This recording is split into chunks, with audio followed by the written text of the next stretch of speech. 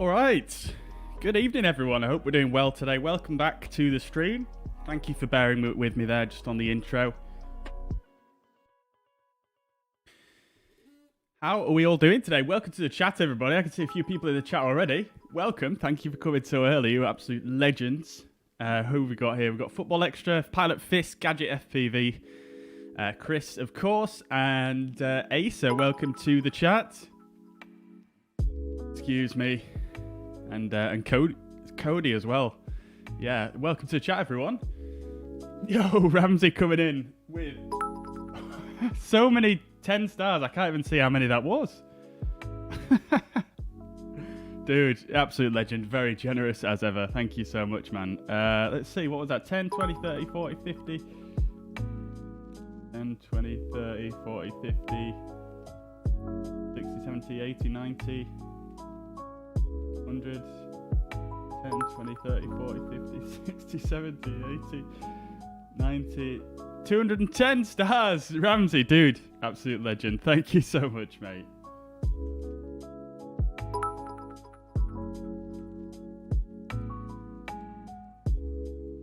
Paul, welcome to the chat over on Twitch. Ramsey, of course, welcome, dude. I hope you're doing well. Let's go, dude. Are you working today, Ramsey? Ramirez, welcome to the chat. Welcome. Hope you're doing well. And Ali, thank you to yourself for suggesting this route. I know you've suggested it a couple of times. Nevertheless, welcome to the chat. Dave, also welcome to the chat. I hope you're doing well, buddy. Good to see you again. Jesus, Ramsey, I don't even know how many that was. Dude, Ramsey, thank you very much. Oh, so that's about, what, is that 400 in total, Ramsey? Thank you very much, mate. Absolute legend. That's just going to be going off forever now, isn't it? That alert sound. All right, welcome to the chat anyway, everybody. I hope we're doing well. F14, welcome to the chat as well. I hope you're doing well, buddy. Good to see you. Eddie as well. Thank you very much for the 20 stars there as well. I'm going to start losing count if you guys keep sending 10 at a time, because it's just filling up my screen and I can't see anything. So I really appreciate that though, guys. Thank you. Cody, welcome to the chat, dude. Welcome. So today we're going to be flying from, let me just mute those sounds for a second. So yeah, today we're going to be flying from Islamabad in Pakistan. We're going to be flying up to Skardu in the mountains, basically. It's a very small city located, nestled in a valley, sort of in between the Karakoram and the Himalaya mountain ranges. And it's got a very, very exciting approach, I will say. We're going to go through everything in just a second, but it's going to be a lot of fun. And I highly recommend, if you guys have got a bit of free time, to try and fly along with me today. I do have multiplayer on currently, so because this is quite a complex approach and it's quite a slow approach, what I'm going to do is I'm going to have multiplayer on now so we can see us all at the gate, and after we take off I'll leave it on, but I am going to actually just toggle the multiplayer off when we are sort of getting over into the mountains area, because it is quite a complex approach, and I don't necessarily, as I'm sure you guys will be respectful and not do this, but I don't want to end up with a scenario where we've got planes flying around everywhere, and it'll just be a distraction for what's quite a challenging approach. So that's how it's going to work for the outbound leg, and then coming back we're going to do the return leg as well if we've got time. We're going to do the return leg, and I'll just leave multiplayer on all the way back for that. The departure procedure is a little bit simpler than the arrival, but they're still both pretty complex. So I hope you guys will enjoy this. What we're going to do is, first of all, we're going to do a bit of a briefing here. We're not going to jump in the aircraft just yet, although I do have my first officer on board who's actually doing some of the initial pre-flight checks and inspections. So we should have some of the things taken care of once we do jump into the aircraft. Guys, are you guys still sending stars? Holy crap. Dude, thank you so much. I don't know how many that is now, Ramsey, but really appreciate it, mate. Thank you. And Eddie as well, coming in with the extra few stars there. You guys are crazy. Where is Skardu? Skardu is in Pakistan. What server? Oh, sorry guys, I forgot to mention. We're on the West Europe server. Oh, Ace has already answered it. Thank you very much, dude. Cody, we already have a few moderators at the moment, so we don't need anyone just yet, but if the need arises, I will remember your name for sure. Feeling you... How's your voice a little deeper than usual? I don't know, dude. I don't know. Right, guys. Okay, so first things first. What we're going to do is we're going to jump straight over to the fuzz pad and we're going to do a bit of a briefing and we're going to go through everything here. So I found some pretty exciting stuff for this route. So previously when we've done this route on the channel, we've done it a couple of times before. All we were working from previously is basically a screenshot from a Just Planes video that is very blurry and very difficult to see. And that's what we've done it on before. But however, I've actually managed to find the full special operations manual from Pakistan International Airways and or Airlines. And it's got the full procedure on there, everything that you could possibly want to know. And we're going to go through that now. And it's pretty cool, actually. So let's have a quick look anyway. Well, I say a quick look. This is probably going to take a few minutes, but let's go ahead and have a look anyway. So that's the wrong window, clearly. Right. Okay, so Sim Toolkit Pro. We'll just initially get the flight plan loaded in here, and that's fine. I've already put all the details in on SimBrief. Guys, if you want the routing is right here. So we're expecting to depart from 28 right at Islamabad. We're then going to do a partially visual departure. So we're going to just really do it on vectors, basically. So we'll brief it fully once we get underway, but we're basically just going to take a left turn and then go direct to Romeo November VOR, and then Juliet 122 airway to SD NDB, which is the NDB on site on Skardu Airport.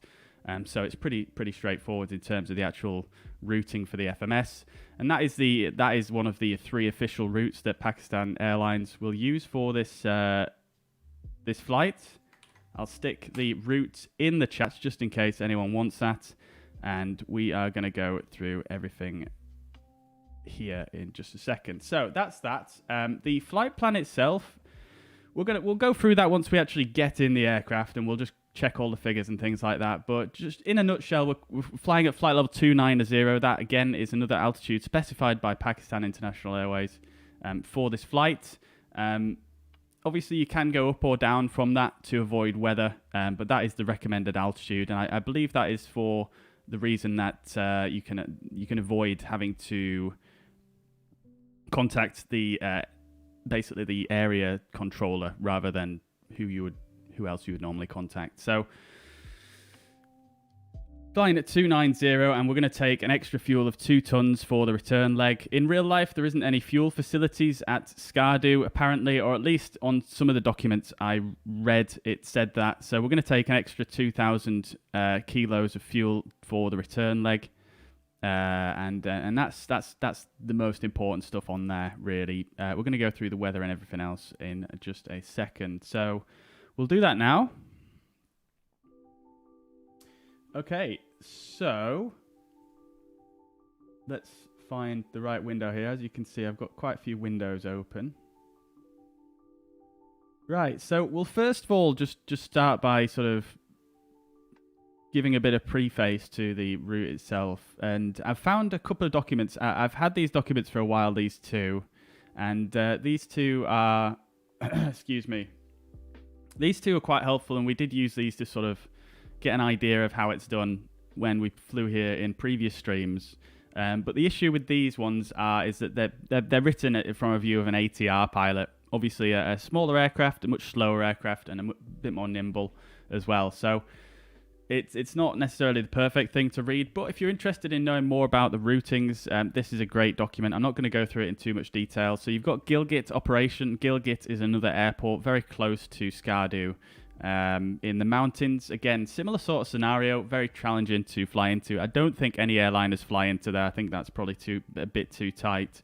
But also another very cool airport to try and land at if you're looking for some extreme airports.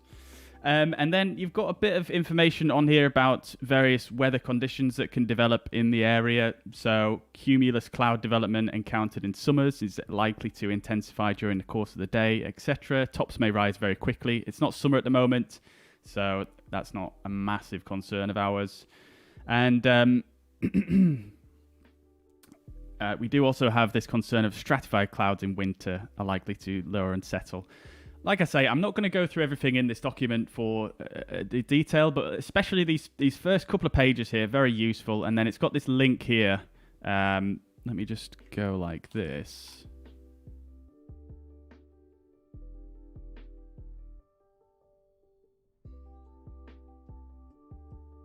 Yeah, so it's got this link right here, and that is a good link where I've got a lot of good weather information for this this routing.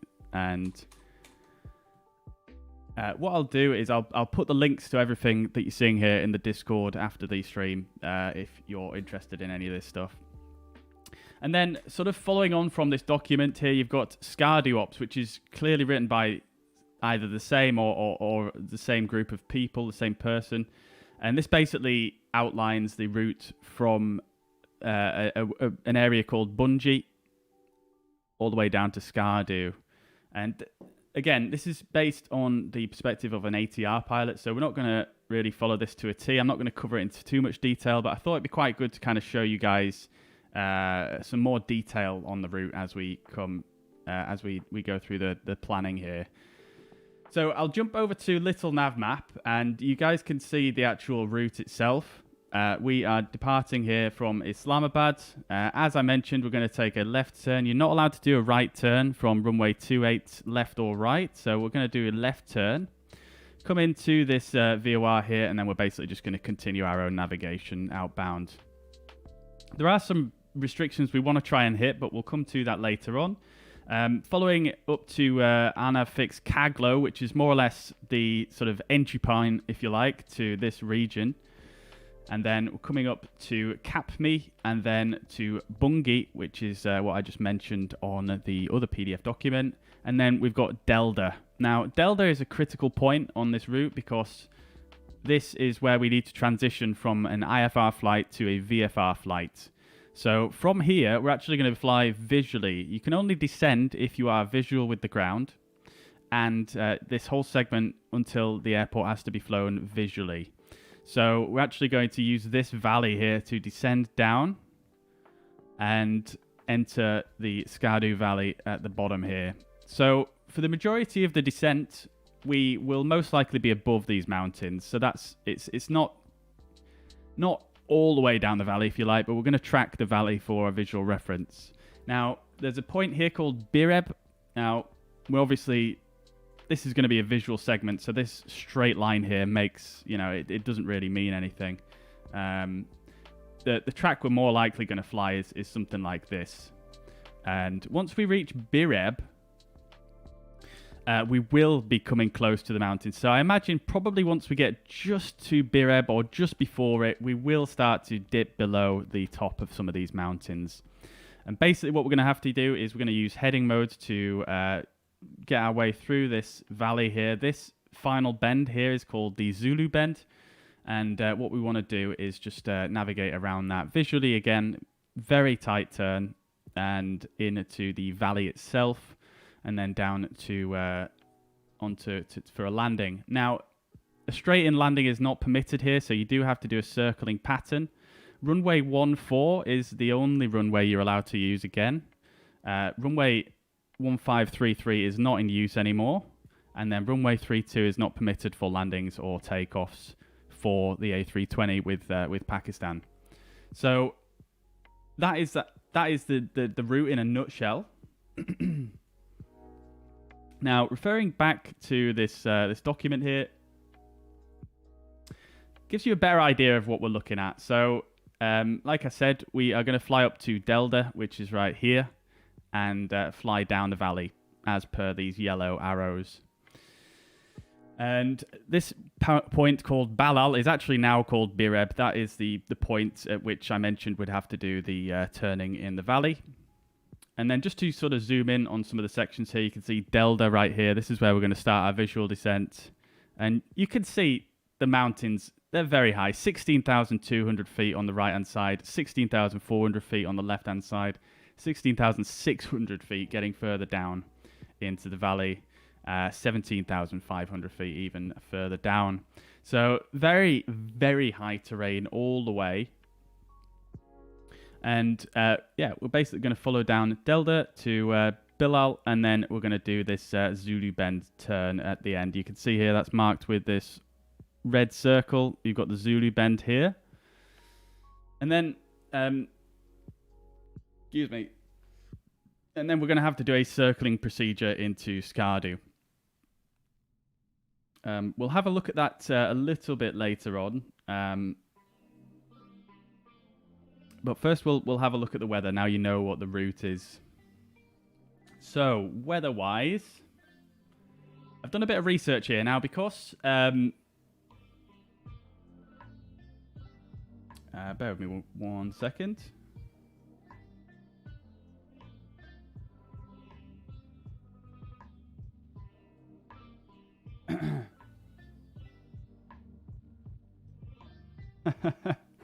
I'm just checking out the chat, guys, but I am just going to do this briefing and then I'll catch up with the chat because yeah, I want to just kind of get through the briefing and then we can chat a bit. I can see there's a few of you on the ground down here at Islamabad, which is quite cool. No charts for Skardu on Navigraph. That's yeah, that is correct indeed. We'll cover that in just a second anyway. All right, so coming back over to here.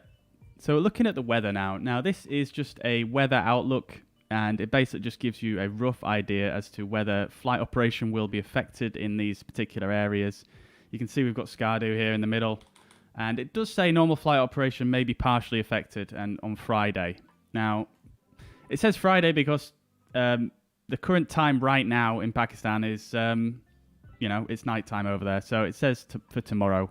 And night flights aren't permitted into this airport. So they've updated it for the following day already. So that's not really of any use to us. But we can come over to some of the other charts that I found on the Pakistan Meteorological Department's website. And we'll have a quick look at those. So, excuse me. So the reason I'm doing this is because there's limited weather information available for Skardu.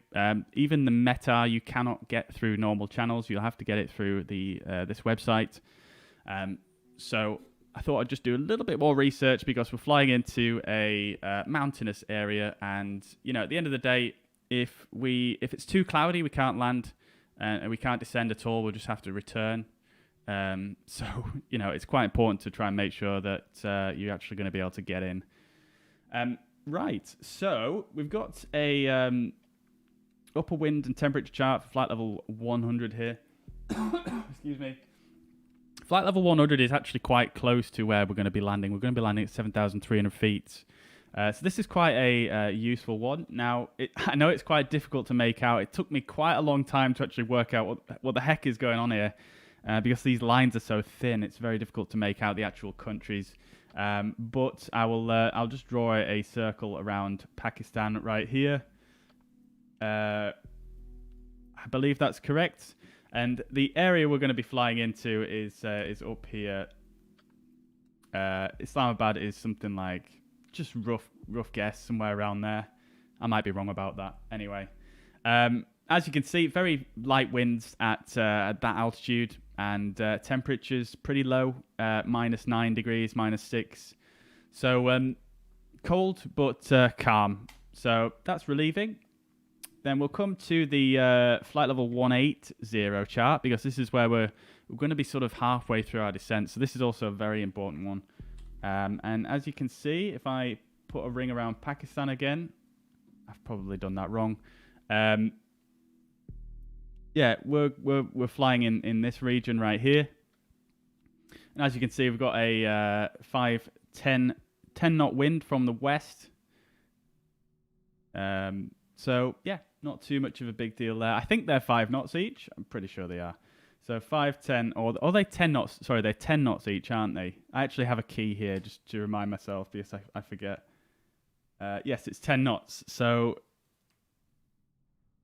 yeah, 20 knot wind from the west. So that we are descending to the west, so that could affect our descent. So we'll have to descend a little bit earlier because we're going to have that tailwind. And then the upper levels, flight level 300, again, this is going to affect us in our cruise, but I mean, not massively, I wouldn't have thought. Wind's obviously a little bit higher here, but we are going to be descending away from that pretty rapidly. So I don't think that's too much of a worry. And again, it's not even that much. It's 50, 60, 65 knots. So yeah, nothing too crazy. Then we've got the significant weather chart for the area. Now this is a much larger area. I'll draw a line around Pakistan in pink right here. I know it's quite difficult to see, but as you can see, we are going to be flying into an area where there is forecast. You can see here moderate icing and moderate turbulence from flight levels 170 to below. The triple X means that the lowest flight level is actually lower than the chart covers. So this is flight level 100 to flight level 450. And this is saying 170 to somewhere below flight level 100. So that's that. And that is in this area here. So that could affect us, but we'll keep an eye. When I looked at this chart yesterday, it said there was going to be some isolated embedded CBs in this area, which was quite worrying actually, because it meant that we probably wouldn't be able to do the flight. But it seems to have updated today. And if I actually zoom in here, you guys might be able to actually read it a bit better. There we go. Sorry about that if you couldn't read it. So yeah, basically this little area here, and then this box is obviously pointing to it. This box here. This symbol means moderate icing. This symbol means moderate turbulence. This is the upper flight level. This is the lower flight level, in case you're wondering.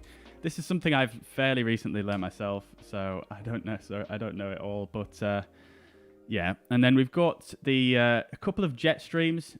So you can see there's one here at 50, 60, 70, 80, 90 knots at flight level 360. And then we've got another jet stream here. This is much stronger. So this is 110 knots at flight level 380, but that shouldn't affect us at all. We're going to be flying in this area here.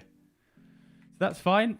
We've got no clear area turbulence. We've got no areas of clear air turbulence, so we don't need to worry too much about that one. And that is that one covered. And then finally, on weather, last couple of windows here, we've got the most recent ATIS from Skardu. Again, you can't get this ATIS anywhere else other than this website. I believe SimBrief will actually put it into your flight plan as well, which is pretty nifty. And the last METAR was actually at 1500 Zulu. Now, if you think about 1500 Zulu, obviously Pakistan is a good few hours ahead of us. So 1500 Zulu for us is... well, 1500 Zulu is obviously, you know, in the evening for them or at night. I don't know the exact time difference. And this is the last METAR they will publish. So there's no more METARs published after this time today. So this is the best we've got to go by at the moment, unfortunately.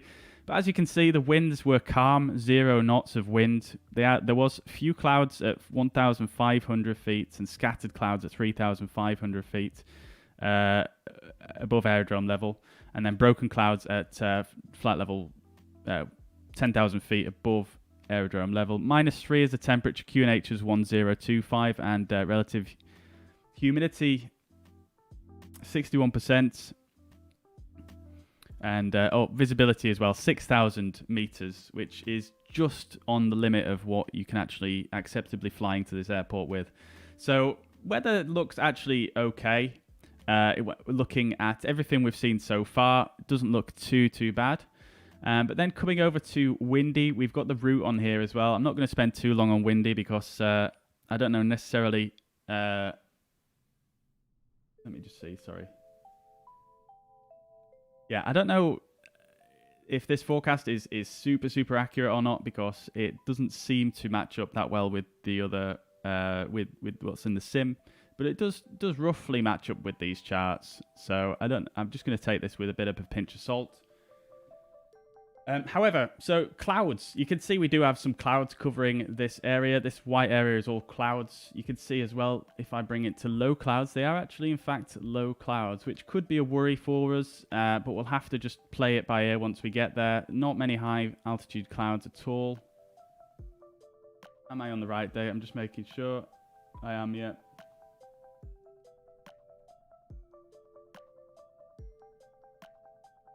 Now, what time is this at? Is this Zulu time, or I actually don't know. That could be an issue.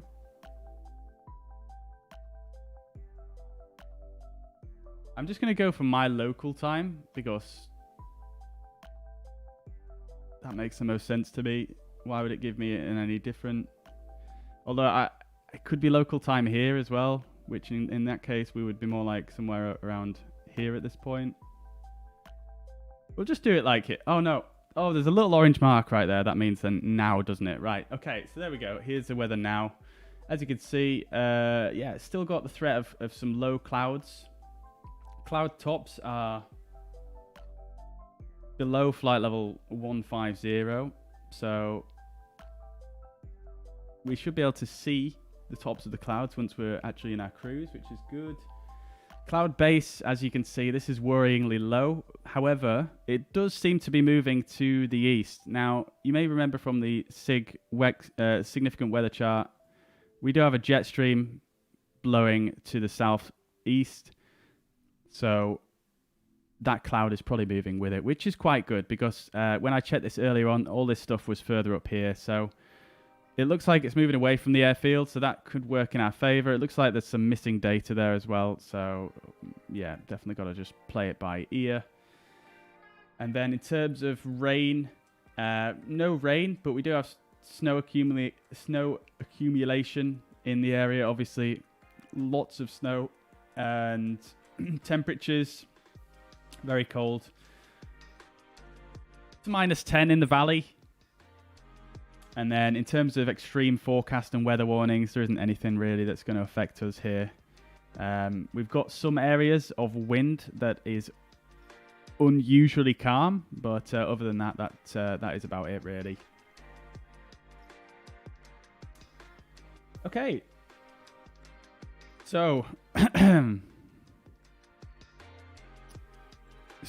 are we all still awake? Is everybody? Is everybody enjoying this so far? We've still got a little bit to go through here, but not too much more.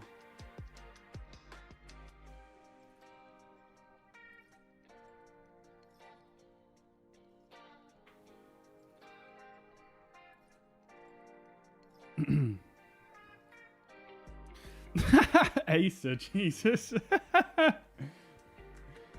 Right, okay. We carry on then. We carry on. Everybody's still awake by the looks of things. Fantastic. Right, so we've done the weather. We will just have a quick look at the map here. I just wanted to show you this because it's just such a cool area. Now, yeah, so we've got Skardu obviously with the red arrow here. And yeah, looking around, you can see all these little green markers here. These are all named mountain peaks, and as you can see, there's quite a few very famous mountains in the area.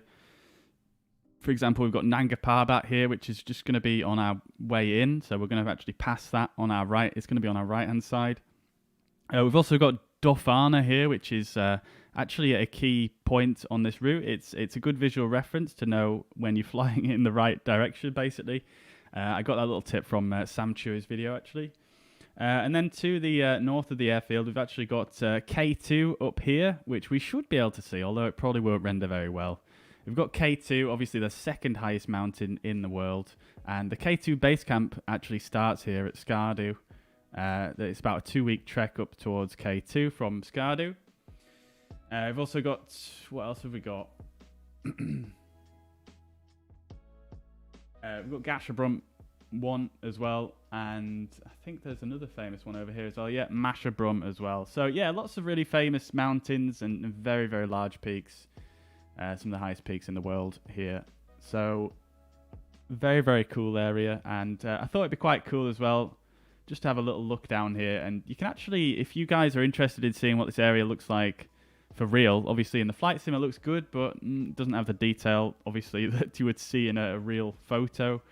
You can actually, there's a lot of photospheres around here, so if you come onto Google Maps and then just drag this little orange guy, you can actually drop him down, and there's so many different photospheres you can have a look at in this area, and it's just absolutely stunning. It's such a beautiful area. But we'll have a look at that a little bit more once we get to the destination. And then finally, we'll have a look at some procedures. So let's just imagine this is going to be our departure briefing and arrival briefing. We're going to do everything now because the flight itself is not very long, and I don't really want to accidentally, waffle on like I normally do and end up missing my topic descent or something. Anyway, here is the routing. We've already been through that. Now, we're here at Islamabad International Airport, and if I can find the right charts, we're parked here at the main terminal. There's only one terminal here, and we are parked up at stand 7. Fun fact about Islamabad Airport is that nearly every stand can accommodate a A380 along with the taxiways and runways. I can't remember where I found that out, but yeah, pretty cool. So, yeah, the departure is from 28 right. We are here at the main terminal on the south side, so we're most likely going to push back. And there is actually a specific routing you're supposed to take in terms of the taxiways. So let's see, for departing aircraft, departure from 28 left or 28 right.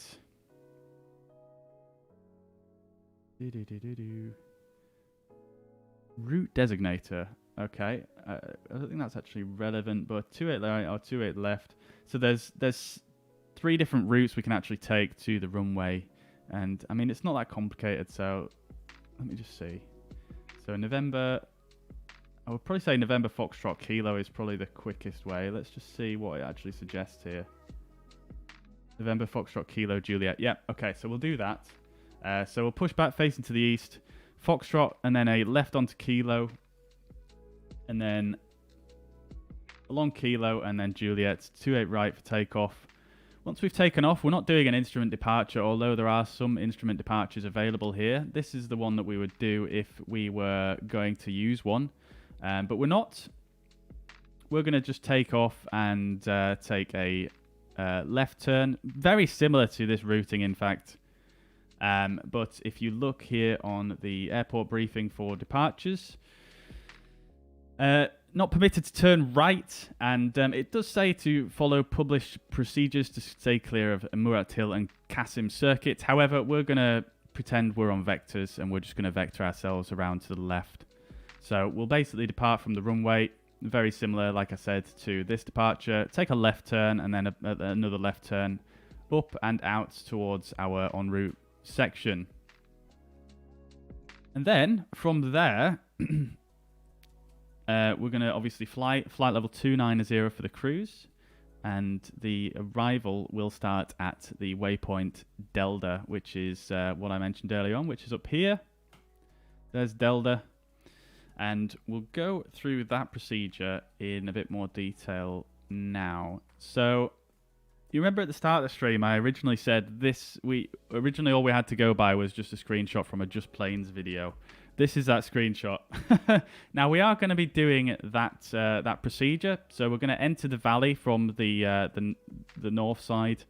I think it's more like northwest, and then we're going to come in, and we're going to follow this charted procedure. So basically that means being a level at 9,600 feet, flaps 1 selected once we enter the valley. Then we're going to take a left turn 30 degrees of bank required to make this turn. So a left turn, and then we're going to start getting configured here. So flaps 2, flaps 3, and then once we reach this point here, we're going to select gear down and flaps full. We're going to take a right turn outwards towards the mountains, and then we're going to take a left turn 30 degrees of bank again to line us up for the runway. What we can expect is as we come through this corner here, we can expect to make a small descent, and once we roll wings level, we should be at about 1,000 feet above ground level. So we should get the 1,000 radio altimeter call out. However, I'm getting a little bit ahead of myself. That's the procedure, but obviously we need to get to this point first. So that will bring us over to this document I found, which is just fantastic, really. Honestly, this is just so good. It's got every detail you could possibly wonder about for this route. So I'm not going to read all of this. Again, I'll stick the links to this in my Discord after the stream if you guys want to check this stuff out. And like I said, I'm not going to go through everything here, but we'll try and just look at some of the most important stuff. So we've got, obviously here, we've got the data for the airport. Elevation 7,316 feet above mean sea level. Runway 14 is the only runway we can use here. Transition altitude 14,000 feet. And the minimum we're going to use is 1,000 foot above aerodrome level, so 8,316 feet. Although, having said that, it is a visual approach all the way down from Delta, so you could argue that that is also your minima. Acceleration altitude for the departure is going to be 3,000 feet above aerodrome level. We'll cover that once we get to the departure. Now, I thought this was quite interesting here. So it says flight from Islamabad to Skardu can be planned as both IFR or VFR. So it makes me wonder how often do they actually fly this route completely at VFR? But the rest of the document, it does kind of lean on, recommending an IFR departure from Islamabad. So you've got a few of the routes here that are recommended for the pilots. We're going to be doing this middle one right here, which is OPIS RN J122 SD. Now, that's the route we've chosen. There's obviously other routes here as well that I'm sure you guys can have a look at. Flight levels, it's got recommended flight levels, so we're going to use 290 as per this manual, up to CAPME. Now, we're not actually going to fly through CAPME, I don't believe. Let me just remind myself, actually. I can't remember if I changed the route to include that waypoint or not. No, I didn't. So there's a couple of different airways you can use when coming out of this this VOR here. And CAPME is on one of them. There it is. There's CAPME. So CAPME is there. We're using a different airway. Like I say, there's a couple of choices you can take to come out here. So you can either go to this right-hand side or you can go to the left-hand side here and then come over Gilgit and then fly in like that. That's one of the other routes. Anyways, by CAPME, we want to be up to CAPME. We want to be at flight level 290, and then thereafter we're going to do a small descent to flight level 275, and then we're descending VFR from that point. Minimum level for VMC flights is flight level 175 up to CAPME, and after CAPME, it does say minimum 175. However, after Delta, you are going to be descending here. So I don't know how sort of much of a hard rule this is, because it is a visual descent at the end of the day. And then you've got the same thing for the way back, which again we'll look at once we return. Okay, so weather minimums, as I've already alluded to many times so far. In a nutshell, it may be IMC up to CAPME, but after that, you have to be VMC. VFR on top is not permitted, so you can't fly above the clouds. And, say you're doing VFR on top, you have to be able to see the ground, basically. Again, you've got another restriction here at Skardu. Overhead Skardu must be VMC for obvious reasons. Now, we're hoping it's going to be. I think it is probably going to be. And then you've got visibility 8 kilometers. Now, I think on the Meta it did say 6 kilometers, but we are going to risk it for a biscuit. And we're going to say 6,000 is okay in this instance. Obviously, the weather could have changed since then as well. Okay, so then we've got Skardu Valley. So scattered clouds is the most you can have. And then the approach valley you can also enter if it's partly cloudy. So in any case, you would need the mountain hilltops visible. So again, fairly obvious stuff. Here is where I read about the fuel. So fuel not available at Skardu. Again, that might have changed since since this document was created. It was in 2018, this document. However, we have got extra fuel on board anyway. Right, so the actual flight itself. So departure, again, we've already been through most of that. Pretty straightforward.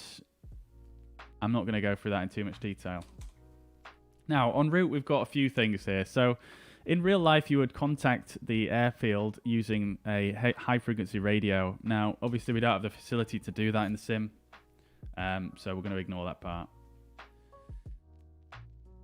We can also assume, obviously, we're not going to run into any extra traffic and stuff like that, you know. So it's not, you know, we just have no choice but to ignore that. Along with that and that. Now, we've got a further bit here on specific actions you need to take with regards to the weather radar and the terrain display. Now, again, these things don't work in the A32NX, so I am just going to skip them. Unfortunately, I would love for that stuff to work, so I'm just going to leave that one in this for the sake of time. Excuse me. You can also use to verify the CAPME position using the Islamabad VOR if FMGS position performance is doubtful. So we can bear that in mind, but obviously we're not going to have any issues there. Right, so then we've got flight level may be varied up, 1 down based on prevailing weather clouds, which we mentioned earlier on. We've got speed 250 knots below flight level 200. And then Bireb, we've got to be at 210 knots at 15,000 feet. That is the one of the final points. This is before the Zulu bend, as I mentioned earlier on. This is a very critical point here. We're going to put that in red, actually, just to highlight it. And then we've got overhead Skardu, 170 knots, 9,300 feet. That's for the pattern.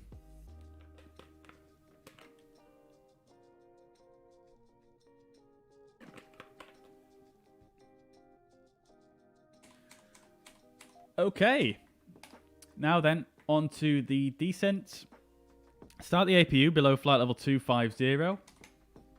Cold soak is not going to occur for us, so I'm just going to ignore that. In case the APU does not start, again, that's not going to happen, so we'll just cross it out. And start cart again. Not relevant for us, but obviously an interesting consideration to be able to make, because it sounds like Skardu has got a start cart so that you can obviously supply bleed air to the aircraft, or pressurized air. And obviously, you know, if the APU on the aircraft, if it breaks down for whatever reason, you need to bear that in mind before you make a approach. Because if you can get into the airport and the start cart doesn't work and your APU doesn't work, then you're kind of stuck there. So something to bear in mind that's quite interesting.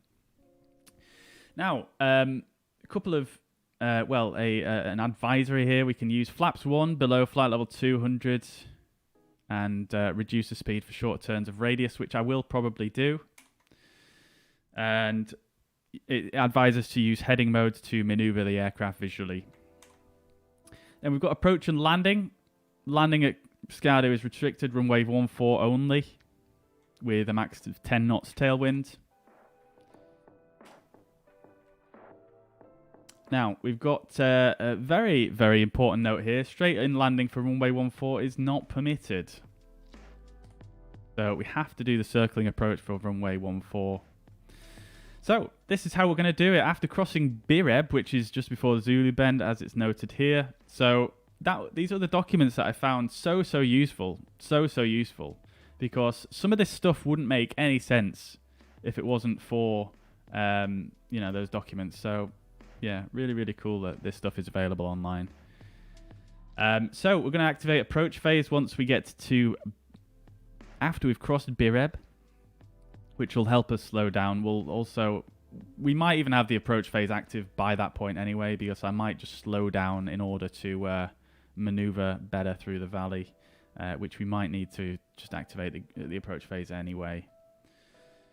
Then sort of when descending through flight level 140, the transition altitude, set the local altimeter.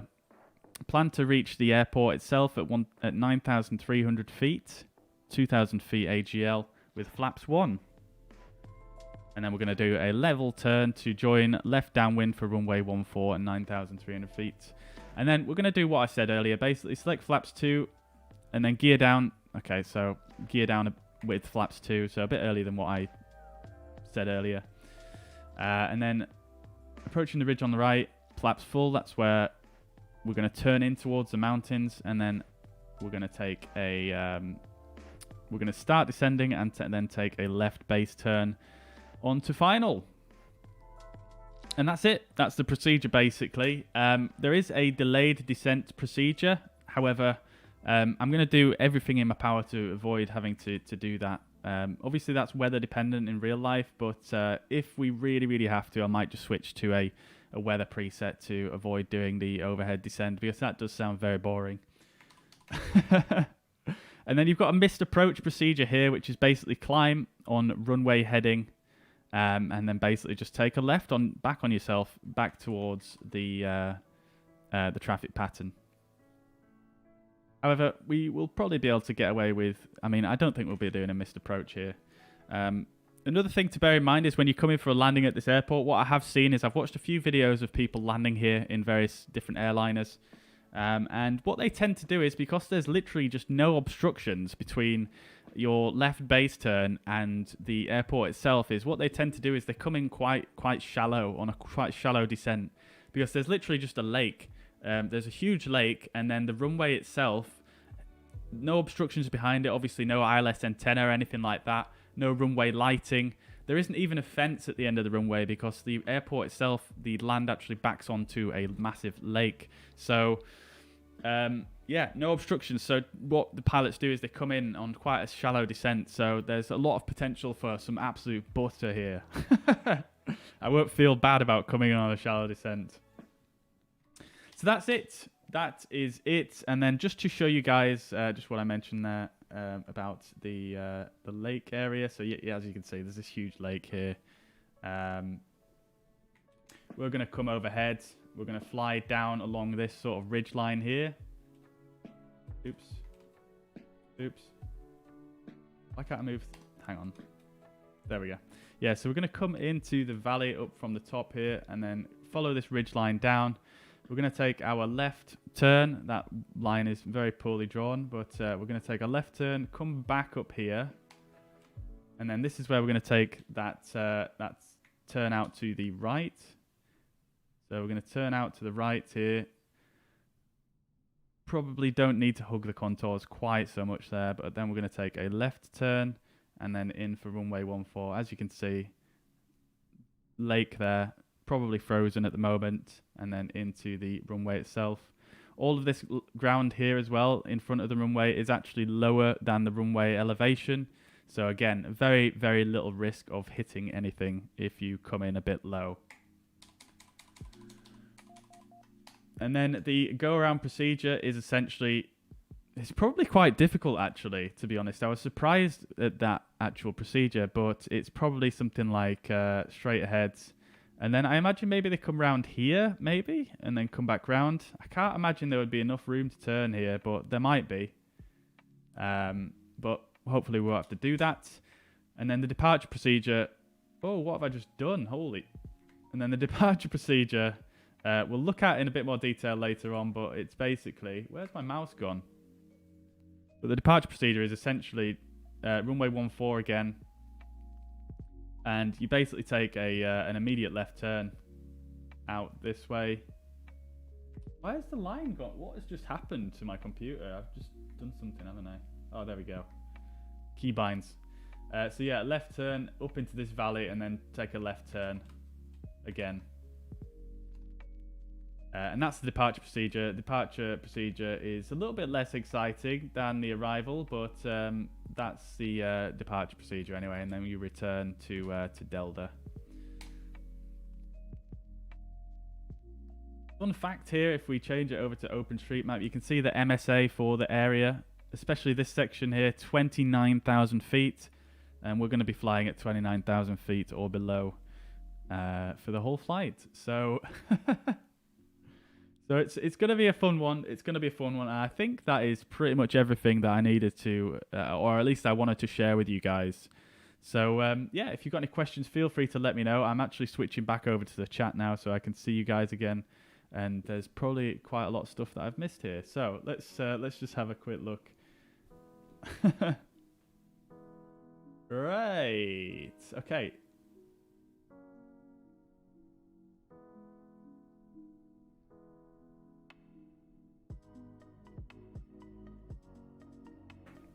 Yo, Eddie, dude, thank you very much for the 500 stars. Thank you so much. We'll have a good flight. Yeah, are you joining us?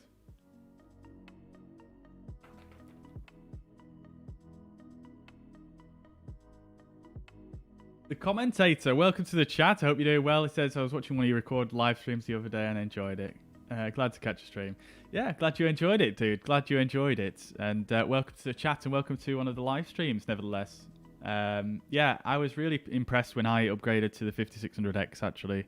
I came from a 3600 Ryzen 5. And yeah, really happy with the results, actually. But welcome.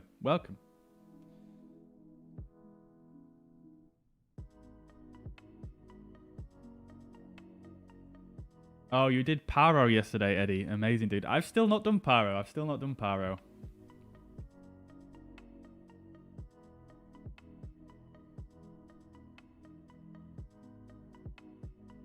Do.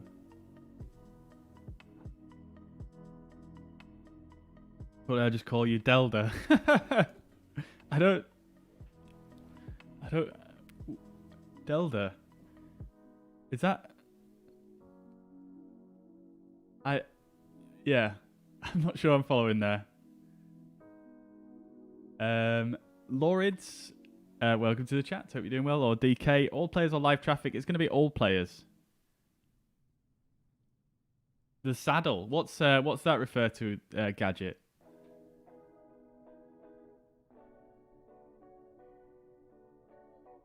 Gritty Man, welcome to the chat, dude. I hope you're doing well. Good to see you, mate.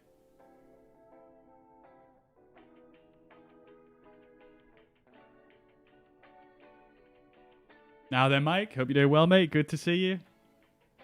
What could go wrong? A lot could go definitely wrong here, but I don't think it's going to do. I'm feeling pretty confident. I actually practiced this last night, so yeah, feeling pretty confident on this one. In fact, I wanted to show you guys just before we go. I can show you the actual approach procedure because, like I said, I did it last night. So I can actually show you what it looks like to fly. So here it is. This is the route. This is a slightly different route to what we're doing now, but descending on down into the valley here, you can see basically just following the river. Once we reach Bireb here, you can see we start to follow the mountain. Great to have you back streaming regularly, dude. Mountain contours. Hey, dude. Chris, thank you very much. That's so generous. Thank you very much for the £10 tip, dude. And it's great to be back regularly. Yeah. Thank you so much, man. That's very, very generous. Thank you, Chris. Right, so as you can see, we more or less just go straight until we get to Bireb, where we start weaving in between the mountains, and then this is the approach procedure. You can see if I put it on 3D view, you can kind of see the descent coming in, and in for a landing. 141 feet per minute, just saying. But that's roughly what it looks like. That's roughly what it looks like.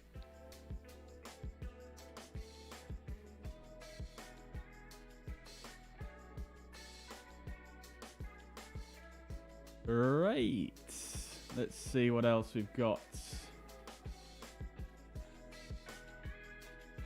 Fast edit. Do it, dude. Do it, dude. Join us. Join us. Love the detail and thoroughness. I'm glad you appreciate it, Chris. Yeah, I'm glad you appreciate it. I think because this airport is so, you know, it's obviously currently only flown as a domestic route. So obviously there's no sort of, you know, charts available for the worldwide population to take advantage of. Also, it's not. I think it's called Skardu International Airport, but I don't actually think it's had any flights from international locations yet. But they are building another runway which will have IFR capability, which another thing I found out from the Sam Chewy video about Skardu. So they're actually building another runway which will be IFR capable, which should be pretty interesting. I imagine we'll start to see some charts come out at that point. Probably some very, very high required navigational performance approaches, something like that.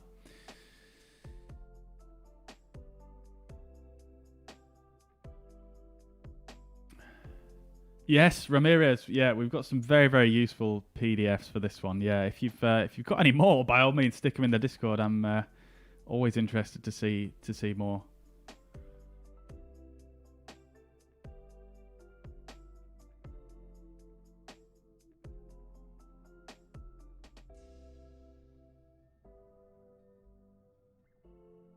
All right. Are we there yet, Gadget? Not quite, not quite. Hey, you've got to know what you're doing. You've got to know what you're doing coming in here. You can't just wing it. I mean, I suppose you could do, but you know, this channel, we like to do things. You know, we like to try and do some real procedures. So, and how more real can you get than reading from the actual airline's document? Absolutely love it. Don't think I've seen anyone else on YouTube doing such a detailed stream. Much appreciated. Absolute pleasure, Gritty Man. Absolute pleasure. Obviously, you know, for a lot of routes and things like that, you know, we don't go into quite this much detail because obviously we've got much more readily available information. And to be quite honest with you, because this route, we managed to find the actual special operations document from PIA. I felt like it was worth going into a bit more detail on it. Dan the Brazilian, thank you very much for following on Twitch. I hope you're well. Welcome, welcome. Dan's podcast as well for the sub on YouTube. I don't know if you're the same people, but thank you so much. Hope you're doing well and welcome to the stream.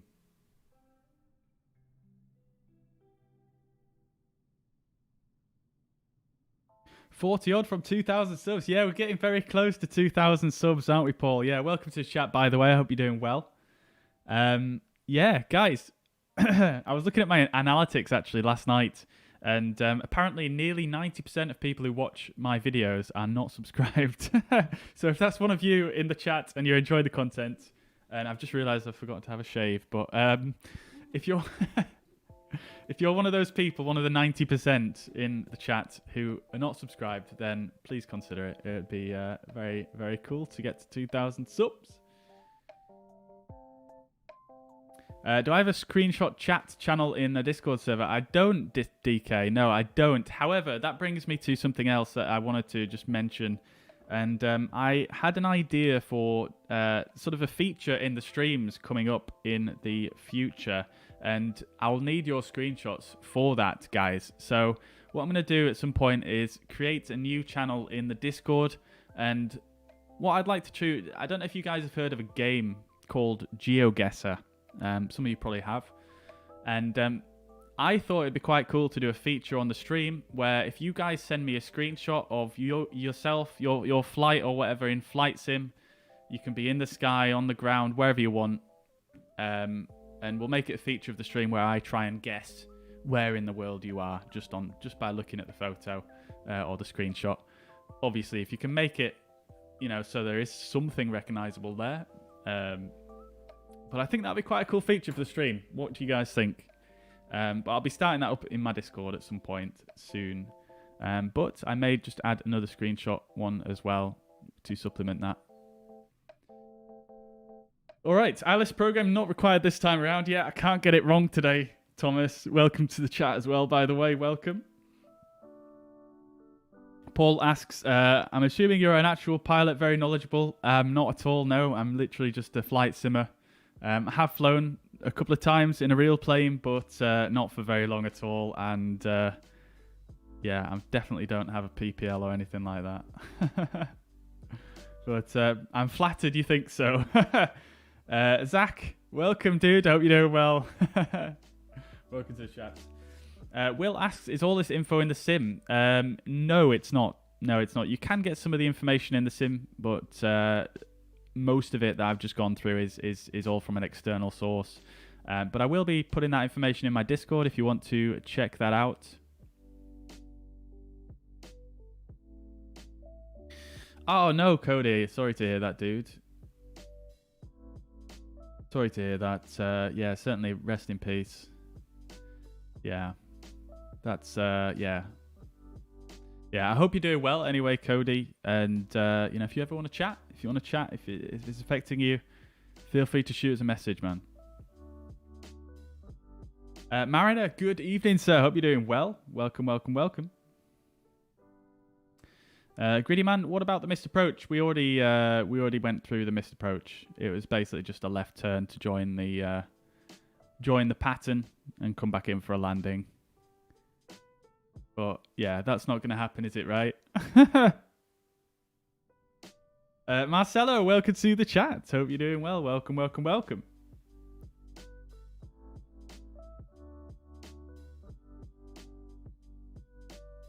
Oh, Mike, I'm sorry to hear that as well, mate. I hope you're doing well.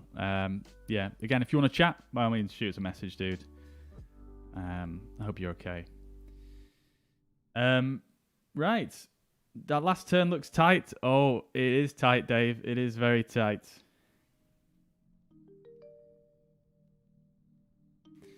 The saddle is the name given to the first tight right turn. It looks like at the top of the saddle. Oh, is that what you're referring to as? Is that the Zulu bend or before that?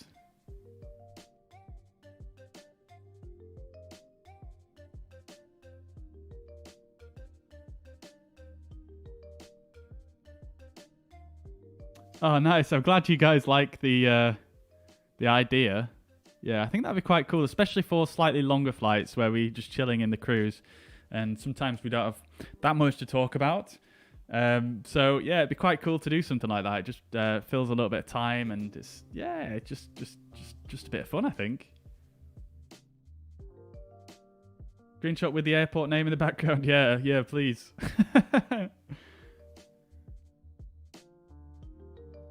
Is there a scenery for OPSD? No, there isn't, unfortunately, Chris. There isn't, unfortunately. It's funnily enough, Skardu, probably about 6 months ago when we first discovered this routing, it's just been ticking away in the back of my mind for a while, and I was thinking maybe I might attempt to make a Skardu scenery, maybe, because it is quite a simple airport at the end of the day. And I'm probably be able to use some of the assets from. There's a few of the really, really good creators on flightsim.to that have created some of the neighboring airports, so I might be able to steal some of the assets for that, and just make quite a simple scenery for it. But it could do with the scenery really, because it's not in a great shape at the moment, but it does the job. It has the runway, and that's really all that's there, really. So yeah. Bear in mind, the terminal building is 3 miles from the runway. Yeah, the terminal building is a long way away, isn't it? Yeah. But we don't park 3 miles away from the runway. We park right next to the runway, don't we? So I'm not going to worry too much.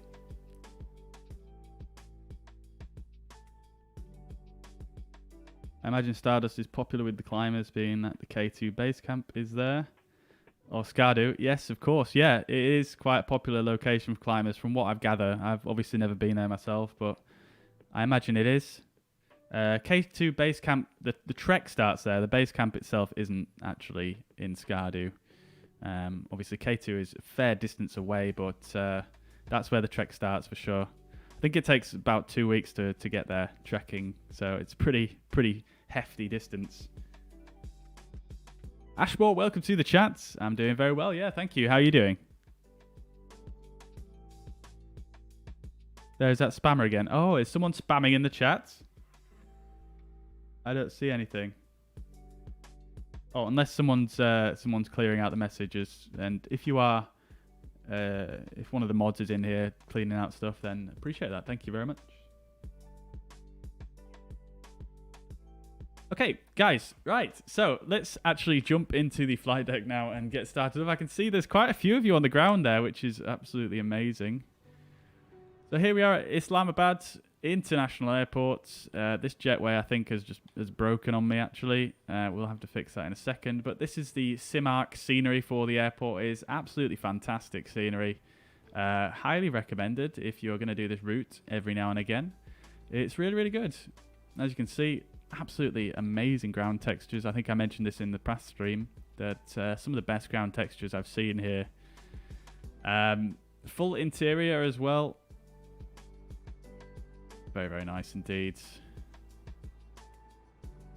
This is our aircraft for today. And one nice little feature on this airport that I don't think I've actually seen on any other airports is the jetways.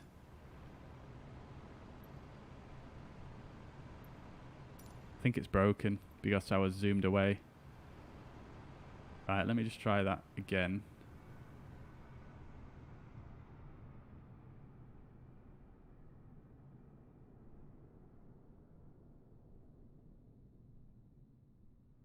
Come on. There we go. Is it fixed? No, it's broken. Oh, that's actually quite annoying. Oh, dear. Oh, there we go.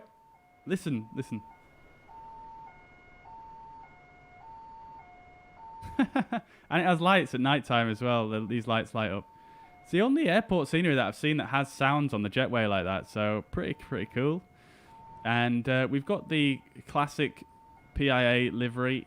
I was going to go with the retro one, but I thought, seeing as though we've done the retro one a few times on the channel, we'll go with the more current one.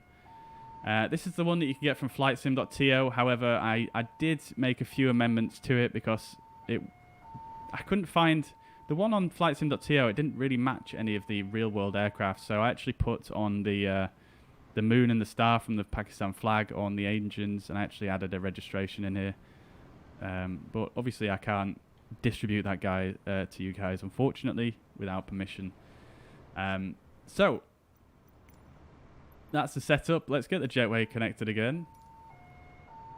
And yeah, there's not too much else to see in the airport. It is quite a big airport, but it's just very spread out because of, you know, the provisions for the A380 I think they've made here. As you can see, the gates are absolutely enormous. Nice. Everybody's turned up in a Pakistan livery except for Schutz, but that might be also a matching issue. So very, very nice. Oh, and Zach's here as well. Beautiful. We've got Zach. Who else have we got? Oh, this person's flickering. We've got Dave here. We've got Thomas Rask. And we also have... is that Ramsey? And we've got Asa, of course, in the retro livery. Absolutely love that one. Fantastic. All right, so let's get things set up. Oh, and I'll just show you around this side as well before we do anything more, because they've done quite a lot on this side as well. As you can see, they've got this little canopy here. And then there's just a few other little models here, but obviously the front side of the airport has been modelled as well. So you've got the this ramp coming up, and then just a nice bit of, you know, road. And then you can actually go inside to the check-in hall, which is pretty grand looking and very, very accurate. I've actually looked at photos of this real airport, and I am very impressed. Control tower over there. And it's looking quite misty at the moment, but there is not any clouds in the sky, which is quite good for us, hopefully. Hopefully that's a good sign. The jetway is broken again. Never mind. We're just going to have to leave it. These ones usually connect absolutely perfectly, but for some reason, because it's unloaded itself, it's not working too well. All right, well, we're going to assume anyway that we've got all the passengers on board now. I didn't mean to call the fuel truck there. So we'll send the luggage and the catering away. Hopefully they will do one in just a second. And let's jump inside. So I've actually already set things up in the cockpit here, so we don't have to do too much. All we need to really do is just check things against the flight plan, and then we're going to do our performance calculation, and then we're going to get underway. So only a few more minutes to really do things or get until we get underway. However, we are going to just check the METAR real quick for the pressure reading. 1018, so we'll just give that a click down. 29,000 feet is already set, flight level 290, and everything else up above is again already set. We'll actually start the APU now, like so, and we'll get that warmed up. We'll leave the fuel pumps off for now. And I'm going to be flying on the left-hand side seat today because this is obviously a captain's landing, and the turns on the traffic pattern are to the left. So it's going to be much easier for me to see out the window here. All right, so looking at our OFP, I recommend you guys all choose the same cost index as me so that the timings are, so that we're flying at similar speeds. And, yeah. Looking at the flight plan, we're going from Islamabad to Skardu. We already know that. We've been through that in detail already. We are Pakistan 452. That's the real flight number for the flight in real life. Cost index of 15, 248 miles. And the average wind component is going to be 7 knots. So we've got a little bit of a tailwind there. We've also got flight level 290 as a cruise. And our alternate is going to be returning here to Islamabad. Zero fuel weight is 55.6 tons. Takeoff weight is 62 tons. Let's just, we've got APU available, so I'm just going to start the chrono for the timer for the warm-up. And fuel is already on board. We've already had that loaded on, and 7,287 is what we should have on, which we do, so that's good. Going down here, this is just our alternate routing. And this is our route which we've already been through. Let's see, how on time am I here? My off-block time was going to be at 7:15. I'm 45 minutes late, so I do apologise. We've got 122 passengers on board. I chose not to put as many passengers on as normal for this flight because it is winter at the moment, so this flight is going to have less people on it than summer for obvious reasons. And in the real world at the current time, they are actually using the ATR at the moment, not the A320. So obviously that shows that they have much less demand at this time of year. So a few less passengers. However, we do have a bit of cargo, which is going to give us a payload of 13.2 tons. So weighting is more or less normal, even though we've got less passengers. Coming down here, we've got a bit of weather information. And looking at the ATIS here, which we've already seen actually. In fact, looking at this, I'm not sure where this ATIS, not ATIS. I'm not sure where this METAR is actually from, but it appears to be very, very out of date. So we're going to ignore that. And looking down here, we've already really looked at the weather charts and the profile. So that is everything. We just need to just check everything in the MCDU and then do our performance calculations. So let's have a look down here. And before we do that, I'm actually just going to nip away just for 1 minute. Why has the music stopped? Oh, I turned it down. There we go.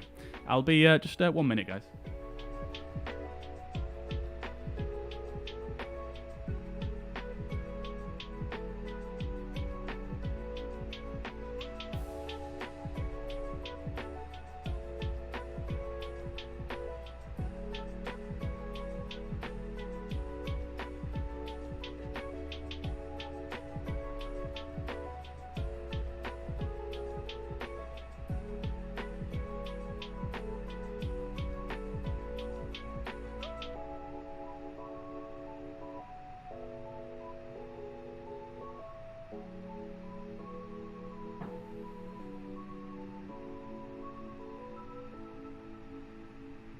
All right. Oh, 452 is the return flight, is it?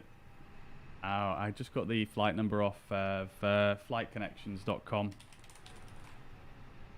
So I might have just noted it down wrong.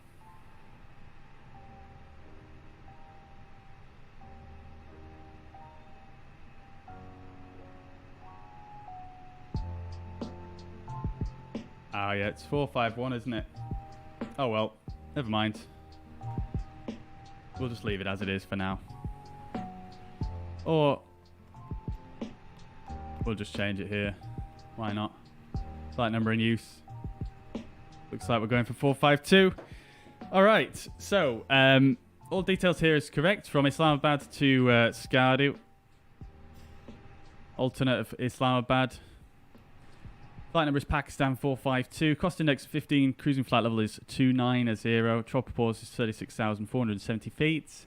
Our flight plan is from Islamabad to the Romeo November VOR, then on the Juliet 122 airway, which is going to take us all the way through here, all the way to the Skardu NDB.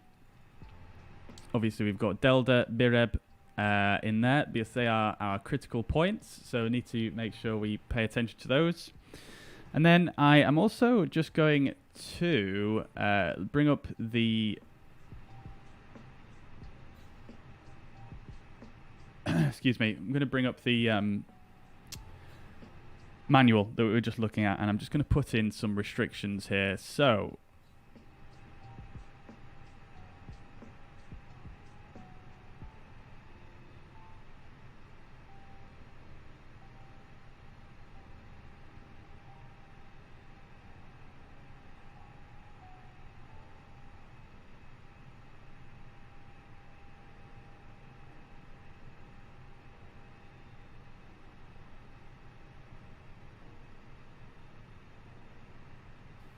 right.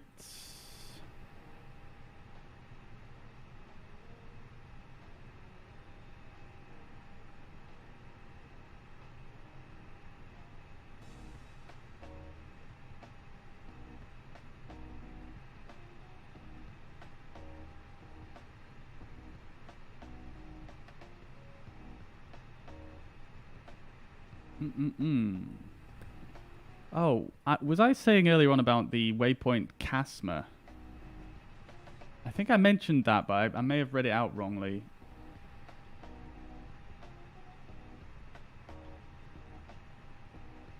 Anyway, that is not really a big concern of ours.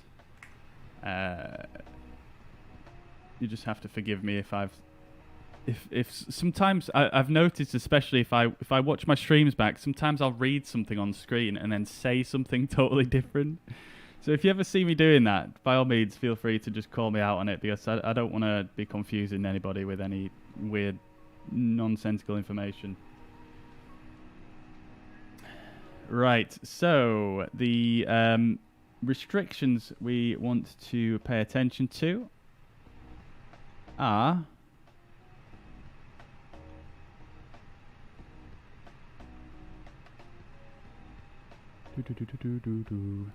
Alright, so at Bireb we want to have a restriction in of flight level 150, so 15,000 feet, 250 knots. Now, I don't think we're going to have any issues there with that, but we're going to just put it in anyway. We'll put it in as a required altitude just for a reminder, but I think, judging by the visual nature of this approach, it's not a constraint as such, it's more of an advisory, I think. I may be wrong, but that's that. That's in. And then at SD here, which is the Skardu NDB, we want to be at 170 knots and 9,300 feet.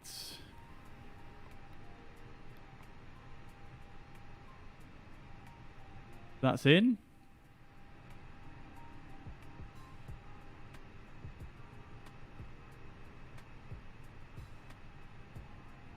Okay, and then we'll go to our perf data. I'm actually going to skip this page for now. And we're going to put some of the approach information in here. So we're going to put in the transition altitude, which is 14,000 feet. And we'll also put in our minimum here, which is noted as 1,000 foot above aerodrome level in the manual. So we're going to put in 8,300 feet. And that is fine. We'll also put in the go around as well. Now, we haven't covered this because we didn't look at a departure, but it does actually say your thrust reduction and acceleration altitude in the manual as well, which is very useful. Okay, so you've got 8,300 and 10,300, and now I'm going to put 8,300 for the engine out acceleration. Okay, and then let's finally do this takeoff perf. So we're going to go for flaps 1 here from Islamabad. Very nice long runway, and we'll go for a nice flex of 66 just to bring that takeoff power down a bit.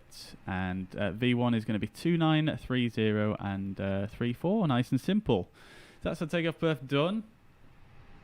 And everything is now checked. So we are good to do our before start checklist. Chris is in a CRJ 550. Oh, okay. Got you. That'd be a nice aircraft to fly in here, actually. Nice and nimble. APU has been powered on for plenty of time here, so it's nice and warmed up. We'll get the APU bleed on, and we'll turn the fuel pumps on as well. We shall turn off the external power. All the ground services just about disconnected. Oh, this guy didn't disappear. Not sure why. Anyway, let's get the tug connected. And we shall do the before start checklist. Stand by.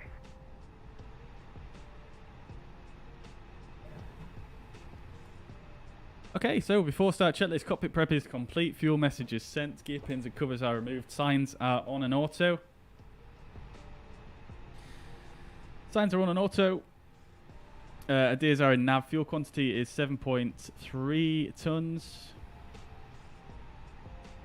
Takeoff data is set. Bar RF is set. 1018. Set both sides. Windows and doors are closed. Beacon light is on. Thrust levers are idle. Parking brake is currently on. So before start checklist is complete. The parking brakes are set. You may lift. All right, let's do this, guys. Let's do this. Turn the transponder on. Lock the cockpit door. Arm the ground spoilers. All right, let's go. Cockpit to ground. Go ahead. We are cleared for So we're going to push back facing this way, and we're going to taxi on down that like that. Okay, cleared for push start. Please release parking brake. Parking brake is released. Brakes are released. Commencing pushback. You can start the engines in sequence. It will start in the sequence. Beautiful. We're off. This for some reason is on 1019. There we go. I've got the waypoint display on my ND today for a change because there are a few waypoints we want to pay attention to that aren't on our route. Alright, so let's go ahead and start the engines. We're going to do a 2-engine taxi. It's only a short one. So, engine mode selected to ignition start and engine 2 start.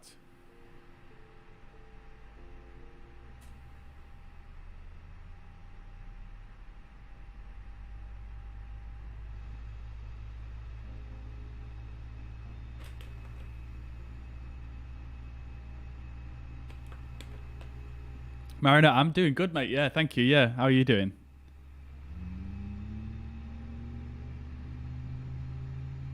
Oh, that's you, Ramirez. Awesome, dude. Awesome. I wasn't sure on that one. I've not seen that username before.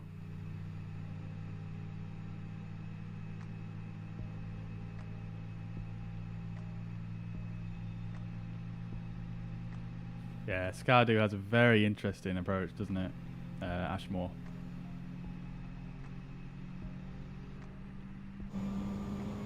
Oh, baby, everybody's pushing back at the same time. Oh, look at Schutz, he's doing a wheelie. Let's go. Oh, no. What happened there? I'm just going to... Oh, he's moving. He's moving. Cheers, Zach. All right, so we've got one engine avail. There we go. Let's start engine number 1. What is going on there, Chris? Why? What is going on with the pushback tug? It seems to be like uber sensitive.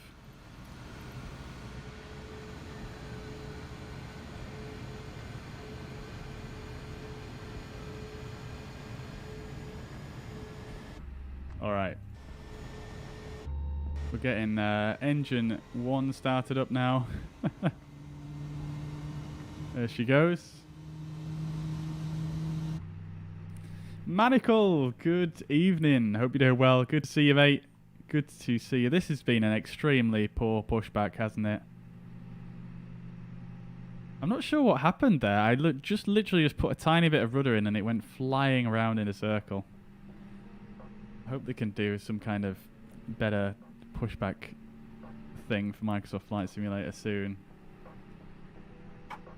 I'm looking forward to GSX. I don't know if you guys have seen that, but that looks absolutely amazing. All right, so we'll hold it there. We've got 2 avail engines, so that is good. We'll put the engine mode selector back to norm, and we'll get the tug disconnected. Please set your parking brake. Parking brake set. Parking brake set. Parking brake set. Lowering aircraft. All right, we are going to need anti-ice on the engines. Well, probably not actually. Roger. Good engine start. We have got some fog though, so maybe we'll put the anti-ice on anyway. Holding position, waiting for the visual. Thank you and goodbye. We'll turn the APU bleed off and the APU master. I'm just going to go ahead and turn the temperature down a bit in the cabin.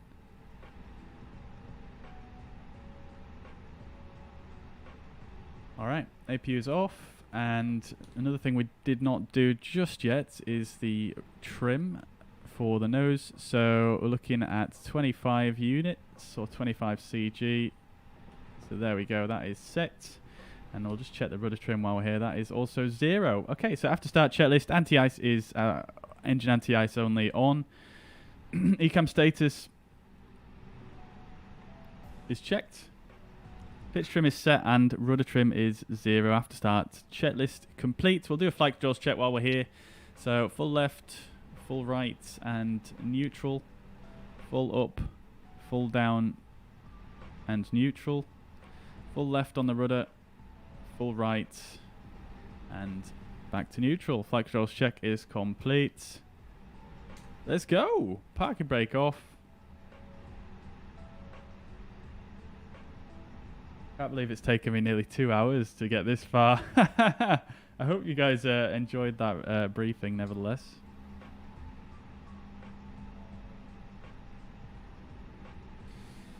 Alright, let's set the auto brake to max. Arm the spoilers. Oh, they were already armed. Set flaps to 1+F.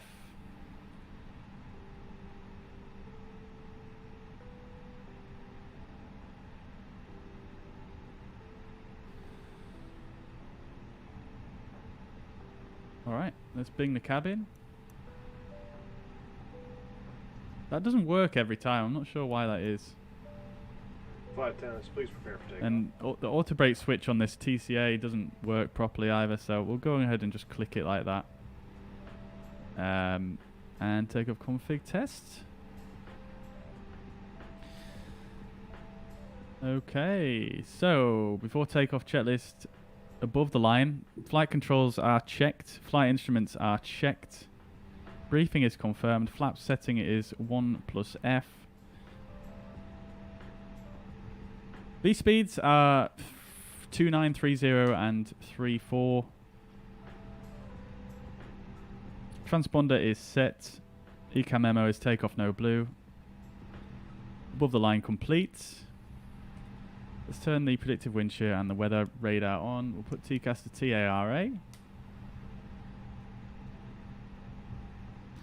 Alright, let's do the below the line. So takeoff runway is 28 right. Cabin crew are advised. TCAS is TARA. Engine mode selector is normal and the packs are on.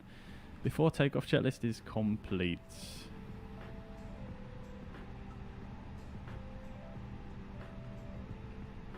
Yavi, welcome to the chat. Hope you're doing well, buddy. Good to see you.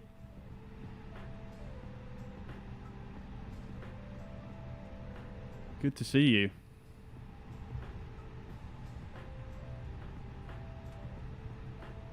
Yeah, Greedy Man. I did mention that, didn't I? I thought I did. I'll see if I can just put that right once we get underway, but it's not. It's only a fairly small detail.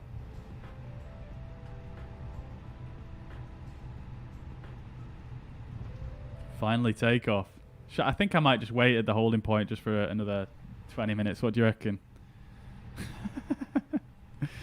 Okay, so windsock. We've actually got a fairly decent headwind here.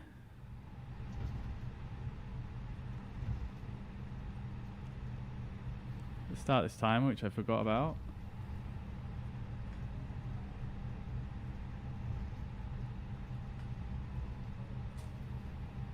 Alessandro, welcome to the chat, dude. Thank you very much. That's very kind of you to say. Can't see me anymore? Ah, that's probably a Microsoft Flight Simulator thing, isn't it? Hopefully, it rectifies itself. I still see you anyway, Dave.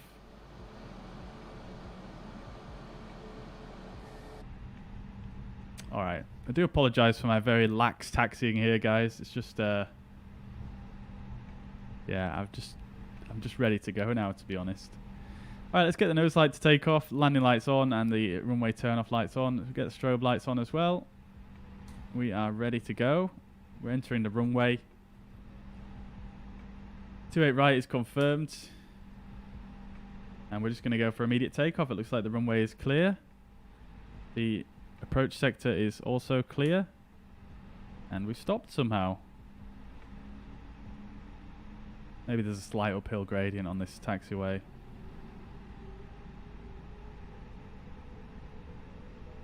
What? There we go. I think the brakes were just stuck or something like that. That was strange.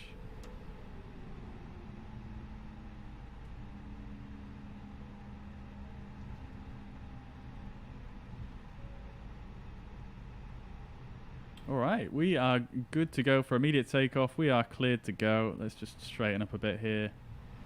Okay, so throttles up to 50%, side stick half forwards, and up to flex. Man flex 66 SRS nav, auto thrust blue. I did mean to actually pull the heading bug before we take off here, so I'm just going to do that now. So I've got man flex 66 SRS, auto thrust blue.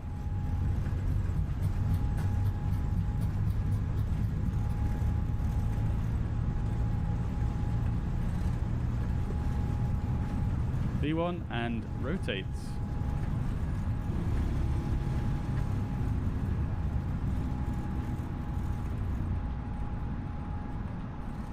Okay, runway track, positive rates, gear up.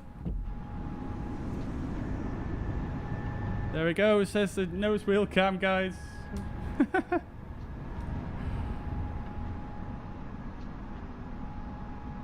Okay, we'll get that nose down a little bit.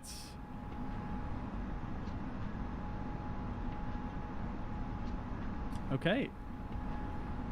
Let's go for a left turn.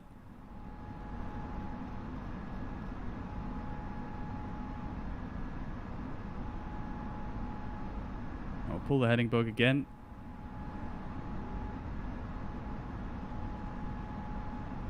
So just still following SRS commands, and we're using the flight directors for the heading. 1,500 feet is... We're actually just passed through there. There we go, leave a climb. Let's dip the nose and start accelerating to our final climb speed.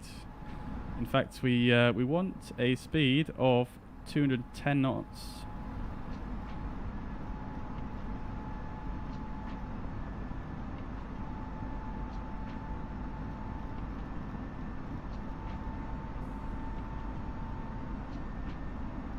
Quite difficult to do all this whilst you're manually flying.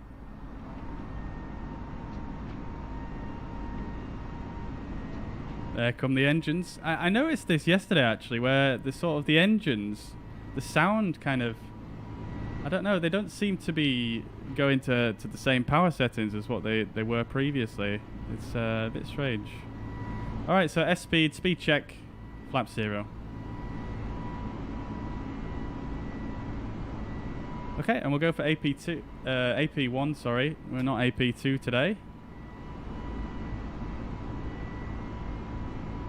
There we go, and we're just flying at 210 knots currently, just before we, just until we get around and away from the airport. Let's go, guys. Love it. Amazing, amazing.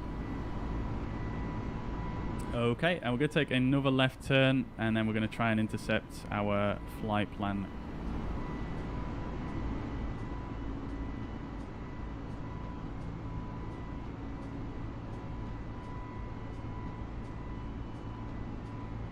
Best custom view ever, changed my mind. Yeah, it is really nice, isn't it? Okay, so thrust climb, open climb, heading modes. We are still on local altimeter, however we have cleared ourselves up to a flight level, so let's go to standard pressure. And we're going to go ahead and start increasing our speed to 250 knots. Looks like we're clear of any potential icing conditions as well, so we'll turn the engine anti-ice off. We'll turn the nose lights and the runway turn-off lights off, and as we're approaching 10,000 feet, we'll go ahead and turn the landing lights off as well as the seatbelt signs. And we'll do the climb checklist. So, climb checklist is landing gear is up, flaps are retracted, engine mode, packs are on, and the bar ref is set to standard both sides. Let's go back to nav now. All right, we're on our way, guys. Let's go. Let's go. Finally. Watch me mess this all up now after all that planning.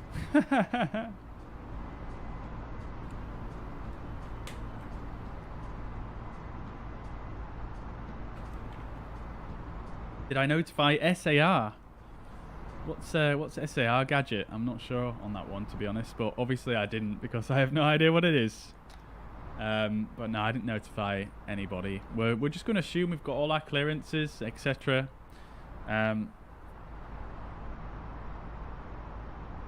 That's all I can really say about that one.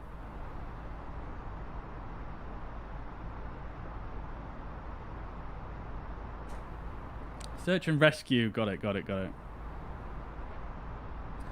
But yeah, I mean, we're going to assume that's all been done by our dispatch and things like that. Beautiful view. Here's the second airport in Islamabad. I'm not sure if that's... I think that's just potentially an airbase down below us here. Beautiful departure, though. Livery looks pretty decent, actually. Quite nice. If you do the instrument departure from Islamabad, it takes you right over this ridge here. It's quite cool. But very, very hazy, though. Very, very hazy. Got a few clouds over the mountains you can see, but really not many. I was actually wondering earlier on, actually, if... because there is no sort of publicly available METAR for Skardu. Well, there is, but obviously it's not through the normal channels. So I was wondering if the weather in Microsoft Flight Simulator, if it's actually going to be like that accurate for that area of the world because of the limited weather information. Obviously you can still get it, but it's not, through the, like I say, the regular channels. So I'm intrigued to see how well it matches up to the weather that we've just looked at. And on top of that, yeah, I suppose it would probably just fall back onto, forecast data rather than actual METAR data in that case. But we'll see. We'll see how it looks anyway. We'll see how it looks.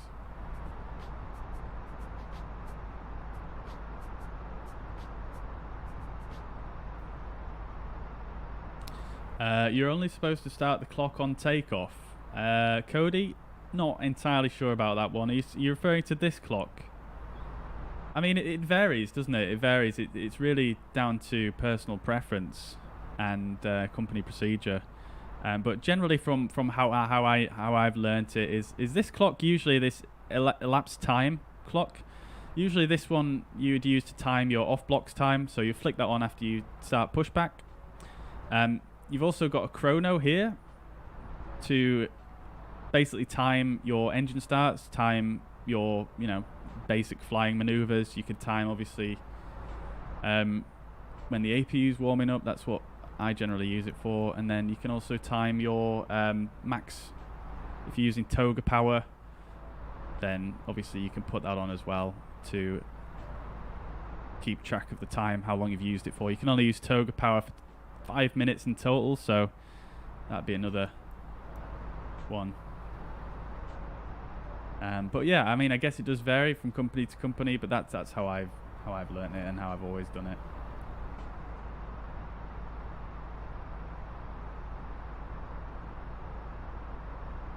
Because at the end of the day, I think actually in most aircraft tend to have a function in the CDU that logs your wheels up time.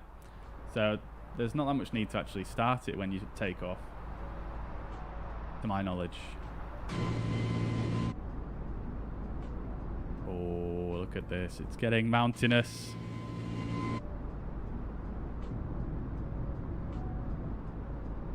Beautiful.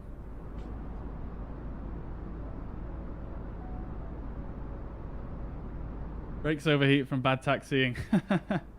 Well, I mean, I wasn't actually using the brakes that much. It was just my poor centerline tracking because I wasn't really paying attention that much. The brake heating is actually modelled in this add-on, so we would know about it for sure. Mateus, thank you very much, dude. Appreciate that, man. Welcome to the chat from Brazil.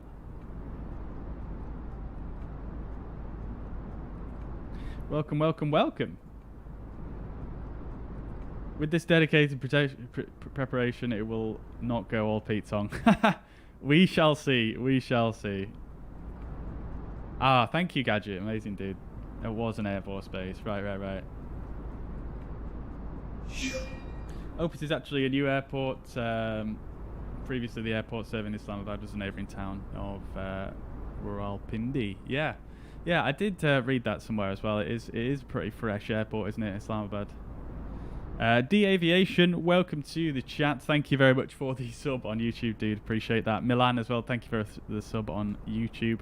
Much appreciated. Thank you so much. You're very, very kind.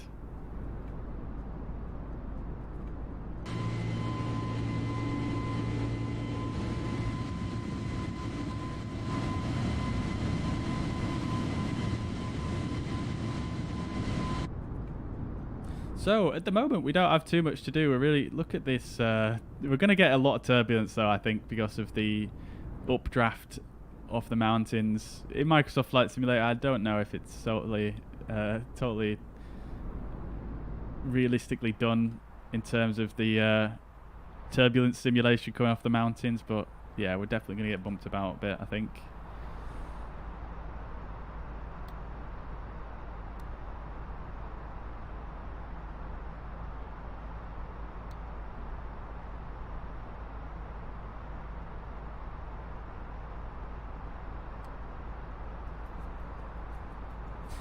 Okay, we're chilling.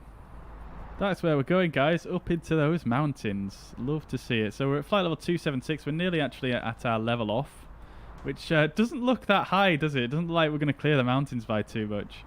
When I've done this flight before, I have just used SimBrief to give me a cruising flight level, and it's usually been around 350, something like that. So I'll be intrigued to see how close we actually are to the mountains if we're using the manual from what we read earlier, the Pakistan Special Ops manual. So I'll be very intrigued to see how it compare. Well, how close we are going to be once we get to this high terrain. I think we can just see right here. I believe that is Nanga Parbat. Gadget might be able to confirm that for me in the chat, but I'm pretty sure that's Nanga Parbat there. A very famous 8,000 meter peak. Over to this left side as well, somewhere we should have K2, but I'm really not that sure whereabouts it would be. We might be able to tell a bit better when we get closer, I think.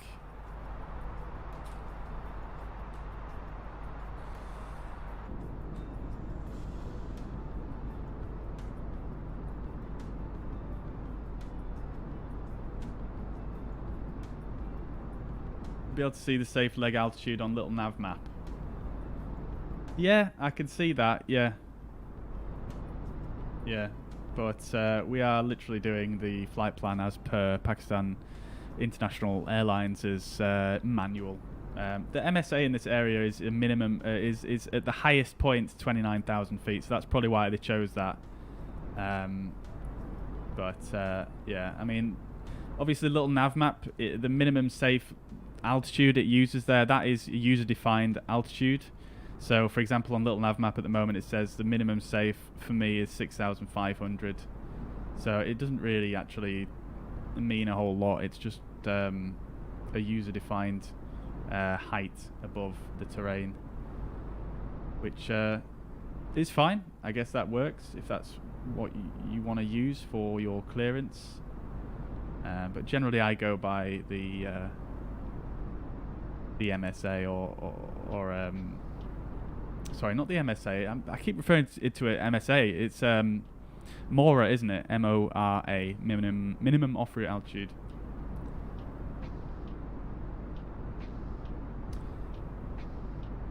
So yeah, I've got it all. I trust that the actual airline manual isn't going to put me at too low of an altitude. I just thought it was interesting.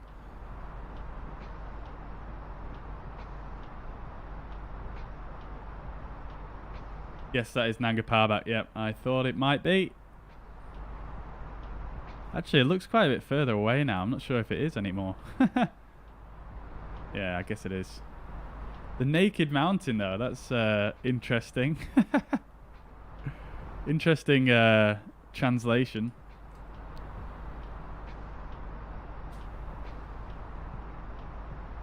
Up and away, I had minor issue with engine 2. Accidentally knocked the engine 2 knob. Oh no.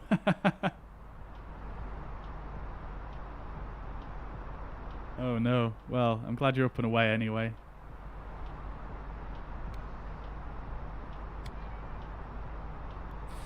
Alright, so we're on our way. We don't have too long to go. This is only a very short cruise section. So what we'll do is we'll go ahead and... I mean, we don't have a lot of weather information, but we'll put in what we do have.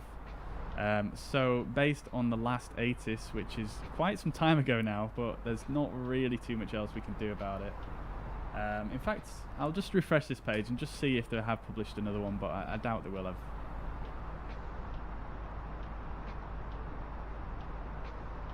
See if they published one at A320. God, I can speak today at 8 p.m. Zulu.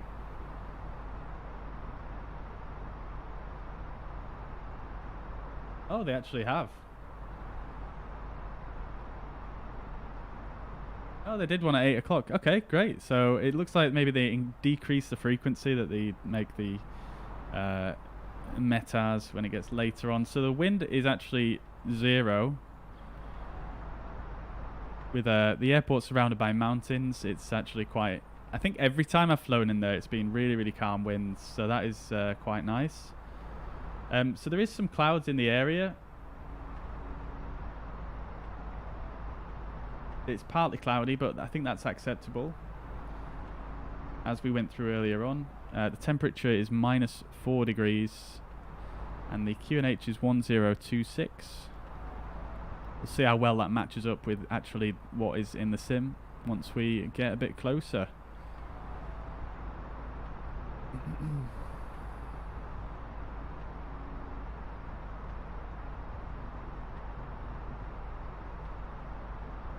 Alright, so we're going to start our descent at... in fact, let's work that out. So at flight level 290, we need to get down to 9,300 feet. That's going to be our pattern altitude. Here we go, guys. Here we go. Just past Caglo there. Very, very good. Very good. All right, so we're at flight level 290. We need to descend to altitude of 9,300 feet. So we've got about 20,000 feet to descend. So 246. We need about 60 miles plus an extra 10 miles to slow down. And I'm also going to allow for an extra... well, we'll see what the wind's like when we start the descent, but I'll probably allow another up to 5 miles for the wind as well, because we're going to get probably a tailwind coming down. As you can see, the wind's coming from just behind and to the left currently. We're going to take a right turn, so that's going to become a tailwind as we start our descent. So per 10 knots of tailwind, we're going to add 1 mile. So I'm anticipating we're probably going to add about 2 to 3 miles worth of tailwind compensation. So that's 246, 70 miles. So let's call it about 75 miles in total we'll need to descend. So in about 45 miles time.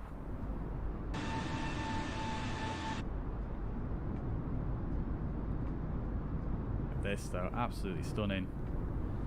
What I'm going to do as well, obviously nothing against you guys who are flying along, but again, like I said earlier on, just for the approach, I'm going to turn multiplayer off, just so that, just in case there's some kind of collisions and or random people flying about. I don't want to just ruin the whole approach, because someone's just flown right in front of me in an F-18 or something like that. Not that you guys would do that, but you never know.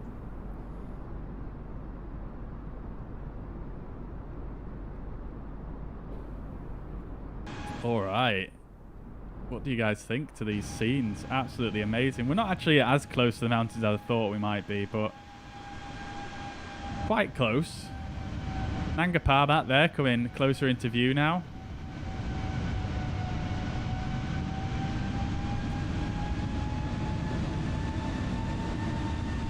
Very little cloud coverage.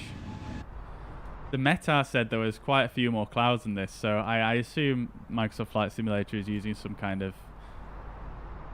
let me just check how much on live weather I am.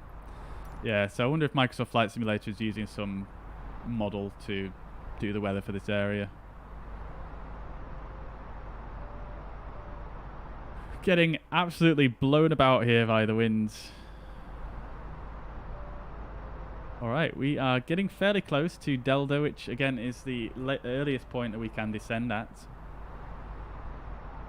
And that should probably line up with our calculation for 75 miles to descend.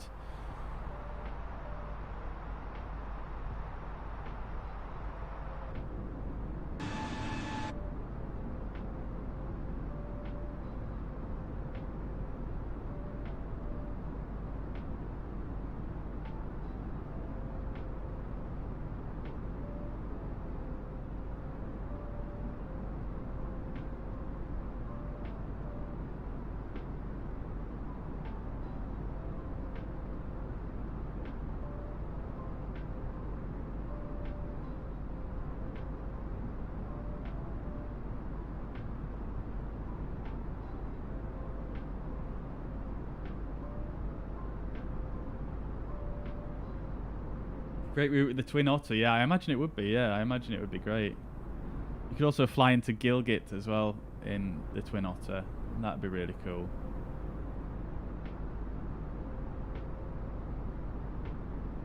Right, I'm just bringing this PDF up here, so I've got it next to me, just so I can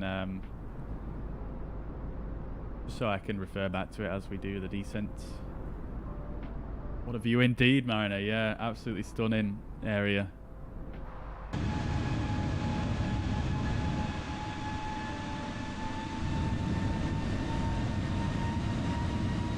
Pretty amazing. Pretty amazing.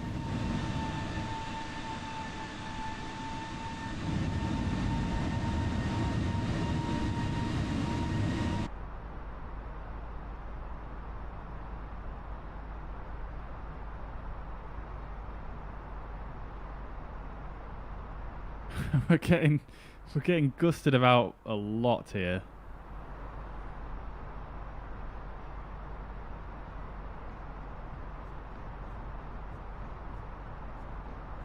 All right, so when we get to Delta, let me see here.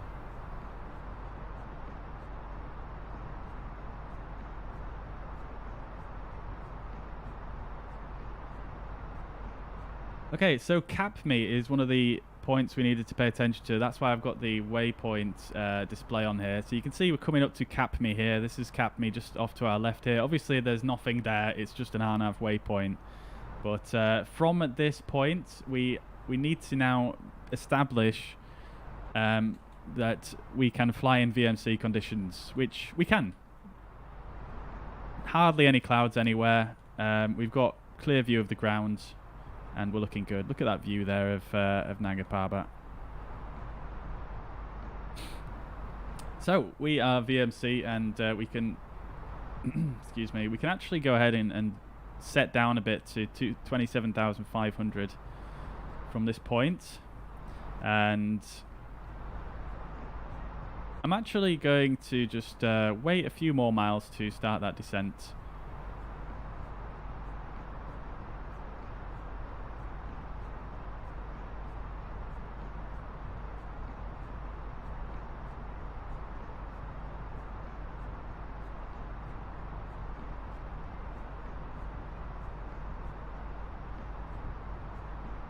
Alright, and then what I'm going to do is I'm actually going to set 15,000 feet initially, which is what we want to reach by when we get to Bireb, which is down here.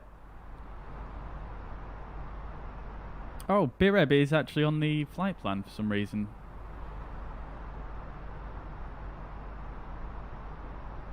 How's that ended up on there? That wasn't on it when we looked at it in SimBrief. If you look on the OFP...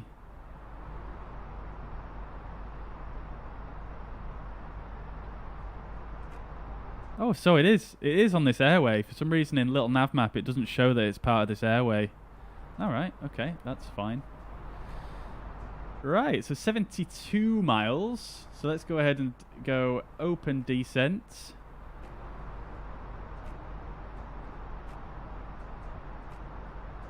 We are going to start this descent here. Because we can let down to at least 27,500 for VFR flight. And then following Delta, we shall... We'll pay a bit more attention to what's outside the window. So it does say on the manual here that normal VFR flight is flight level 275 after CAPME, which we've passed. Now, that just says it's a normal flight level to fly on for VFR flight in this area, but I don't necessarily think that it is a minimum, so we are going to continue our descent.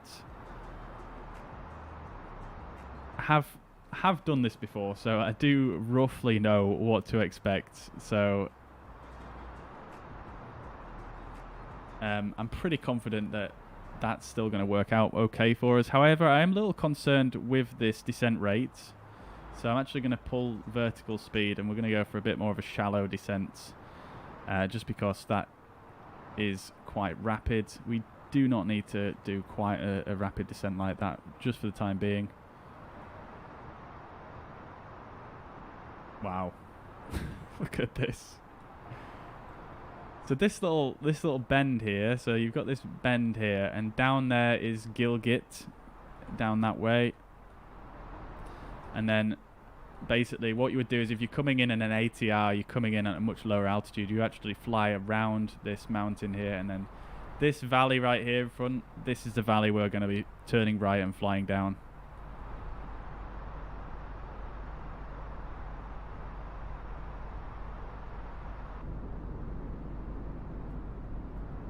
And then there's another mountain as well that I want to try and identify, called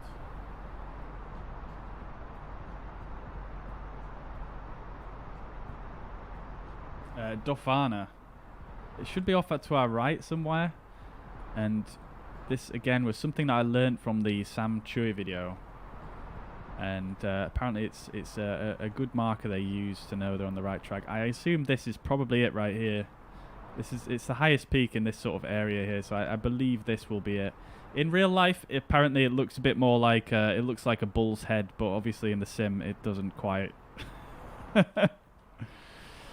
Okay, so we're taking that right turn now.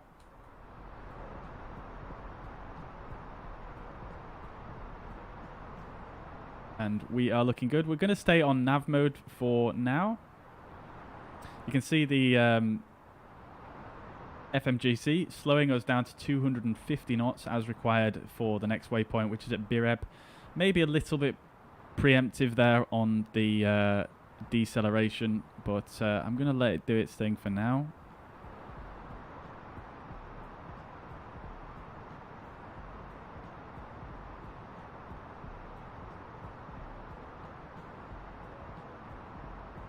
We're going to set auto brake medium.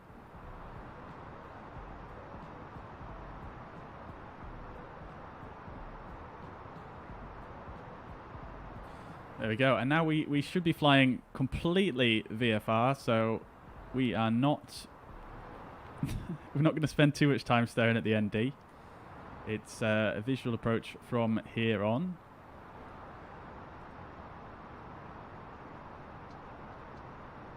And once we've come down on the speed a bit, I'm going to just... I'm just going to increase the vertical speed just a teeny touch. We do have a tailwind, as expected. We've got about 20 knots, so the 2 mile that we added is adequate. Although, you guys may have noticed, I was still somehow a little bit late at starting the descent. But I think that's probably fine. Remember, we do have to do a traffic pattern at the end, so we do have a little bit of extra room to run if we do end up a bit high. But again, considering the difficult nature of this approach, I think it is probably acceptable to descend at a higher rate than normal if required when you're able to confirm visually that it's going to be safe to do so, which we can here. As you can see, it's very nice, clear day. This is the valley we're going to follow down. You can see in front of us, just round this corner here, this is called the Zulu Bend that I was referring to, off this ridge line here. This is the Zulu Bend, and there's Skardu in the valley just in front of us. The airport is just behind this, just basically behind my mouse there, roughly speaking.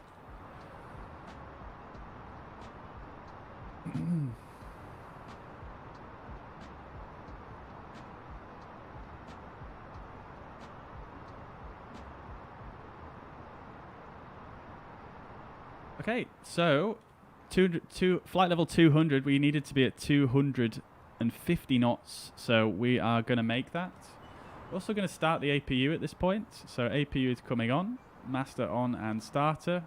We'll go ahead and turn the nose lights and the landing lights on as well, and we'll put the seatbelt signs on. Right, we are going to increase that descent rate a little bit here to something that's going to give us more of a 3-degree descent rate. So ground speed is currently 339. So what I usually do is halve that and then put that in vertical speed. So half of 340 is about 170. So 1700 feet per minute is going to give us a 3-degree descent here. Now, just judging by where we are, I think we are still looking a little bit high, so I'm going to give us a little bit more of a vertical speed here, a little bit extra. Now, Bireb was actually 15,000 feet and 210 knots, so we are a little bit high, but not by too much. Speed is increasing a bit here as well.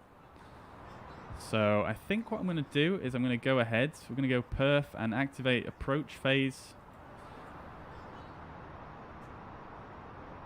And we are going to come back to a open descent. That's going to give the automatics some room to slow us down a bit here as we come into this sort of tight area. So we're going to pull the heading. At this point, we're going to take a right turn.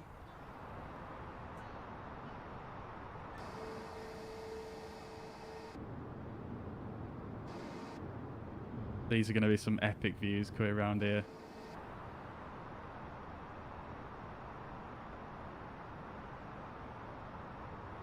I'm going to use a little bit of speed brake here as well, just to assist in that slowing down.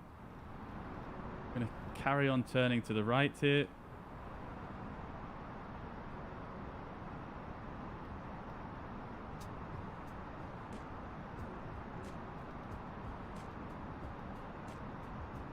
So I want to get a bit more right here, so we've got room to make this tight turn. Speed's coming back nicely.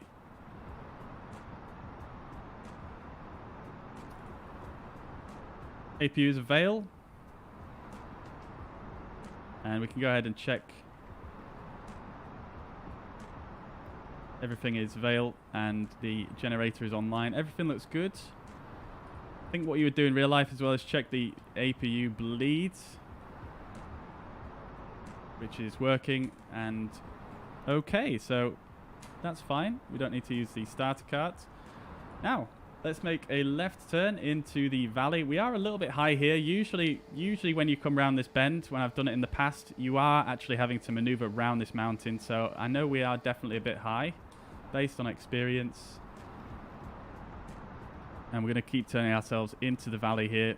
We're at 15,000, flight level 150. I'm actually going to bring that altitude down now to our final altitude of 9,300 feet. And we are going to continue descending.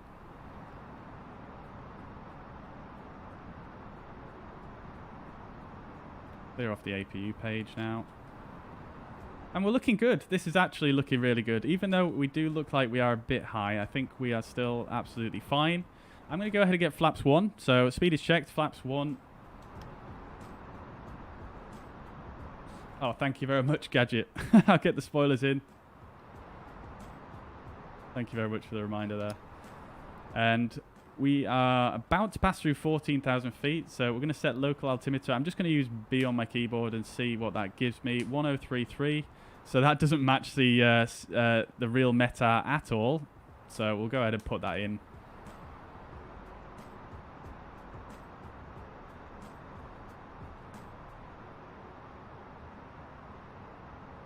All right, let's take a right turn here.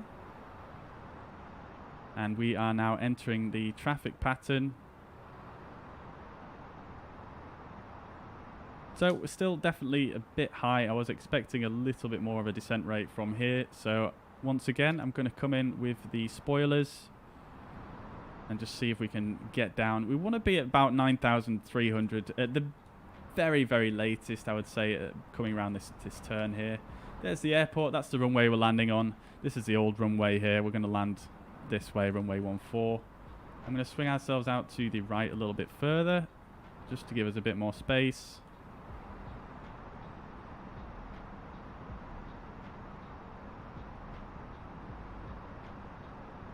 Guys, I'm going to catch up with the chat once we get in. Because we've got an absolute ton of stuff to do here right now. So I'm going to keep my hand on the speed brake so I don't actually forget to bring it in. And I'm just going to make sure I can get right onto the edge of this ridge line here. Oh, replay, replay, replay. Oh, it's done. Amazing. Okay, cool. So we are looking good now. I'm going to straighten us up once we get a little bit further out to the side here. We are flaps 1.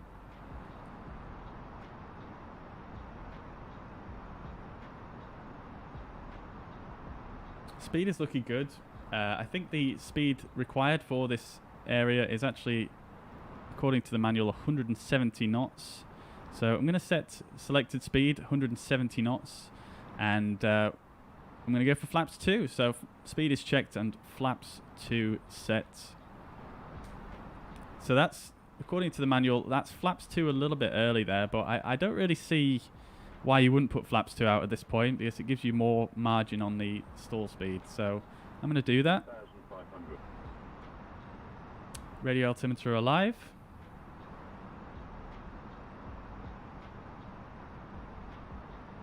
So we're at 11,000 feet. Still got another 2,000 feet to come down. So we are a bit high still, but we've got a bit of track mileage to run still.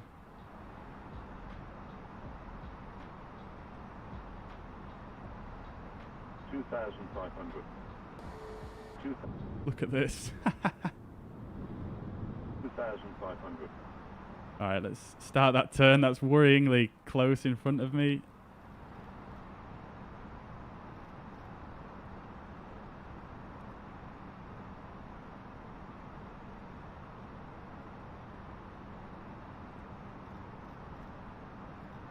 I'm literally just eyeballing it with the heading here.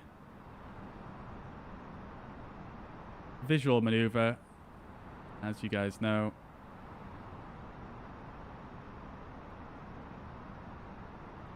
Okay, so we're coming up on our level off. Let's get the spoilers in and armed. We'll get the heading set. We'll swing around to 320.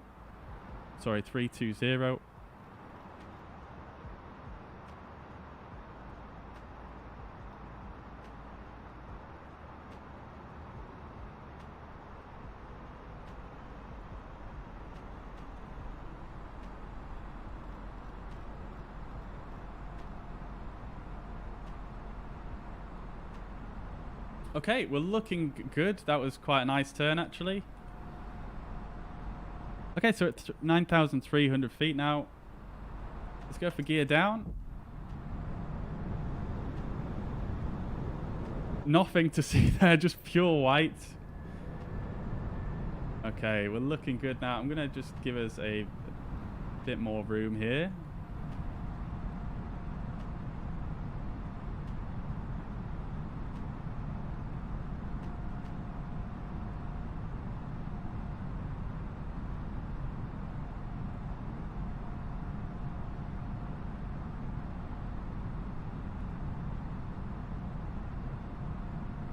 Definitely need a little bit more room.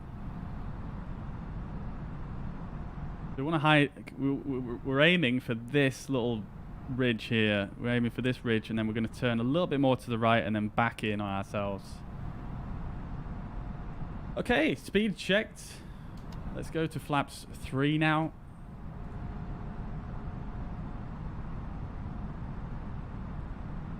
We'll give the cabin a bing bong. And we'll do the approach checklist. Briefing is confirmed, ECAM status.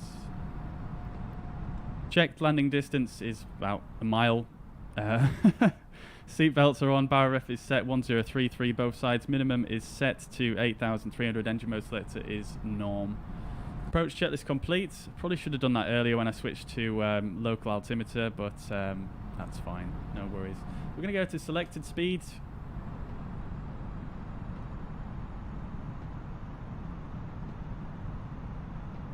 9,300 is set as the go-around altitude. I'm going to turn the PFD up a bit. Right, we're going to take manual control now. So AP1 off, flight directors off. We'll go track FPA, and we'll go for flaps full. And we're going to go for manual flight now.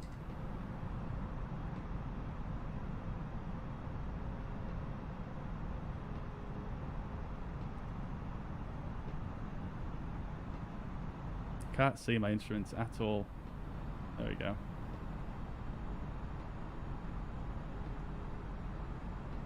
Okay, so this turn is going to need 30 degrees of bank. Let's go. We're going to start a very slight descent here.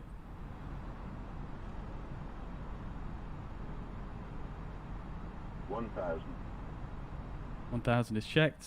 We should hear that 1,000 call out again as we come around this corner. How we're doing on the turn. We're looking good.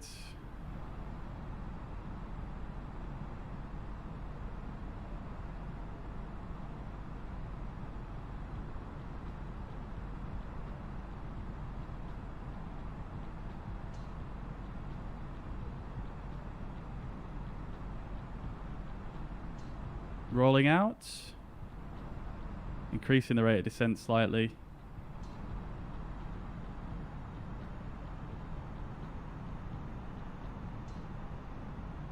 Pretty good turn that.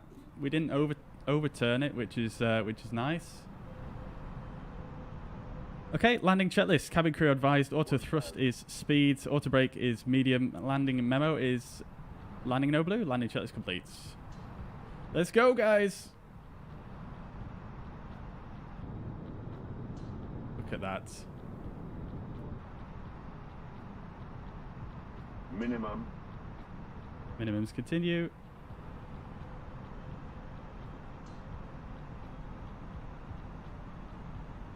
Just purely doing this visually at the moment. We have no pappies here at Skardu. I can't even really see where the threshold of the runway is, unfortunately, because of the snow. So I'm just trying to do my best here. But I think we're looking good. Again, like I said earlier on, pilots, I believe they do come in a little bit shallow on this approach, just because of the fact that there's no obstacles. 100. Like I am doing here. 50. 40. 30. 20. Retard.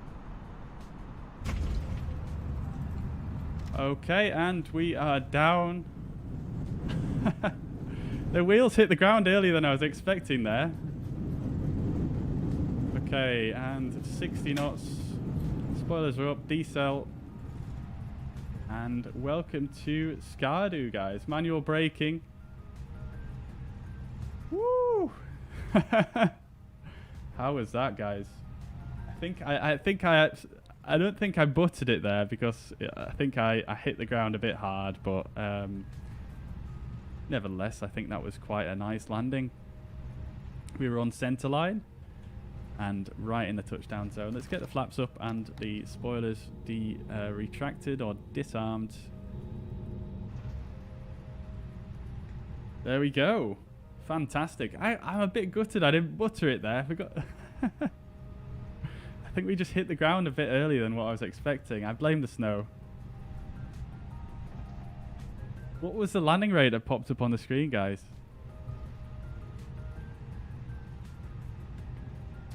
Let's get the weather radar off and the predictive wind shear off. We'll get the TCAS off as well.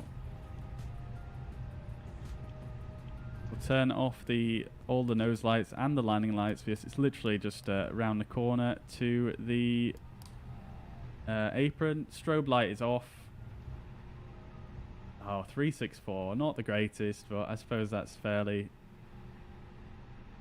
bit Ryanair, isn't it, I think?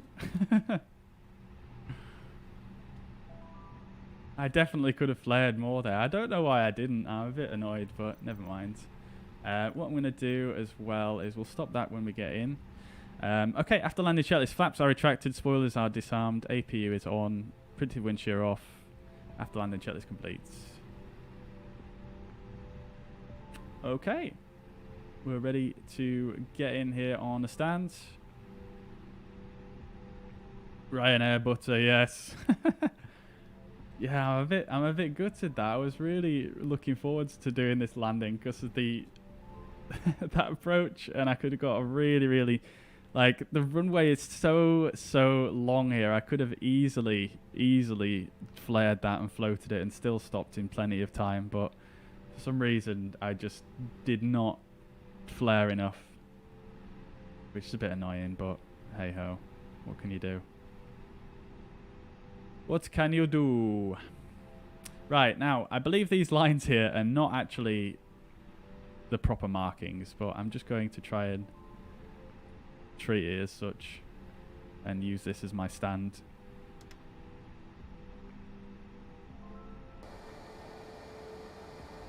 We probably don't have enough room to actually get straight on here, do we?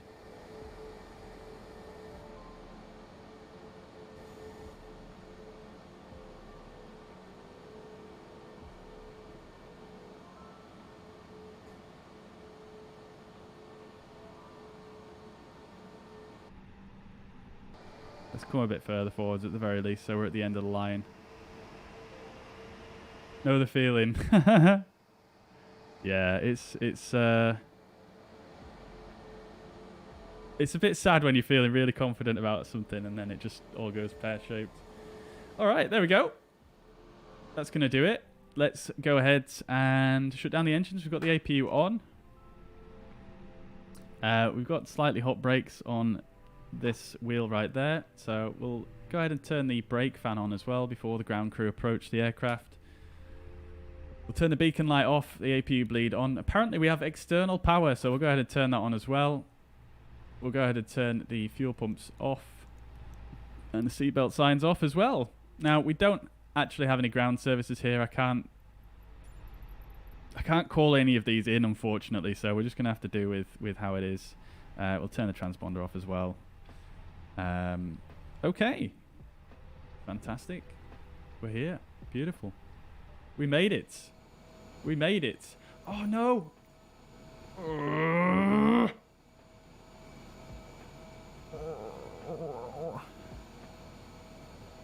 I'm so annoyed, guys. I'm so annoyed. You guys probably don't realise what's happened here, but I've done a boo-boo again. I've gone and I bloody turned the engines off. You have to stop the recording and save it before you turn the engines off, otherwise it just deletes itself. That's super annoying. I would have really liked to have seen that replay. I wish it would just record automatically. Please. Please, Asobo. Anyway, never mind. That's gone now. So, we'll do a parking checklist. Yellow pump is off. APU bleed is on. Engines are off. Seatbelts are off. External lights as required. And the fuel pumps are off. Parking checklist is complete. Right. So, I've turned multiplayer back on now. Hopefully, we can see these guys come in and hopefully do that same procedure.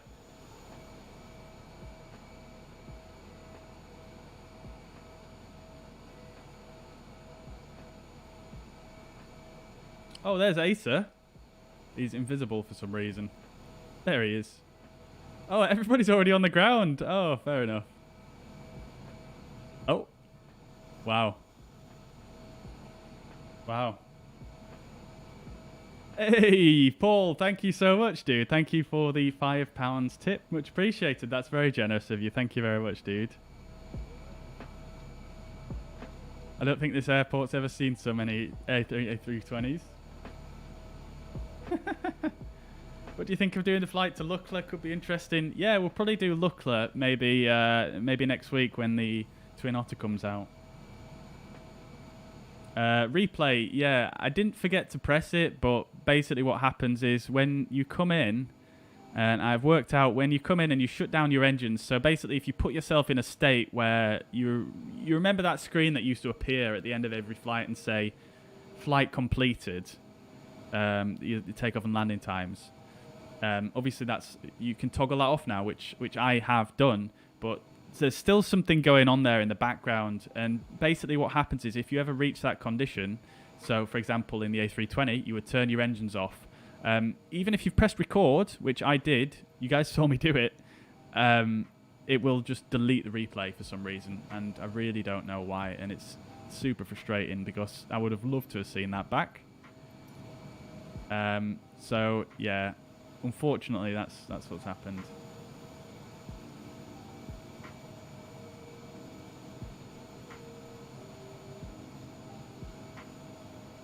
But never mind, I can survive.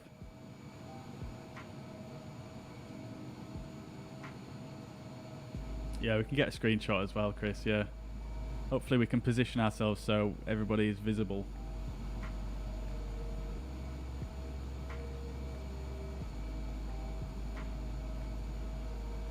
We watched it in real time like old school. Exactly, dude. Yeah, exactly.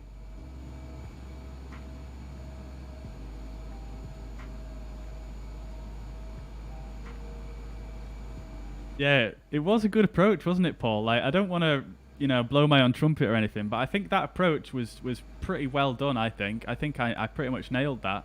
I nailed all the turns and the speeds and everything, really. It was just the landing rate that was, maybe a little bit heavy, and then the recording. So, never mind. Can you run Flight Recorder as a backup? Yeah, to be quite honest with you, Mariner, I should just fly. I should just use flight recorder, you know, full stop, because hey, SAS. I should just use flight recorder anyway, because that doesn't have this weird glitch where it just deletes the recording once you turn the engines off. So yeah. I will I'm probably going to start using that, to be honest. I'm sick of this happening. No room. Yeah, there ain't much room, is there, to be honest. Alright, well, whilst we are getting in position, let's just have a quick look at the landing report here. So, back to Sim Toolkit.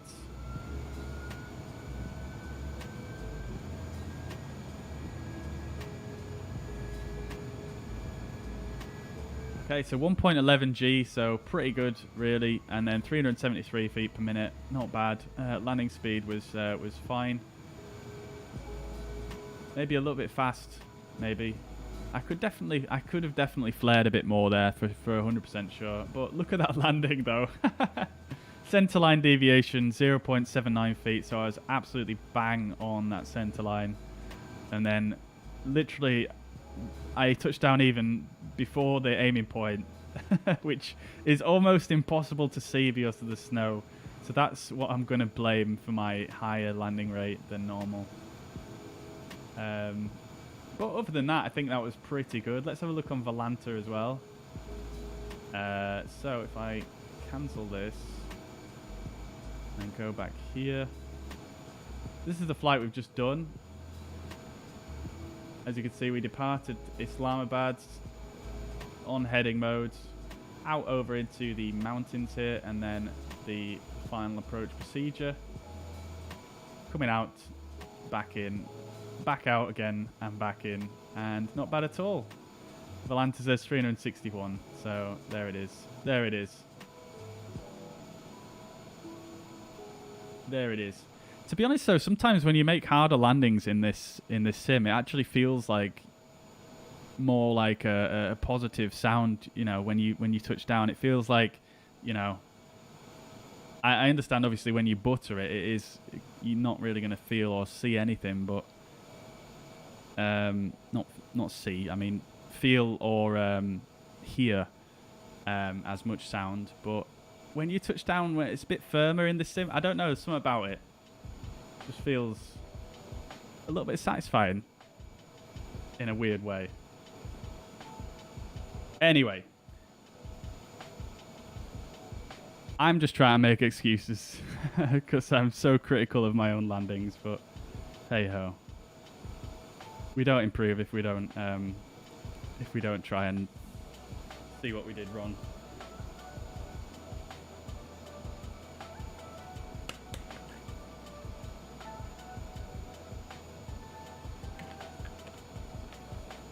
Great approach. Last time I did this flight, I've made the ATR's approach with the 320. Today was much better. Nice, dude. Nice. I did say butter in my tip, but I didn't read it out. Oh yes, you did. Yeah. I think it's because I was still on my this camera mode, and the alerts don't go off if I'm on that. So yeah, apologies for that. Would have been an interesting one to see if it how it would have read that out actually. -6. Yeah, very cold here. Very cold. Right, let's see if we can get a nice little screenshot, and then we are going to head... Oh, look at this. Brilliant. Brilliant. Look at that. This airport is just covered in snow, isn't it? This is amazing, guys. Look how many people there is here. I would love to send this picture to the airport or something. I bet they might appreciate it. I don't know. Oh, people are disappearing. What's going on? Wait, what? Okay, I think he's gone. But anyway, look at this. Look at this scenery. This is absolutely stunning, isn't it?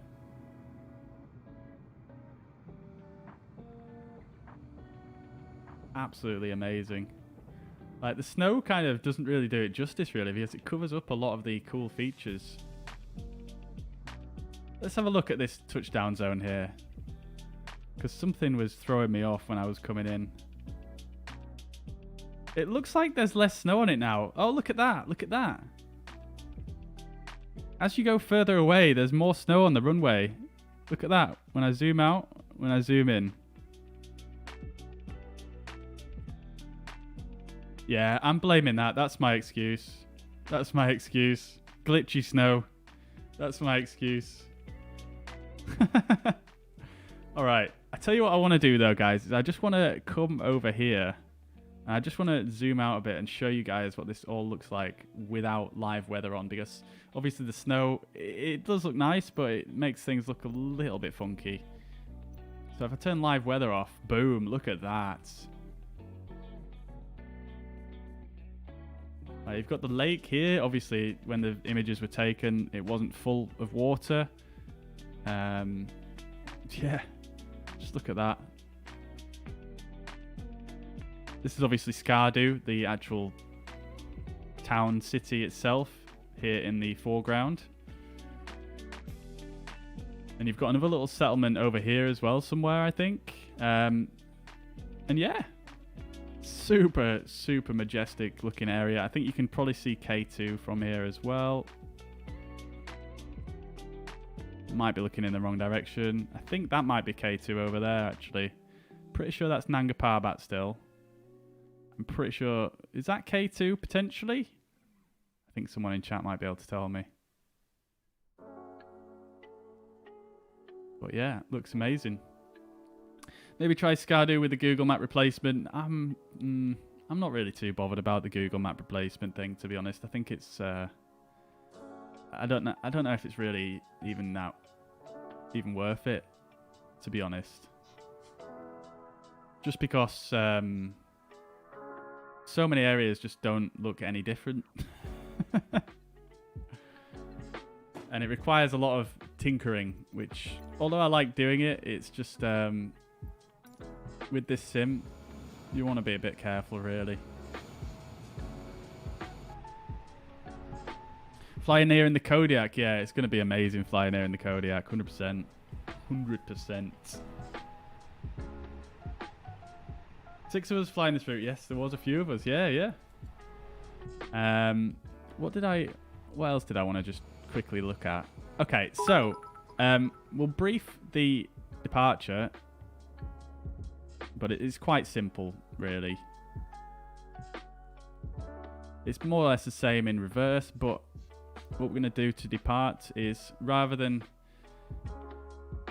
going back up the valley we came down, we're actually going to take a left turn into this valley here, a climbing left turn, and then we're going to come round and up this valley here to the right hand side. It's a very, very long valley. It's quite wide as well by comparison to this valley.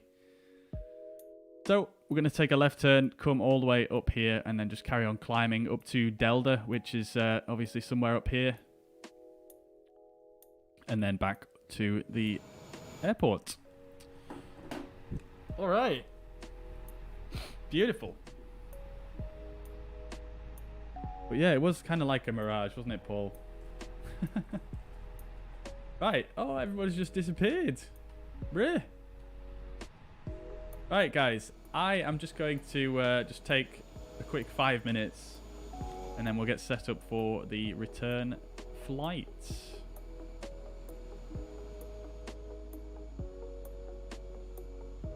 Right, I will be back with you.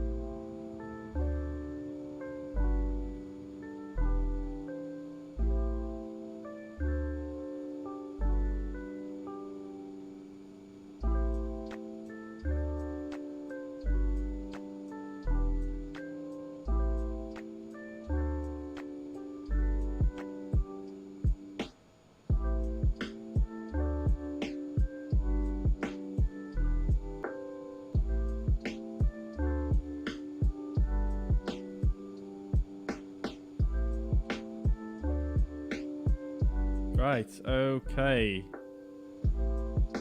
We're back. Alright, so let's have a little look then. I did say earlier on that we'll have a quick look at some of the photospheres, because why not? Whilst we're here, let's just enjoy some real views of what it would look like at this airport. So we're currently on basically the only apron really for the bigger planes that fly into here. There's another little apron at the airport just over here, and this is where the terminal building is. This is where we're parked here. So there is actually a photosphere, I think, just right here. So let's have a look and see what it looks like. Look at that. There you go. There's the 320. Obviously, it's a CEO at 320 that flies in here. Unfortunately, we don't have that Microsoft Flight Sim yet. But yeah, look at that. Hats off to Microsoft Flight Simulator, though, for, you know, getting it somewhat, you know, pretty much bang on in terms of the mountains and things like that. Let me just turn down the music. And then where else? Where else can we look? Let's just choose some random ones. What's this one right at the terminal building? Look at that.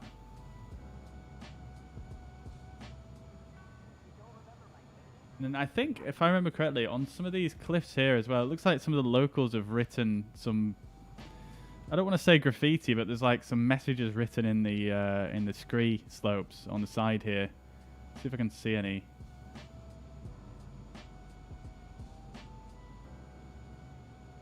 What about up here? This is probably going to be too high to see them, but it might be a cool view nevertheless. Looks like we've got a hiking trail coming up the side here. Oh, it looks like it's the same guy. That same motorbike is there. Look at that, though. That looks absolutely stunning.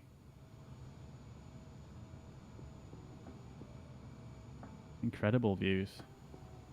Now, there is quite a lot of photospheres here, so we could probably spend quite some time doing this. But let's just do a couple more. The landscape is so, even in such a small area, the landscape is so varied. Like, look at this. This looks like we're in some kind of desert situation right now. That's crazy. So we will have flown over here. We'll have flown along this side here and round here, basically, around this bowl area, and cut it in just over these buildings here. Straight along to there. All the way. Okay, I'm lost. This looks different. Okay, we didn't go over there. We took a turn all the way around and then up through this area here. This is different. This is different. This is where we're going to go for the departure. And I believe there's two big sort of mountainous rock type things over this area. I think they're referred to as like the kidney rocks or something like that.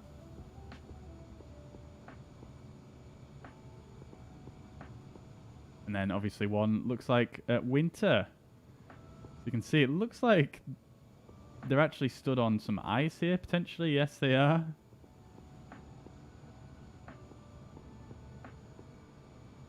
Very brave. I'm not sure I'd be standing on that ice when it's clearly clearly melted on the left and the right.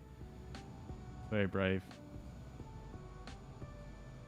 Anyway, let's have a look then at the departure procedure. So, the routing itself is going to be basically the same, more or less the reverse of what we just did. So down here is the route. Skardu, NDB, Juliet 186 to Romeo November, VOR, and then into Islamabad.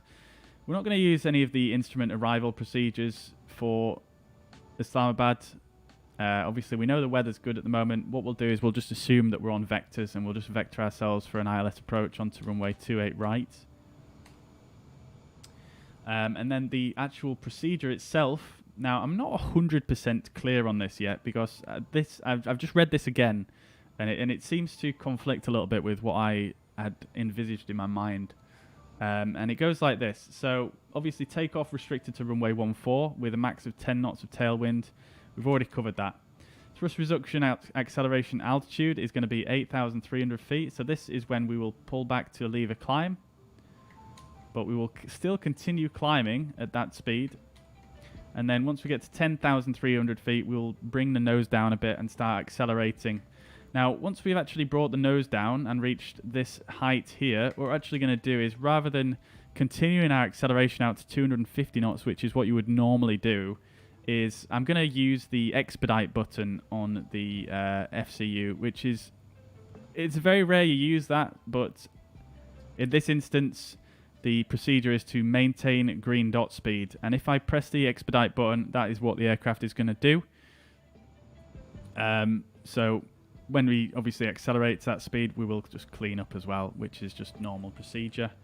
So we're going to use expedite to maintain green dot speed. And in fact, if you watch Sam Chew's video back as well, and if you pay close attention, you can actually see the pilots of the A320. They are actually using the expedite button there. So that is a done thing, which is quite cool. And the Shigar Valley, that is the valley that I referred to before. So if you take the left turn, that valley is called the Shigar Valley. I'm probably pronouncing that wrong, but there we go. So it says, reaching beginning of Shigar Valley, make a left turn, a left climbing turn towards KDU NDB. Now that is the NDB that is, excuse me, that is the NDB that is on site on Skardu Airport. So I'm very intrigued to see how easy it is to actually make that that turn there, because let's have a quick look on little nav map here. If we have a look, oh look at that, we've got our flown track there as well. Love to see it.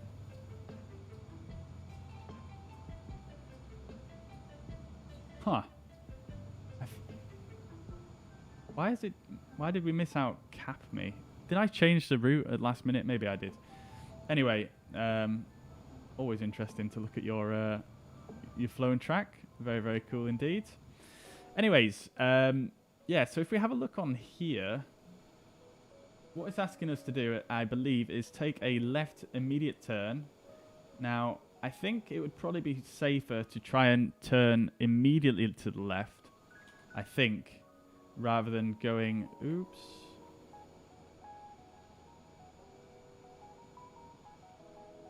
Yeah, you've got these two rocks here. These are quite large. Now, I think it would probably be safer to actually turn immediately,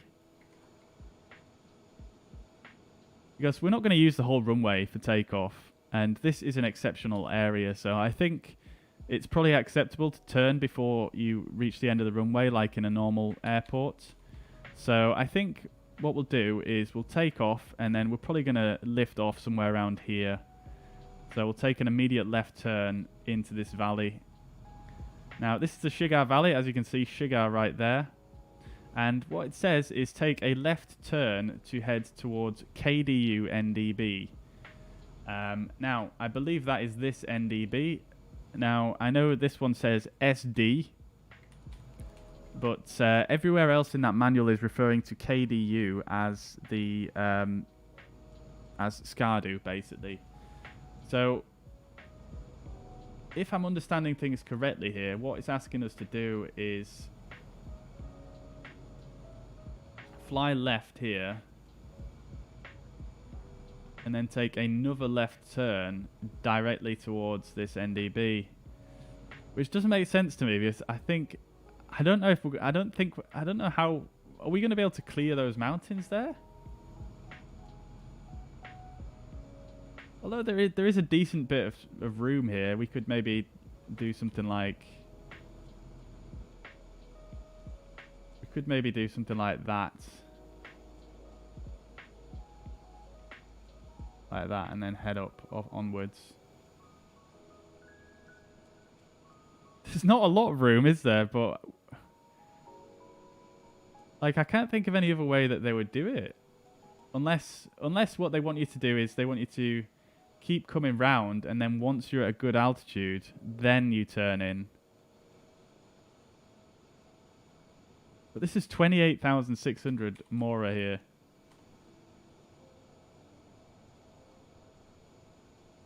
So I'm a bit concerned with that procedure. Unless it's a case of, I can't see this being the case, but unless it's a case of come down this side here and then turn in like that. I don't know, to be quite honest. But that's what it says. Reaching beginning of Shigar Valley, make a left turn climbing towards KDU NDB. And I know there's no other NDB in the area called KDU. I've already looked for it, so that's it. And then proceed 299 degrees to Delta on a nav mode. Once out at flight level 205, accelerate to maintain max rate of climb. So we'll keep the expedite button on. And then back to normal en route procedures. The flight level for this leg is suggested to be flight level 280. So that's what we're going to do. Now then, I think I just did a sim brief flight plan as well. I may just need to amend that for a different flight level.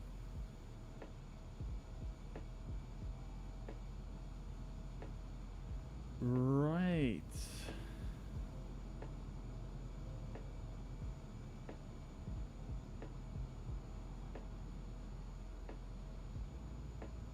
Yeah, what do you guys think about that left turn? Do you guys think that is... Which way do you think it is? Okay, so looking at my flight plan here, we're going to go flight level 280. And fuel required for the trip is just under 2 tons, so we should have plenty of fuel on board for the return leg. What was that sound? Hey, Paul, thank you very much for becoming a supporter, dude. That's very generous of you. Thank you very much, mate. Thank you, thank you, thank you. Also, Eddie, thank you very much for the 500 stars as well. I think you sent that probably when I was just leaving the room or something like that. But thank you very much, dude. That's very generous of you. Absolute legend. Thank you. Faber, welcome to the chat. Hope you're doing well. Welcome, welcome, welcome. Fuck that, I'm going up the other valley. Anant, welcome to the chat. I hope you're doing well. Welcome, welcome, welcome. All right. Let's look at getting things all set up then. I'm just going to double check there's no other NDBs in this area, but I'm pretty sure there isn't. No, there isn't.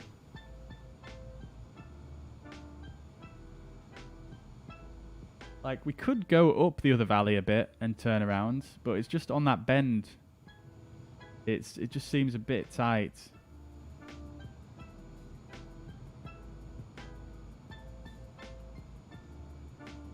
It just seems a bit tight.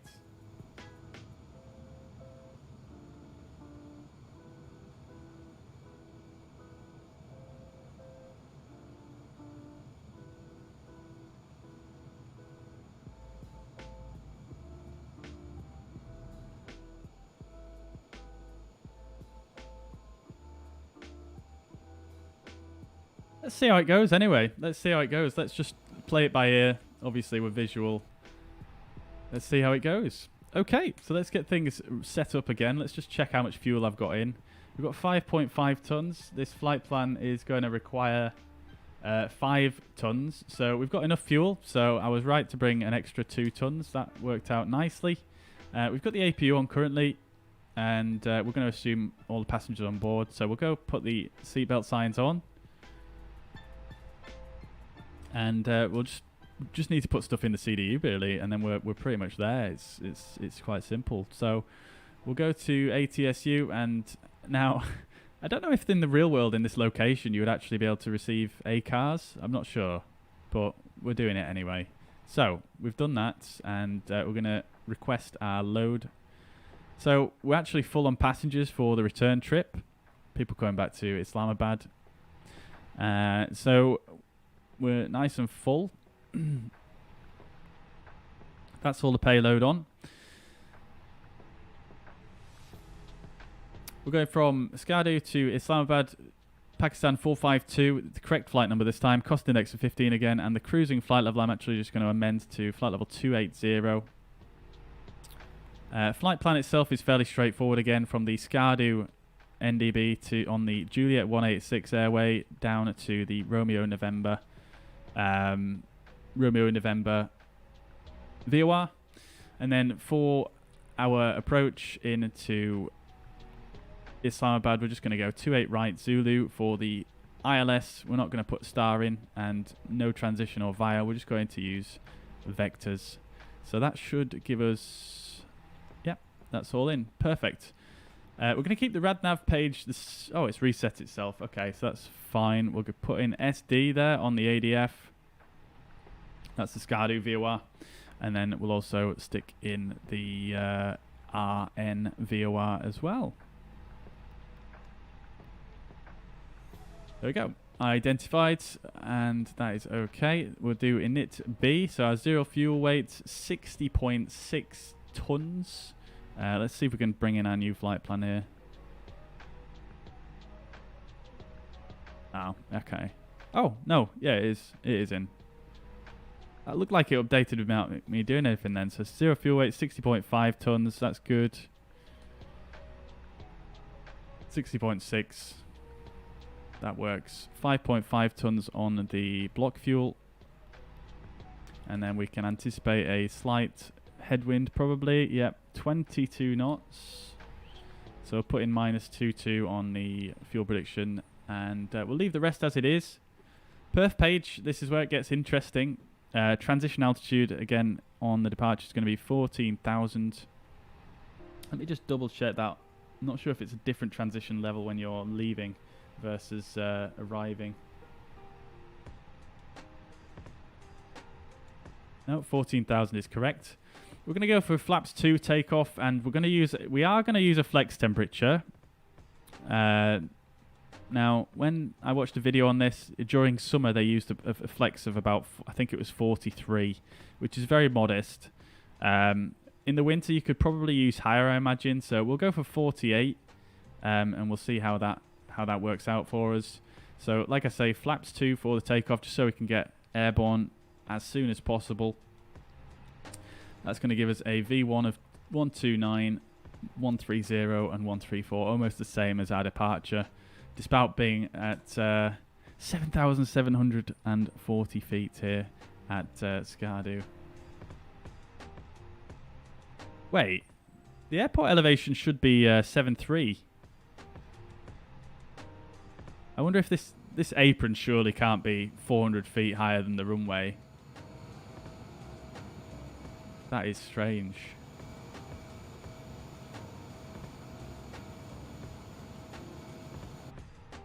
Anyways. I wonder if that's why I hit the ground early. That could be one of my other... That could be another excuse. The airport elevation is wrong. Right. Okay. So the initial climb altitude we're going to set... yeah, we're just going to set flight level 280. Our cruising and flight level. And in terms of the heading, we'll leave that on managed. Not sure. Let's stick the flight directors on. There we go. Okay. And then speeds. Speeds are in. I'm not sure why it's still... Oh, there we go. It's done its thing. Okay, cool. So that's that. And that is pretty much everything done. Let's have a check of the wheel page. The brakes have nicely cooled down now. We can go ahead and turn the brake fan off. And we'll do the before start checklist. So, before start checklist, cockpit prep is complete, fuel message is sent, gear pins and covers are removed, signs are on and auto. Fuel quantity is 5.5 tons. Takeoff data is set, bar ref is 1033 set, both sides. Beacon light is on, thrust levers are idled. Parking brake is set. And that is a before start checklist complete. So let's go ahead and get going. I'm actually just going to start the engines on stand here because we don't really have anywhere to push back to or anything. I'm not sure what the procedure would be at this airport, to be quite honest. I don't know if they would tow you all the way and you start the engines over here or if you start them on the ramp. But this is a very sparse ramp. Even in real life, as you saw, there's pretty much nothing here. So I imagine it probably would be fine to start the engines on stand. So that's what we're going to do. So we'll put the ignition, the engine mode selector to ignition start, and we're going to go ahead and start engine number 2. AP bleed is on.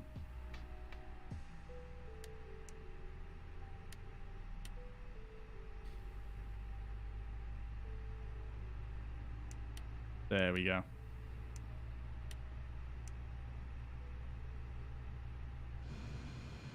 That's a nice shot, isn't it?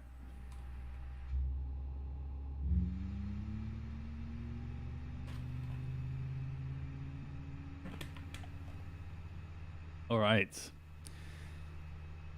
If you guys are enjoying the stream so far, please do hit the thumbs up button. It really does help out the channel. If you're on YouTube or on Facebook. Yeah. I hope you guys are enjoying it anyway. It's it's been very interesting so far. I still can't believe I didn't butter that landing after all that.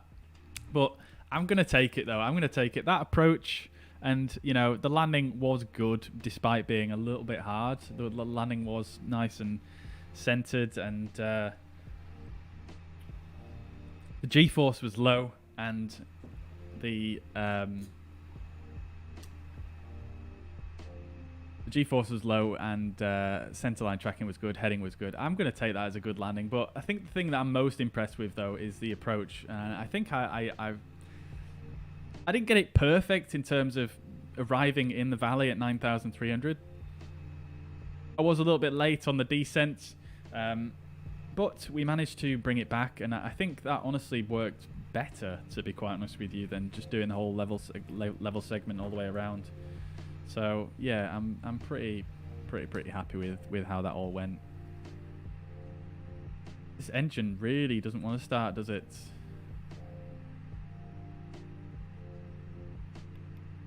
What is going on? Please don't tell me it's bugged out on me. APU bleed is on. Oh, the fuel pumps. Yeah, it'd probably help if I had the fuel pumps on, wouldn't it? Sometimes helps. There she goes.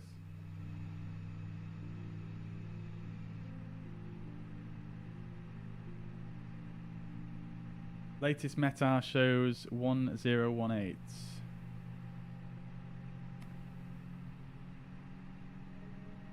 Let's have a look. I'll have a look at that in a moment. Some nice base jumps for me. Hold my beer, Bobby. All right, dude. Enjoy. Shangri-La Resort, Skardu. Yes, it was, wasn't it?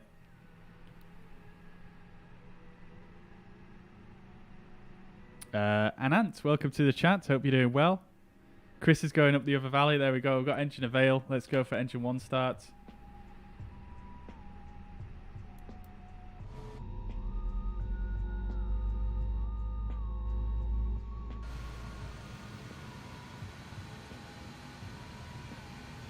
The procedure says at the beginning of the valley, maybe that's really a 180 turn to the left to SD. Yeah, I think it is, Ramirez. I think that's what I'm going to do.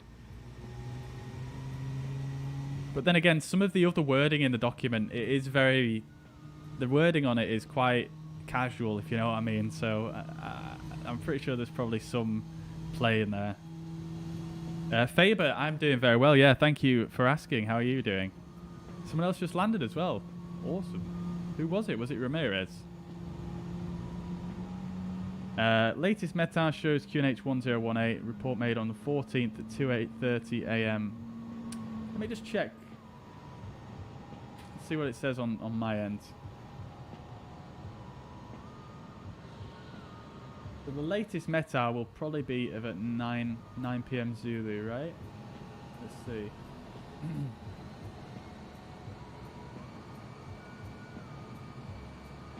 So the QNH for Skardu, for me, it says 1026. Whereabouts are you getting your METAR from? This METAR was taken on the 13th at 2100 Zulu, so 51 minutes ago. QNH 1026. So it's still not right, but that's crazy different to yours. But yeah, I don't think Microsoft Flight Simulator does it right, because if you look on the weather tab here and you click on METAR, Skardu, look, no METAR available, so it's clearly not got any data for this area. It's just using some weather forecast model or something like that, I imagine. Okay, so we've got two good engine starts. The N1 is sitting a little bit higher than normal, probably because of the altitude, I imagine. Let's stop the chrono there. We'll start this and go for a max auto brake in case of rejected takeoff. We are going to go ahead and turn the engine mode selector back to normal. We'll go to our fuel predictions and set our trim of 24.5. That is set. We'll just double check the rudder trim is 0. It is. And we'll do a after start checklist. So anti-ice is as required. I'm going to turn it on. Actually, no, I'm not going to turn it on because, number one, that's going to hinder my climb performance. But also, number two, I can't really see any clouds that we're going to fly through. Potentially this one. But I will... I'll action the anti-ice if required en route. We're on the engine power now, so let's go ahead and turn the external power off. We'll turn the APU bleed and the APU master off. And I think what we might do as well is we'll do a PAX off takeoff. So we'll turn the PAX off before we get going. And that's going to just increase our climb power just a little bit more. So, anti-ice is off for now. ECAM status is checked and normal. Pitch trim is set and rudder trim is 0. Let's do a flight controls check as well whilst we're here as well. So, full left, full right and neutral. Full up, full down and neutral. Full left on the rudder and full right and neutral. Set the QNH to 1018 and fix the altitude. Yeah, see, the issue with doing that is that that might be wrong. You know, if I put it to 1018, yeah, it does bring it closer. In fact,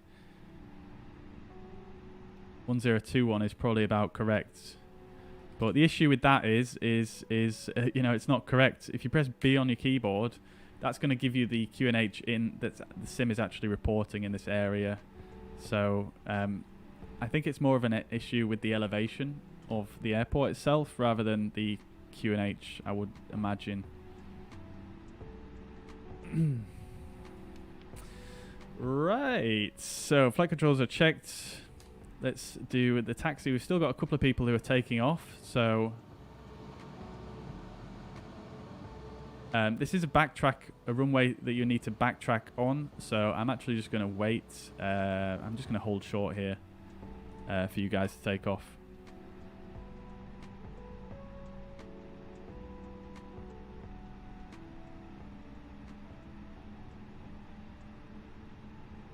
Set flaps to 1+F.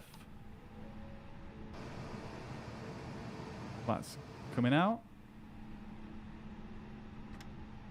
Promise I'll do a better taxi this time.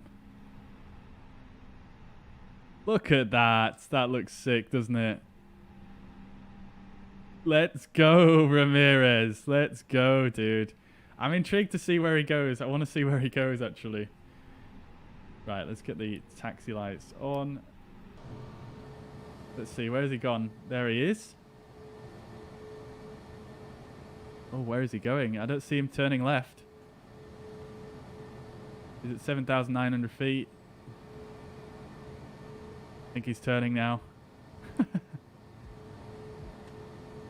There he goes. That is so cool. Right, I'm going to watch you guys take off and then I'm going to backtrack. Where's he gone? There he is. Oh, look at that. That looks so cool, doesn't it?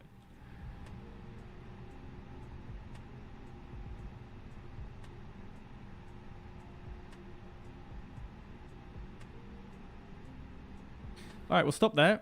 Put the parking brake on. And we're actually going to set flaps 2. I've just realised we're doing a flaps 2 takeoff, aren't we? Let's check with the cabin. Flight attendants, please prepare for takeoff. Spoilers armed. Takeoff config, test. Predictive wind shear on. Weather radar on. Transponder on. TCAS to TAR8. Alright. Let's see. Someone else about to take off?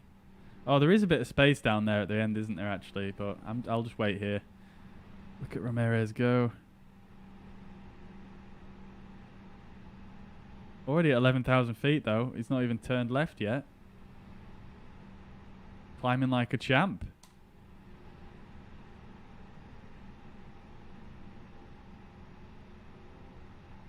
Come on, Thomas. Oh no, is Chris going? Chris is going. Let's go. Mateus, how are you doing? Welcome, welcome, welcome. Thank you very much for the kind words, dude. Here he goes.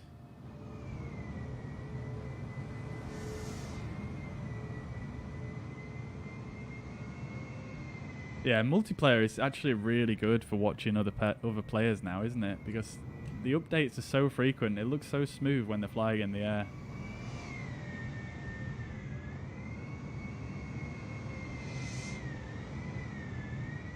Oh, yes, look at that. Look at that rotation angle, yes. Where's Ramirez going? Is he coming back round? Look at the moon there as well. Beautiful.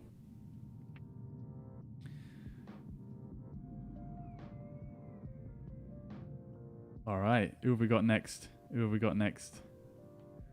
Actually, they're going to allow a bit of separation, I imagine. So let's watch Chris do this this turn. This is sick. Makes me feel a lot better about not doing that recording. I'll try record my departure as well, and we'll see if we can watch that back. Well, I say I'll try and record it. I will record it. I'm sick of forgetting. Oh, Thomas Rask is coming. Here he comes. He's in a CRJ as well. Wait, I've lost Chris. There he is. All right, okay. So it looks like it's actually quite easy to clear these right here. So you've got loads of room to turn. So you could literally just carry on doing your left turn here. You could turn left and then just keep turning left as you come to about here. So yeah, plenty of room actually. I really overthought that one.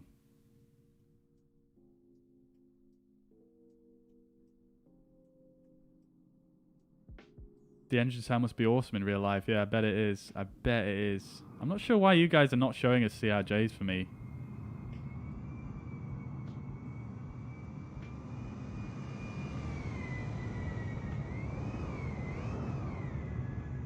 Look at that. Brilliant.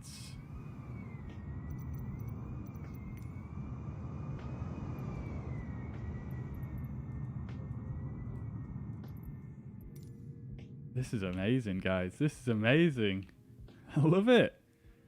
Ramirez is already way up there. Absolutely on his way. Here we go. We've got Zach coming in.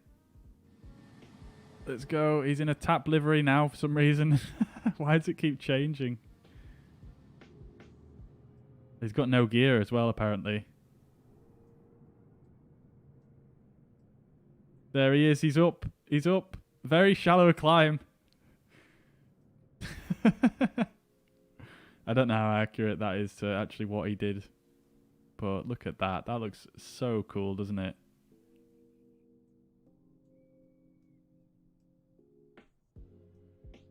Amazing takeoff. Yeah, yeah, it's so cool, isn't it? It was really, really cool watching you as well, Ramirez. Look at that. Fantastic. Now it's my turn. I'm going to go and stop holding people up because we've got Dave and Asa behind me. So let's release the parking brake and we'll get underway here.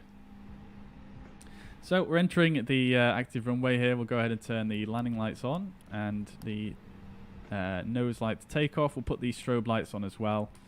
And we'll do our before takeoff checklist. So before takeoff checklist, flight controls are checked, flight instruments are checked, briefing is confirmed, flap setting is config 2, V speeds are 29, 30 and 34, flex temperature of 48 degrees. Why am I not moving? Transponder is set, ECAM memo is takeoff no blue, takeoff runway is runway 14. Cabin crew advised, TCAS is TARA and the engine mode selector is norm. We'll also go ahead at this point and turn off the packs. As you can hear, the air conditioning dies down quite a bit there. And I'm not sure if that's modelled, but we'll see what happens. Hope maybe it gives us a slightly better climb performance. Luff, welcome to the chat. Hope you're doing well. Welcome to the stream. Glad you're enjoying your side stick. I used to have that, but did get rid of it in the end. But yeah, enjoy, dude. Land O'Lakes, welcome to the chat, dude. I hope you're doing well. Welcome, welcome, welcome.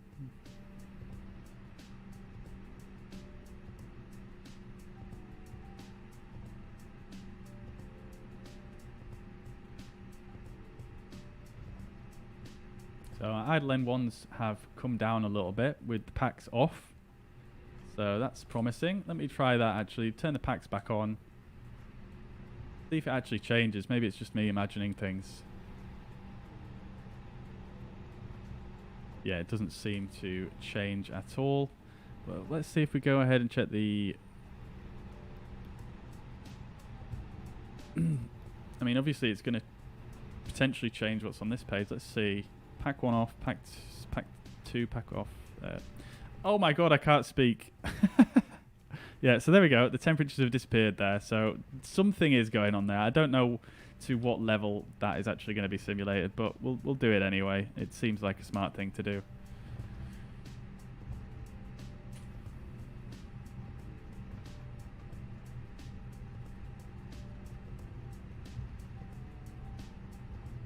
Still waiting for your Boeing yoke. No way, dude. Yeah, I imagine there'll probably be quite a big wait for those, like there was with the TCA stuff. Ramirez is gone. Let's see, have we got anyone else coming overhead? Oh, we've got Zach. So that means that Chris, he must be right above us. Let's see. There. Oh, is that him over there? That's Thomas Rask. And there's Chris. Beautiful, guys. Beautiful. Love it.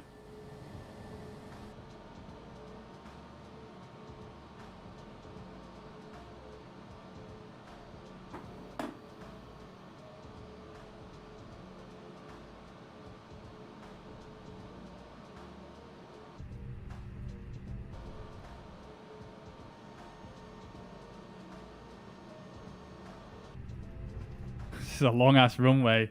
I definitely had so much space to absolutely butt out landing. I'm so frustrated with that. I hope you guys can feel my pain. Oh, so sad about that, but never mind. Can't have it all, can you?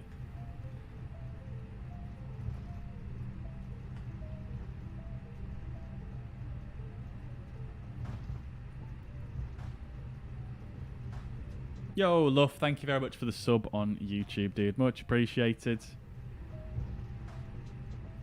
Chip shortage. Yeah, it's been going on for a while, hasn't it?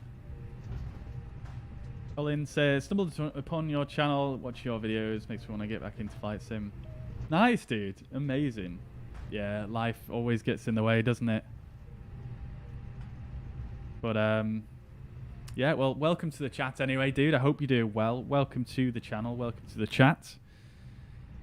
Yeah, really enjoy Flight Sim. I mean, for myself, I only got into Flight Sim when the new one, this one came out, really.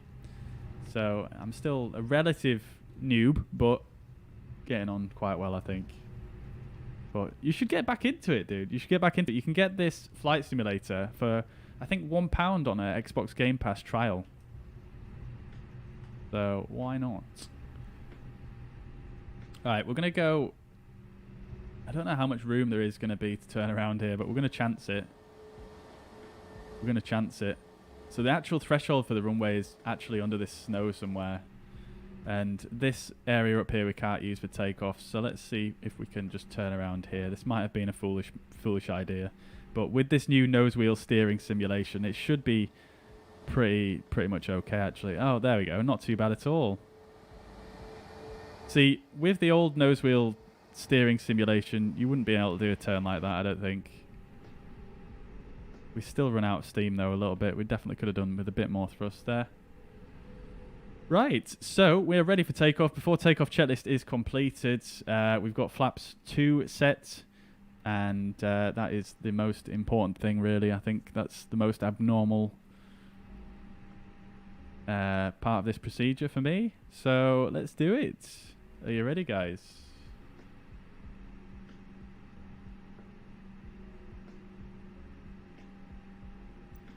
Let's start the replay.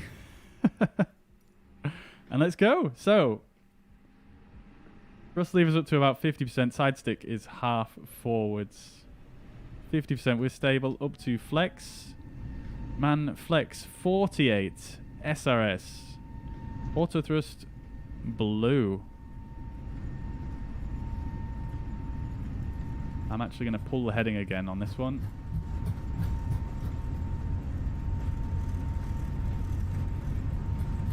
Releasing the pressure.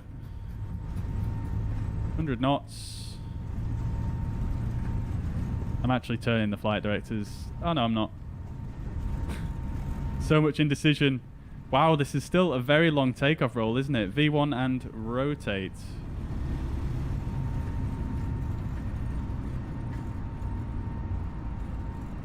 Okay, we've got Manflex 48 and runway track 28,000 blue.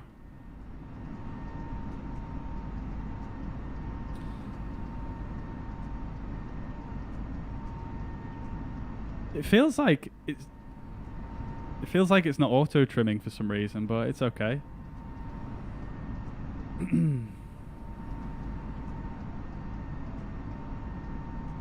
Quite a slow climb here. Obviously, we've got flaps 2 out, so a fair bit of drag. And it would probably help if I put the gear up, wouldn't it? Positive rate, gear up. Okay, lever climb. So we're at thrust reduction. We're not at our acceleration altitude yet, so we are going to continue climbing at this rate. We are reaching the F speed, however, so let's go to flaps 1. Speed check flaps 1. And you see it's doing that thing again where the engines just creep up. Let's disarm the spoilers. And we're going to take a left turn. Keeping the same pitch, but taking a left turn. We're going to go for a full 30 degrees of bank here. We are accelerating quite nicely, actually. We are about to hit our our acceleration altitude as well. Actually, we've just gone through our acceleration altitude at 10,300, hence the acceleration. My head is all over the place on this departure. What is going on?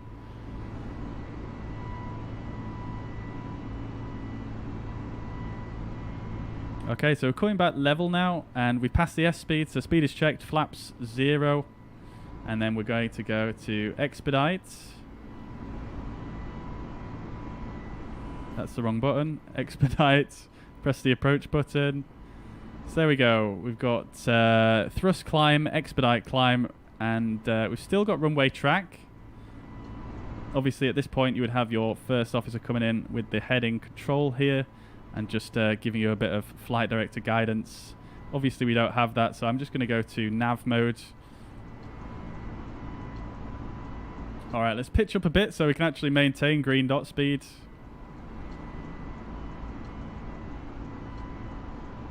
And I'm just going to hold it straight here for now. I'll hold wings level. Let's see where we are. So we're kind of coming into this valley now, aren't we? So we probably want to look at making a left turn pretty soon. Although we are climbing quite well, so we don't necessarily need to turn just yet. I think I'm going to... Let's see. Yeah, I think I'm going to go for the turn. I'm going to swing ourselves round to the right a little bit first. So we've hit the transition altitude. Let's go to standard altimeter. So I'm going to swing myself right a bit here, I think, and then round to the left. Just so I can kind of get a bit more clearance on this mountain here.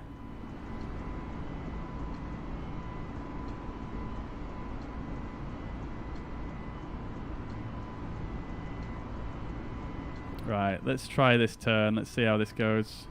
I'm going to go for a full 30 degrees of bank again.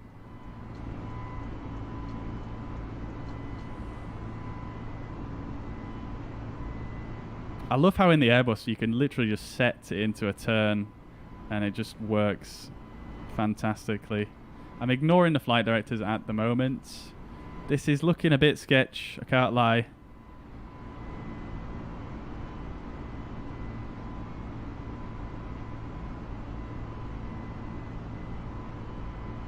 I do have MCT power available if we need it. I think we might just clear this actually. And then we're going to carry on turning and come straight in towards the Skardu NDB, which is going to be shown by this green arrow here. Yeah, there we go. Nicely made it over there. It is quite close, but I don't think it's too much to worry about considering the approach into this airport.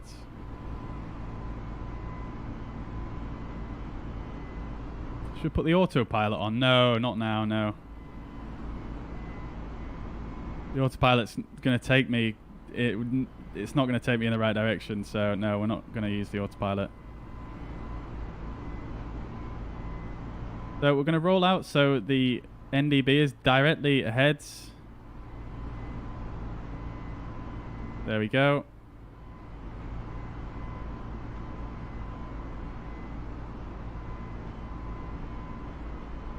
Speed's fluctuating a little bit. I'm correcting for that.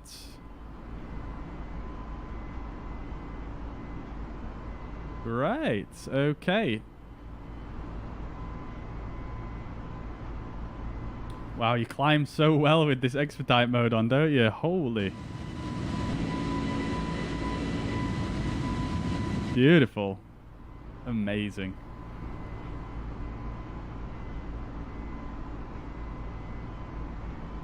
Alright, and I think what I'm going to do, just for a bit of guidance, is I'm just going to put in heading mode like so, give myself a nice shallow intercept, and we are going to now start following the flight directors.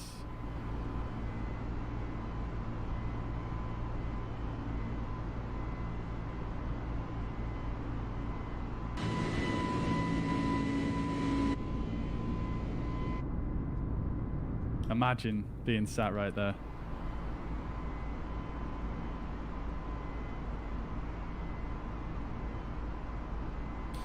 Okay.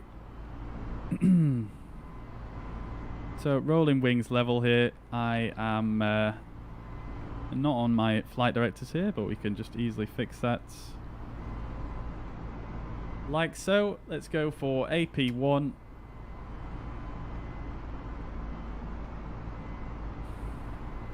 We are inbound Sierra Delta, and that should clear off in just a second here, I think.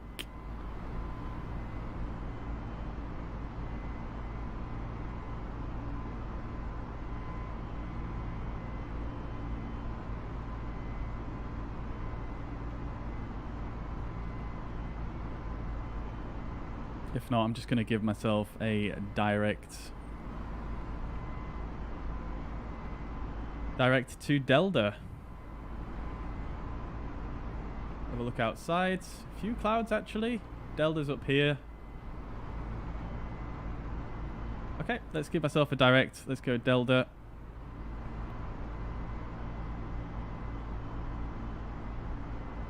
Okay, we've got nav mode. Still climbing with expedite on.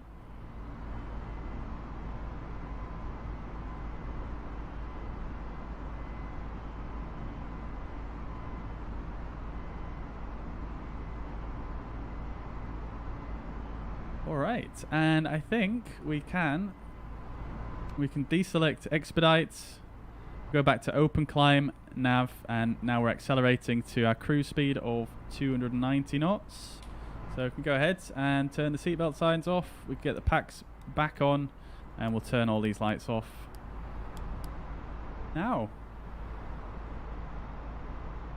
Fantastic. I bet it's a bit toasty in the back now. Let's have a look at the oh no, it's actually not bad at all. Actually not bad at all with the packs off. Great stuff. There we go, guys. That's your departure from Skardu. Absolutely fantastic departure. Fantastic. I'm very intrigued as to know the exact points where they actually do turn in real life, because I think we did probably cut it a little bit too fine on that mountain there where we made the left turn. Probably could have turned a bit earlier, to be fair, or turned out to the right a little bit more. I think maybe if I tracked along this mountainside a bit closer, because I left a fairly decent amount of distance here. I was kind of in the middle, so if I had turned out a bit more to the right, it would have given me a bit more room to turn in, but I think it still went fine.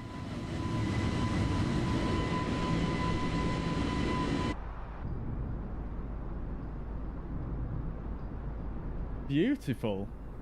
Absolutely fantastic. Really, really enjoyed that. Alright, let's catch up with the chat anyway. Let's see. Seem like I've done this for years. Thank you very much, dude. That's very kind of you to say.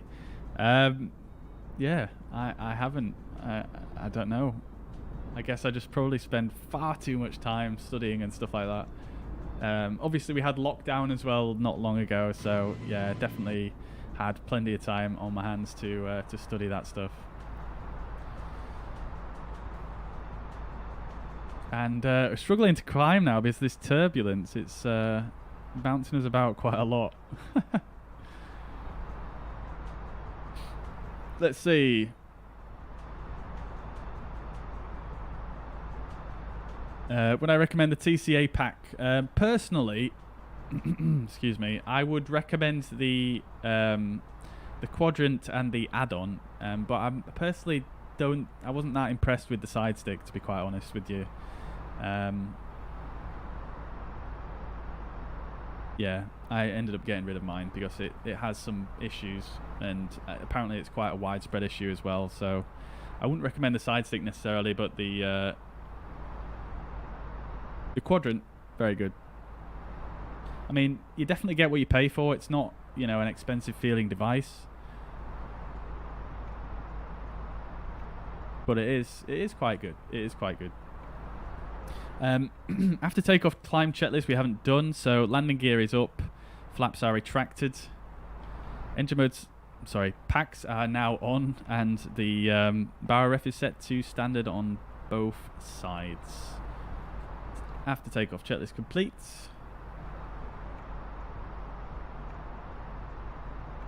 The air is thin up there. It certainly is. Yeah, it certainly is, Gadget. It certainly is. Although quite a high QNH today, so the actual pressure altitude is actually probably a good 1,000 feet below, which is nice. Now, I believe this is the Bull's Head. Is that what it's called? The Bull's Head. So, yep, that's what we're looking at for Nanga Parbat over there. I wish you could get a mountain overlay that showed you all the mountain names. Like, I'm absolutely fascinated by that stuff.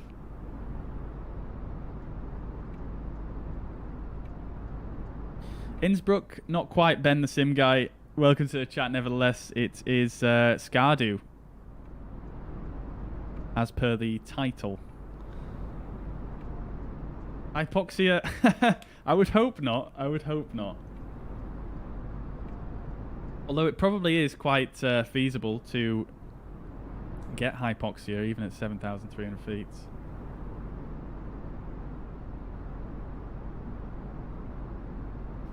Kind of late turn, so kind of scared the wing will hit the mountain. Yeah, maybe, maybe. But as you can see, we had plenty of clearance in the end.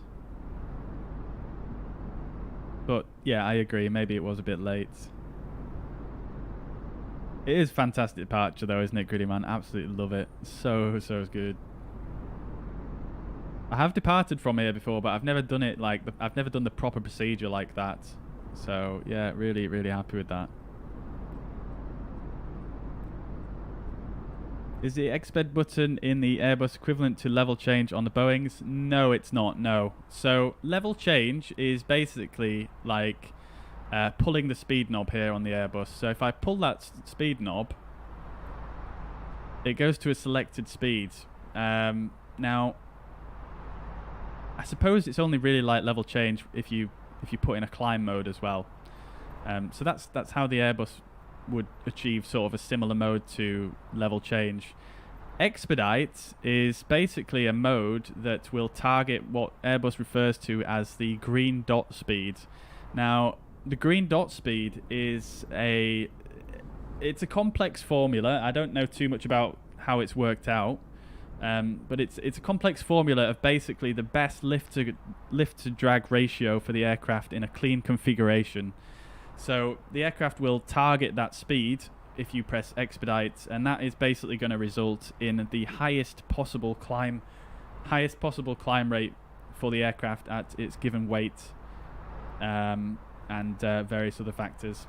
So that's what the expedite button does. It's, yeah, I wouldn't say it's similar to level change really in any ways, except for the fact that it makes your aircraft climb or descend, but it doesn't work on a set speed, if you know what I mean. It's targeting a pre-calculated speed, so it's different in that respect.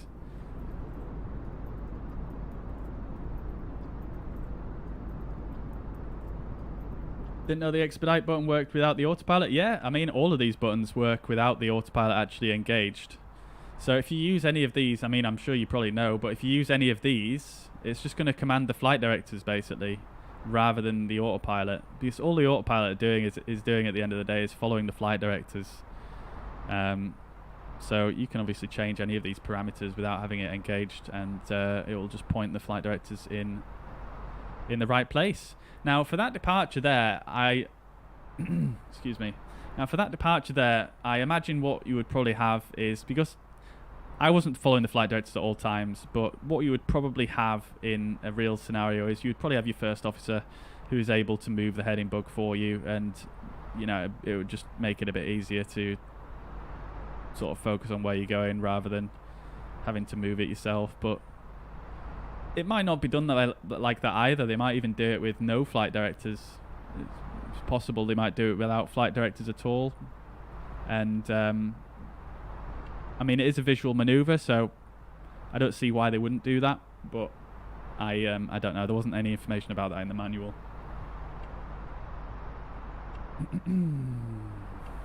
Shaking all the way. Yeah, it's super turbulent over these mountains, isn't it? And there we go, just like that, we've left the valley and we're on our way back into Islamabad. Wow, what a departure. Let's see if we can see K2 now. I think K2 is somewhere off this way, I think, right? So that could possibly be K2. Hey, Gritty, I'm glad you learned something, dude. I'm glad. Haven't tried the high power schedule button in the CRJ. Does it even work in the sim? Thomas, I'm not actually sure if that works or not, but coming from the words of a real CRJ pilot, they basically say that button should never be touched ever. It's apparently something that most companies will just say, you know, don't ever press this button, basically. I don't know if it works though. I've never tried it actually. I have a sneaky suspicion that it doesn't work, to be quite honest with you, because Aerosoft have a tendency of only modelling stuff that is actually used by pilots, which is fair enough. But knowing that makes me think that it probably doesn't work.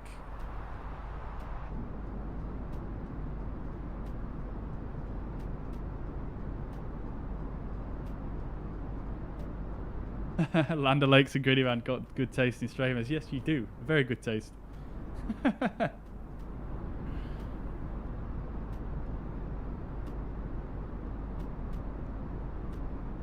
Yeah, fantastic departure, wasn't it, Chris? I'm glad you guys enjoyed it as well, yeah.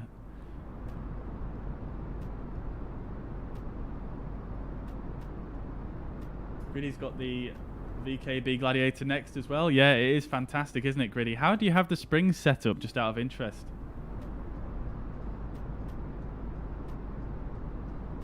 But it is really good value, the VKB Gladiator next. It's really good value, I think, for what you get.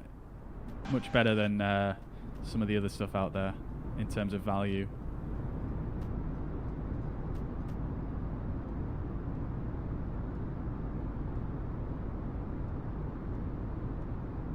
Got the PC hardware, need to get the flight control stuff. Yeah, fair enough, fair enough. I mean, my stuff when I first started doing it, I mean, we all start off with fairly basic stuff, don't we? I even started flying in this sim with a Xbox controller. that was not good. So difficult. Gadget, fair enough, dude. Thank you very much for tuning in and for all your little tidbits of information. I really appreciate that. It's very insightful being able to hear from someone who is from or has links to the area. So yeah, really appreciate that, and have a nice sleep, and I'll catch you next time. Take it easy, dude. Airbus being clever as usual. Yes, it certainly is. Airbus is, it's a very clever machine. It's a very clever machine. There's a lot of stuff that obviously is completely different under the hood versus other aircraft, but it all works so nicely together in my opinion, my humble opinion. Someone who is not actually a real pilot and hasn't actually done a type rating or anything like that, from what I do know, it's a pretty cool majesty of engineering.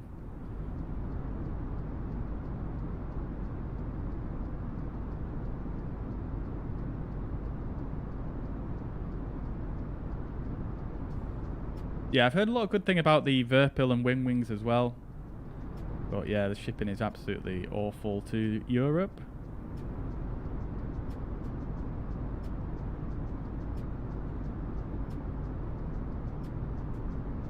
Oh, sorry, it's US. Okay, got you. I'm sure I did look up on I think it was Wing Wings website. I think the shipping is still quite expensive here to the UK at least.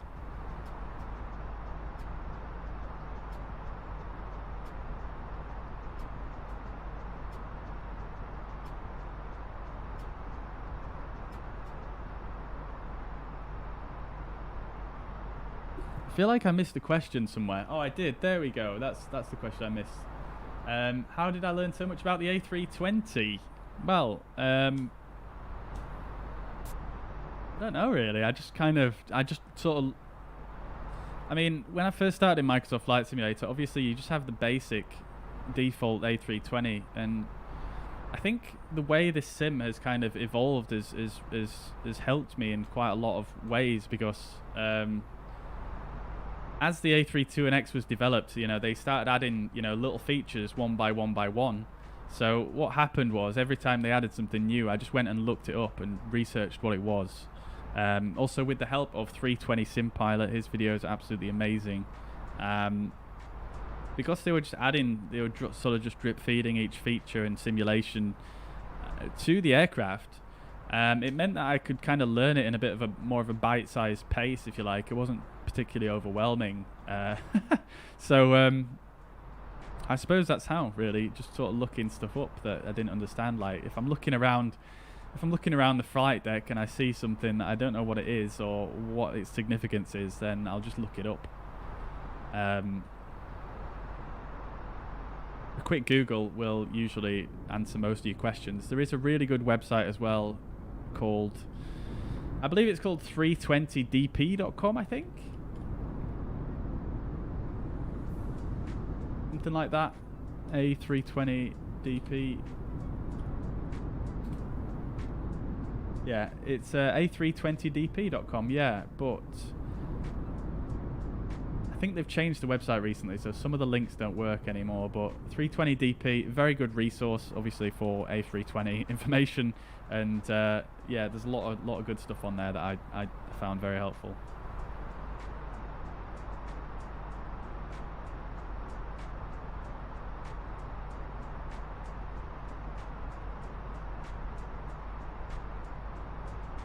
Oh, you haven't changed the springs, right? Fair enough.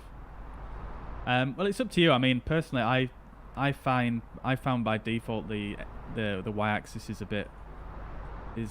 doesn't have enough resistance on it, but I suppose it's personal preference. But yeah, I put the strongest springs on the y-axis, and then on the x-axis, I put the weakest springs.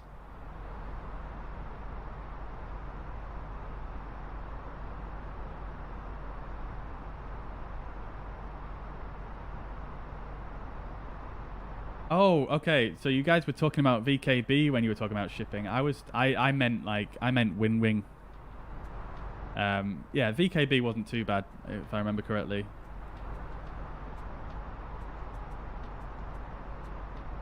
But welcome to the chat anyway, Will. I hope you're doing well.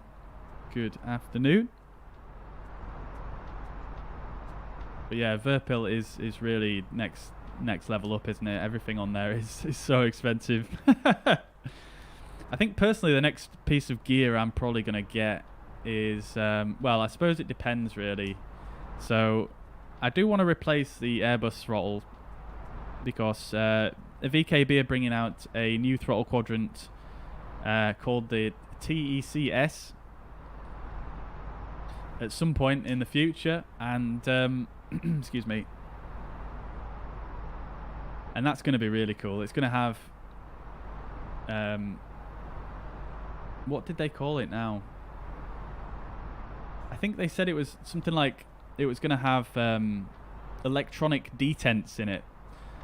So what that means is the detents in there, they're not going to be fixed to a specific position. You're going to be able to change them dynamically. And also, there's no mechanical part to it. It's electronic. So therefore, there is no like dead zone on the detents. It's like you put it in the detent, it's in the detent, you take it out the detent, and it's not going to, you know, like on the TCA quadrant, for example, if you place the throttle levers, say for example in the CRJ, if you place the throttle levers near the detent, then the throttle levers have a tendency to kind of like slip into the detent because of that sort of weird dead zone of the mechanical part. So this other one sounds really exciting with the electronic detents. That, yeah, should be pretty cool. So I'm looking out for that, and hopefully if that releases soon, I'll probably get that next. But I do really want to get some better rudder pedals as well. I've had my eye on the what are they called now? I think Chewy's got them. They're about £300, I think, so pretty pricey, but compared to a lot of rudder pedals, not that expensive. I can't remember what they're called for the life of me, but they are definitely on my list as well. Sorry, I gave you literally no information there. West Europe server Frog Gaming, indeed. Neil, good afternoon from to yourself at Heathrow. Amazing dude. Are you at work right now?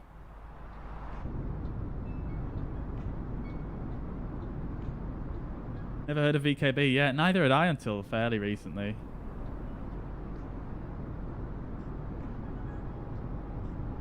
Didn't they say 5 years ago they were making a throttle? Yeah, I think it's been a long time coming. Yeah, I think they did, yeah. That's the impression I get from the forums anyway. I think it's something that people have been waiting for a while. Apparently they've made some prototypes now, and it is in testing, so maybe we'll see it at some point this year. Just finished. How was your day, Neil? How was your day?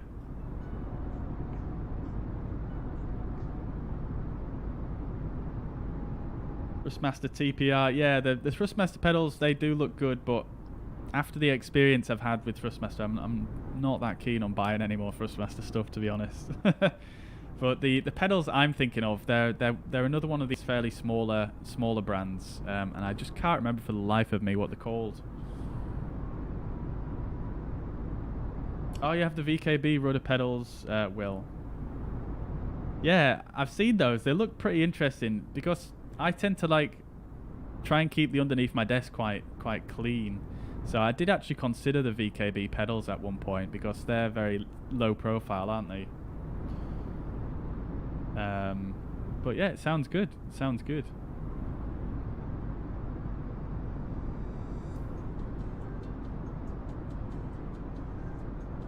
Like to mix things up? Yeah, definitely. I would say so, to a certain degree.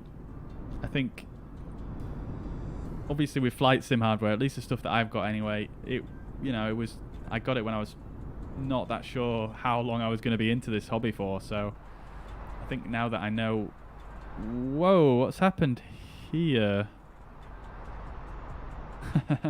We definitely didn't check that before we set off, did we? Okay, let's see if we can get this sorted out then. Right, let's go to plan mode real quick.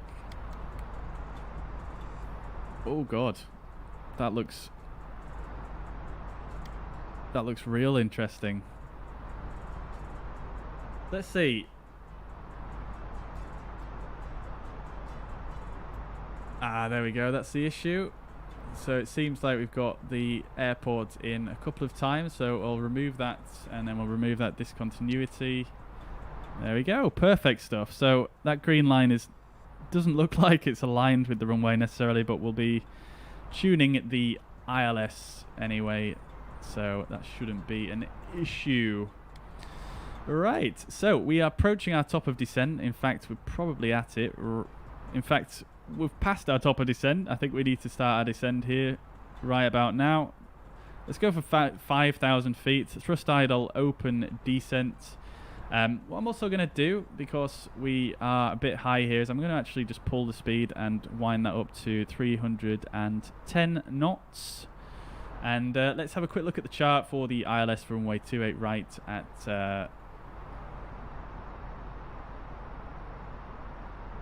Islamabad.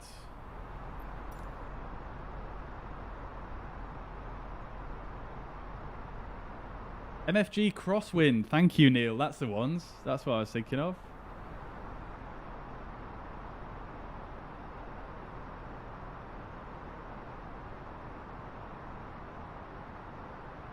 Oh no, she found the receipt for the 3080. Oh no. Why is this not loading? Come on now. Okay, I don't think that's working. So we're gonna have to just use the fuzz pad, which is fine. Alright, let's bring up the fuzz pad then and have a quick look. So we'll bring up the charts here. We're just gonna search for Oscar Papa India Sierra Islamabad. And we're going to go for the runway 28 right, ILS Zulu approach. Now, we are going to assume we are on vectors as we come in for our approach. So, this transition is not relevant to us, neither is this. We're just going to come in more or less here, come in and make a... We'll probably turn out and then come in a little bit. I'm just going to check I've got the correct frequency tuned. 110.7. We don't want that blunder again like we had the other day. So, okay, great stuff. Let's brief it then. So we've got the ILS Zulu. Runway 28 right for Islamabad, Pakistan. The ILS frequency is 110.7 with the identifier India Bravo, India Papa. Final approach course is 279 degrees. The... The airport elevation is 1,761 feet with a runway elevation of 1,750. The MSA is going to be 7,500, changing to 4,200 as we come onto the localizer. Transition altitude is 12,000 feet. Transition level is 14,000 feet, or flight level 140. The glide slope itself, 3 degrees is the descent angle, and the minimums are going to be 1,950. And that's about it. The final segment is actually only 6.1 miles. We've got mandatory 3,700 feet as we come into Renux. And then we're going to fly for about 4.1 miles on a level till we descend on down the glide slope. And that is about it. Once we arrive, we are going to exit runway 28 right. We'll probably exit at Charlie here. Take a right turn onto Kilo and then a left turn onto November. And we're going to park up where we initially started this flight. So, pretty straightforward. Let's just bring back this chart. 28 right, 110.7. I'm paranoid about the frequency now, but we've got it. So there we go. That's all in. We'll go ahead and put in our destination data as well. So we'll come up to the ATSU, AOC, and we're going to grab a meta. So let's send that off. See how we're doing on the descent. Looking good. Speed's still at 310. We can probably increase that a bit as well now as we're at a lower altitude. Let's go to 320 knots. Going to give us a very high descent rate here, but I think we can live with that. I was too busy speaking to you guys, so I've missed the top of descent point by quite a fair margin. So let's print that off. Let's grab it and bring it over here. Perf data. So QNH 1018 is the QNH. Temperature is 6 degrees. Nice bit warmer here. And the winds are at 230 at 6 knots. And our minimums 1,950 feet is set, and the airport elevation is 1,761. So we want to set our go around thrust reduction to we'll set it to 1,000 foot above airport elevation. So we'll go for 2750, and the same for the acceleration altitude. And the same for the engine out acceleration. Okay, that is all in. Let's see how far we've got to go. 34 miles. Oh, we're still extremely high. I'm going to get some speed brake in as well. Let's go to local altimeter 1018. Okay, so approach checklist briefing is confirmed. ECAM status is checked. Landing distance is 30 miles. Seatbelts are... We probably should have turned them on before we started this steep descent, so let's go ahead and turn those on. I'm going to go ahead and turn these lights on as well, because we're probably going to pass through 10,000 any second now. Seatbelts are on. Mara ref is set 1018, both sides. Minimum is set 1,950. Engine mode selector is in norm. And we can put the TCAS in below. Okay. Approach checklist is complete. So we're approaching 10,000 feet now, so we do need to slow down. Wow, look at this. Holy crap. I think someone did say low visibility. Whoa, look at this. Yeah, someone did say it was low visibility, didn't they? Right, let's go back to manage speed now as we're coming through 10,000 feet. We don't want to go too crazy on breaking the speed limits. Let's get this wound down to 3,500. I'm going to keep the speed brakes in to half, which is the maximum you can do in flight.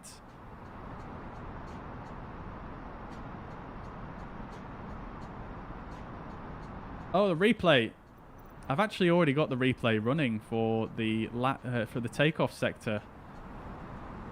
So let's go ahead and stop that, and I'm going to save it because oh,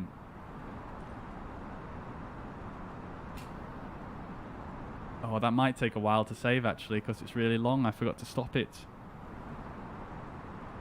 Oh dear. Okay, we're probably going to have a frozen sim for a few seconds here.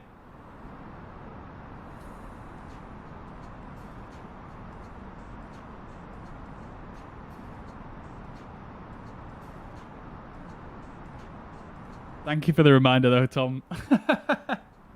Really appreciate that. You know what I need? I need like a notification that you guys can trigger on your end. Like you can type something in the chat and it's going to pop something up on my screen. It says replay.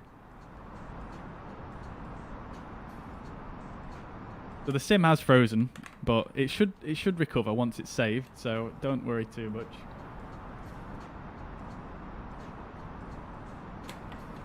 I just hope that it hasn't carried on simulating the aircraft path. And I hope it just stops there.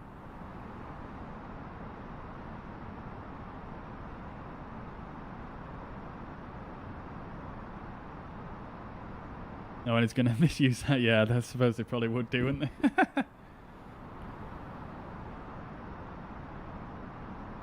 It's going to be some gigabytes. Yeah, it's probably going to be fairly decent size.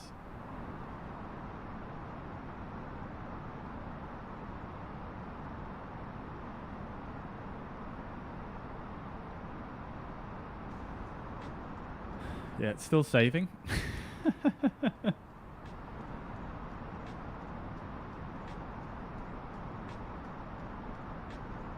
I wish I'd remembered to just stop it a little bit earlier and it would it'd be such a smaller replay.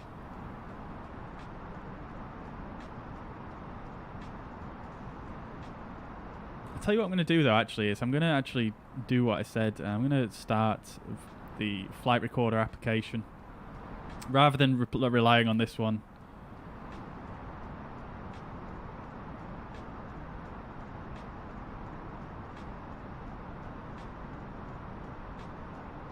Oh, come on now. This is taking some time.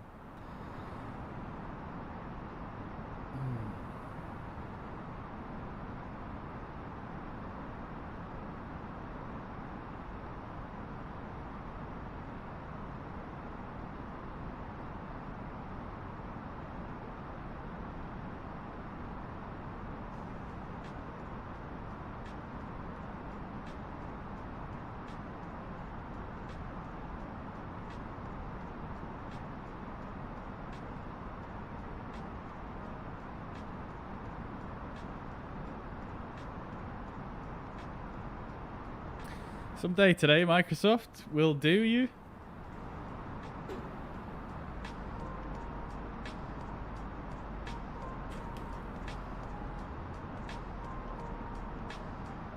Alright, guys.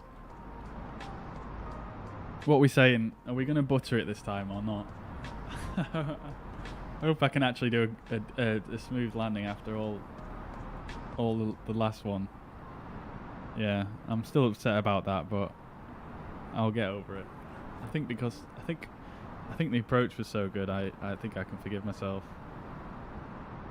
What was your guys, if you flew along today, what was your landing rate in Skardu? I'm just interested.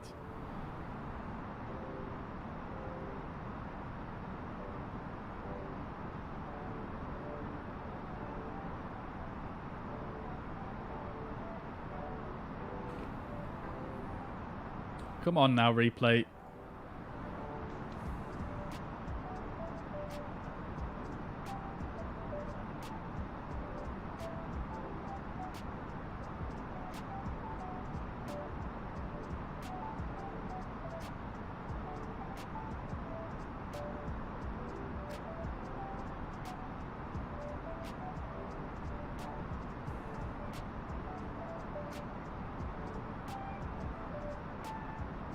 Bruh. This is taking a long time, isn't it? Far longer than what I thought it was going to take. But I'm not giving up. I'm not giving up. There we go. Speak of the devil. And everybody's just disappeared on multiplayer. Brilliant. Okay, so we are coming down. I've got half speed brake in. Let's go for a low auto brake. Nah, let's just use medium. It's the final flight of the day. Why not? We're slowing down quite nicely, although we don't have too much time to run until we need to turn. We'll turn on the LS push buttons.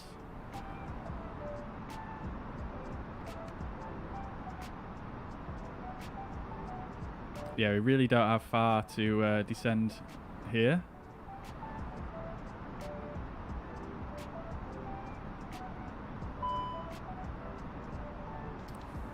Oh. Cabin pressure low. Okay, I've never seen that before. Low differential pressure in the cabin. That must be something to do with the replay thing, I reckon. Aircraft vertical speed reduce. Expect high cabin rates. Okay. We are just going to clear that one. Because I think that is probably from the doing of... actually, I did descend quite quick, though, didn't I? But I've definitely descended quicker than that before and not had that. So, yeah, I think I'm going to blame the replay saving on that.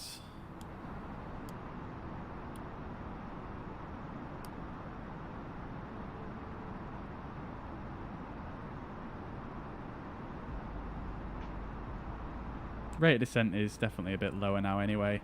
Okay, so we're going to assume ATC have cleared us for the approach. We're going to go to... we're going to use the lock button initially. Actually descending quite nicely here. We're descending just a little bit higher than the glide slope, which is good to see. However, we are going to hit the decel point, so I'm going to pull the speed knob here so that we don't immediately slow down.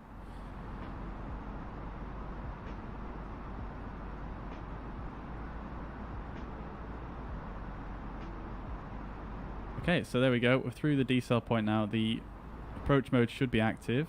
It is.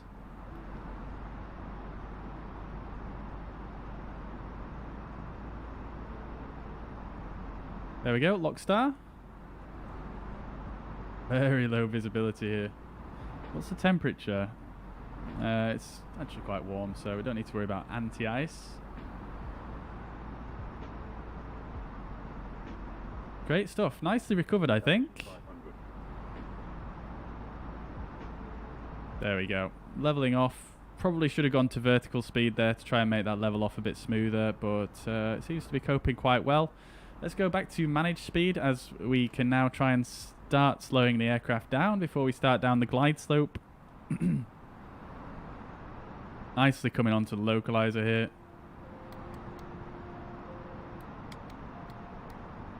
Looking good. Let's arm approach. So we've got glide slope blue, alt, and Cat 3 single. Let's turn on AP2 as well. Cat 3 dual AP1+2. Lock is fully captured. We are now slowing to green dot speed. There you go. So you're asking earlier on about the expedite. That is the green dot speed currently.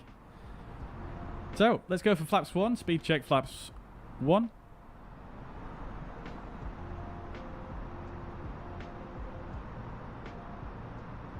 Glide slope's coming down. We're going to go straight to flaps 2 here as soon as we can. So flaps 2, speed check, flaps 2, and gear down.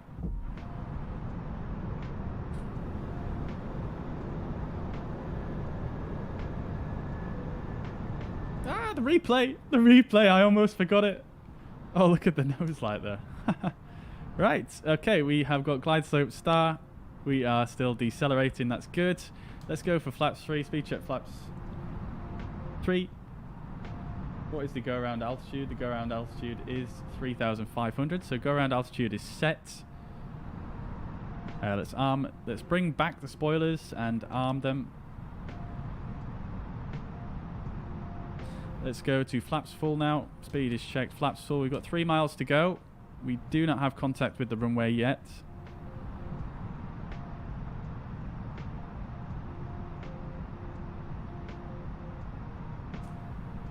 I think we're about to see it. We've still got some spoilers out for some reason.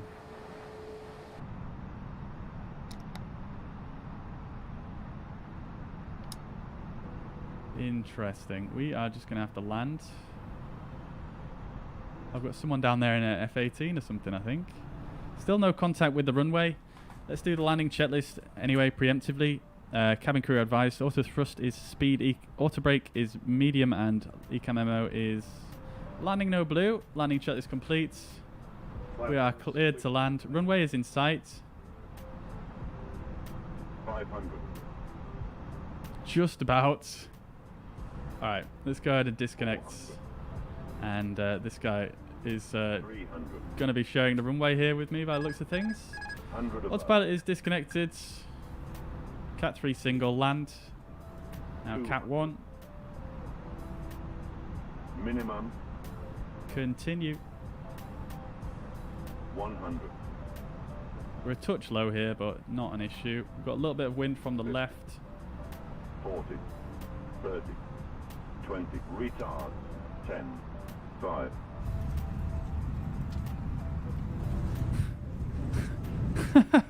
I didn't flare enough again. Okay, we've got full reverse, reverse normal, spoilers are deployed, and decel. Stow the reverses, manual braking. Beautiful stuff. There we go, manual braking. Get the flaps retracted and the spoilers disarmed. There we go. Beautiful. I mean, 294. It's not the greatest, is it really? But we were right in the touchdown zone. God damn it, what is wrong with my flaring today? You know what I think it actually is? I think, well, I don't know if you guys are aware or not, but the fly-by-wire team actually posted a, well, they made a post, basically, the other day. And let's just slow down here. The taxi signs are basically miniature at this airport for whatever reason. I'm not sure if that's a bug or what. Start the APU. Get the landing lights off as we're leaving the runway. Nose light to taxi and the strobe lights why we stopped moving. APU to start. Let's turn the predictive wind shear off and the weather radar. We'll turn the TCAS to standby. And might as well go ahead and put the transponder off. Why don't... This keeps happening today, doesn't it? The brakes keep sticking. Very strange. Alright, so we've actually got hot brakes. You can see the brake fan light is lit up. So we'll turn the brake fan on. And yeah, like I was saying, so Flybywire actually posted the other day. I don't know if you guys saw this or not, but they basically posted saying that the new recommended sensitivity settings for this aircraft is minus 30% on plus and minus 30%. So that might be affecting my flare. To be honest, I did change that the other day, and I've not flown this aircraft since I changed it. So that's my excuse. I know. That's my excuse, guys. Don't worry about it. All right. After landing checklist, flaps are retracted, spoilers are disarmed, APU is on, radar is off, predictive wind shear is off. After landing checklist complete.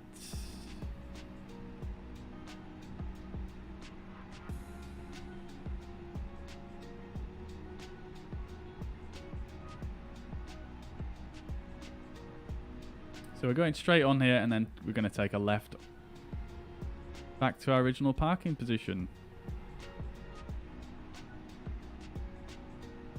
Got quite a few people here now, haven't we? Well, thank you very much, guys, for flying along today, if you have flown along. Always enjoy having people joining us on the flights, and today has been no exception. Who else have we got? We've got a few new people here, haven't we? It's CB. I'm not sure if they're in the chat, but they weren't there earlier on. And then we've got Zach, Chris, and Dave there, as well as Thomas and Ramirez. Ace is over there flying around still. Oh, he departed after me, didn't he? In fact, didn't Dave, didn't you depart after me as well? I guess you probably overtook me when I had a freeze.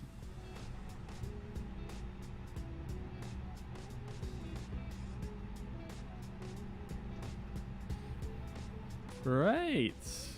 Let's turn off the nose lights and the runway turn off lights as we're coming in to the stand. My taxiing, something about this airport. I blame the airport for my bad taxiing. Because my taxiing was fine at Skardu. Alright, we've still got the brake fan on. Let's just check the wheel temperatures. Oh, the wheel temperature's actually back in the green now. So let's turn the brake fan off. And we're going to come in at stand, I think it was stand 7 just here on the corner. This scenery is fantastic, isn't it?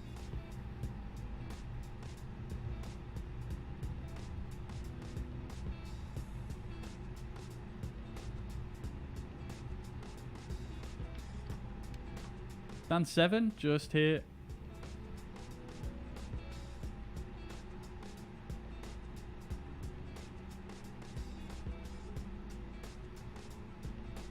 Beautiful. Look at that green glass on the terminal.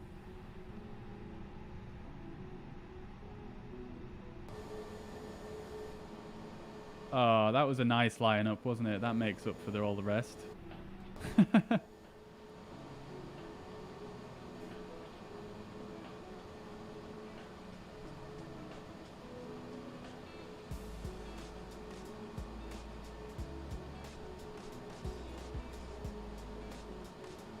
That'll do. That will do. Okay, so APU is Veil. Let's go ahead and turn both of the engines off. Whoops. Beacon light can come off. APU bleed can come on. We'll also turn on the external power because it is Veil. Fuel pumps can come off. Wait, what just happened? These switches have not... Oh, they didn't work when I turned them off on my computer, on my controller.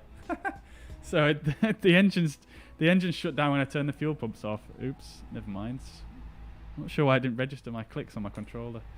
Right, so fuel pumps are off. APU bleed is on. External power is on. Seatbelt signs can come off. We'll go ahead and get the jetway connected.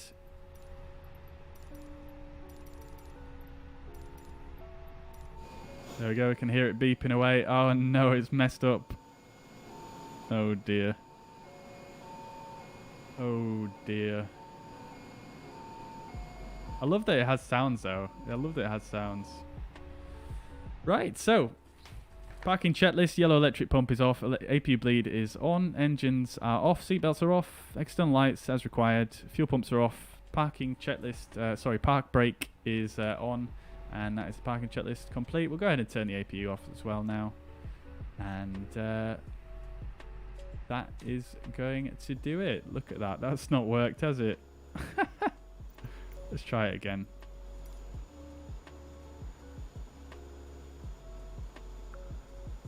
I don't know if this is just an issue with this airport or if this is something that can happen at any airport.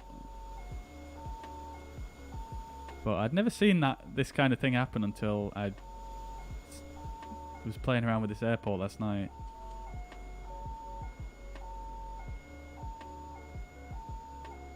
Just in time to see the shutdown. Yeah, sorry, Jack. You can obviously rewind though. There was, yeah, absolutely stunning flight that we had today. So I would highly recommend doing that, to be quite honest. Beautiful. There we go. So, rather than fiddling around with the jetway, I'll tell you what I'm going to do is let's just go straight into the replay here. In fact, let's just check the fuzz pad real quick and just see what the landing rate was and stuff like that, even though I know it wasn't particularly impressive, but I still think that qualifies as a good landing, to be honest. Alright, there we go. So 1.1 G, again, is quite good. I know I always say the G-force doesn't mean anything in Microsoft Flight Simulator. It probably doesn't, but when it works in my favour, I'm going to use it because it helps me justify a poor landing. But nevertheless, anyway, as you can see here, Sim Toolkit Pro thought we wanted to land on 2.8 left for some reason, so we're just going to ignore that. But as you can see, the green little blob there is basically bang on the centre line and bang on the aiming point as well. So very, very good landing, I think, if I do say so myself. The only thing that could be improved, obviously, is the vertical speed there. Well, I don't think the vertical speed, I don't think 313 feet per minute is going to really be too much of an issue for the aircraft. At the end of the day, I think it's that's a fairly, I mean, it's a firm touchdown, isn't it? But it's, you know, it's not going to cause damage to the aircraft, is it? I don't think so. I can live with that. And let's have a look at the replay then. Oh, Ace is coming in on final first. Okay, let's have a look at that first then. We can't see anything. It's just blue. Oh, I'm so sorry. I'll come back and look at it in a second. Let me just see if we can get Ace's landing first. Look how good this airport is. I don't know if it's because it's a bit foggy and whatnot. It makes it look better than what it does normally, but look at that. Holy crap, that looks so good.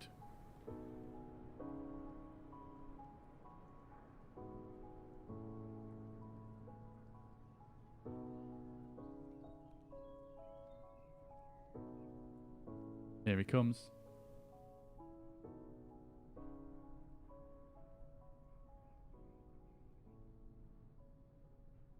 Oh, is he invisible?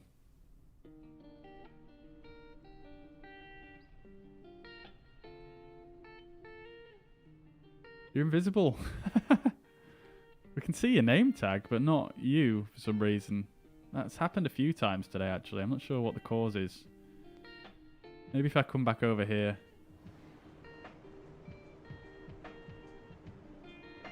And then we'll go back in a sec.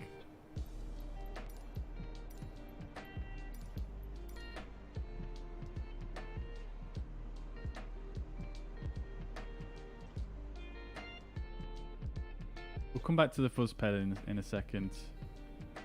Yeah, no pressure, Acer, no pressure. Yeah, I think I touched down right about here, didn't I? Well, actually, you guys didn't see the landing report, did you? But nevertheless, the touchdown point, anyway, on Sim Toolkit Pro is literally right here. So I was pretty much bang on in terms of centerline tracking and the touchdown zone. Right right here. Right here. You can't see my mouse, can you guys? There we go. Right here. That's strange.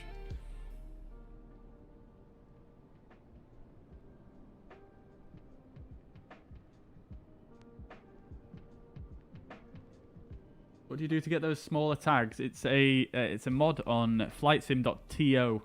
I think it's in the description, the name of it. I can't remember what it's called. I think it's called Tiny Plates or something like that by a developer called Mugs.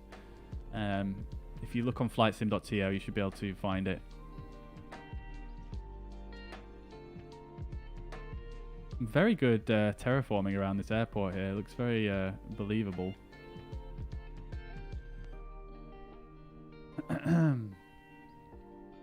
How do you move around the camera so quickly and fluently? I'm using an Xbox controller. That is the key.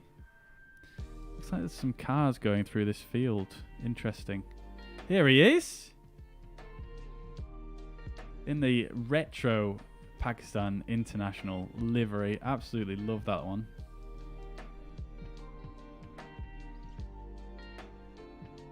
Is it the normal drone? Yep, it is indeed. So if you go to showcase camera, there you go. That's the one. I have a feeling you changed the flight also mid-flight without going into the menu. Yep, I did indeed. You can, if you look on the key bindings for an Xbox controller, you can change the speed, you can change the exposure, you can change the depth of field, you can change all sorts of stuff with just using the Xbox controller.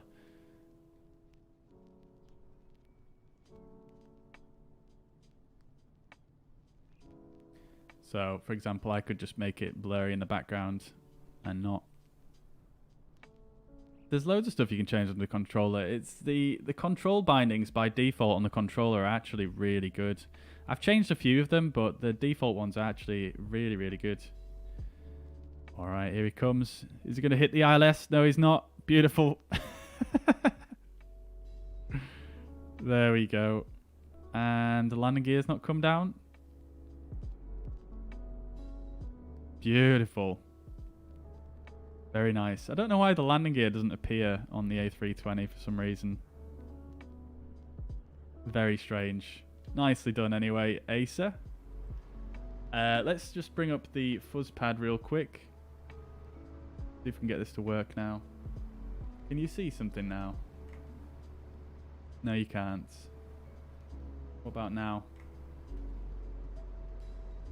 Yes, you can. Great. Not sure what's happened there. Set up this fancy new animation and now it's not working. Anyway. Oh no, it did work just then. There we go. Fantastic. Okay, so there's Sim Toolkit. Here is the landing report that I was looking at.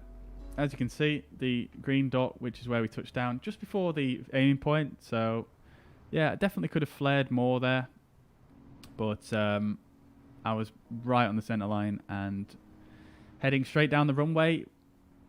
Vertical speed 313 feet per minute, and the G-force 1.1 G. So yeah, I'm fairly happy with that actually, despite having that quite firm landing rate. I think I can live with that. What's blue, Land O'Lakes?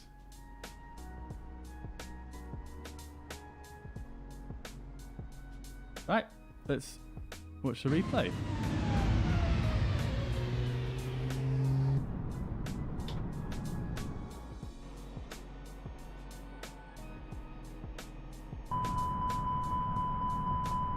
Oh, we're definitely not going to go inside the cockpit though because of all the warnings that go off. Wow. Are the flaps going to come out, or is it just gonna do it like that? They keep flickering like it knows they're out, but anyway, let's just watch this back and see how it looked from the outside.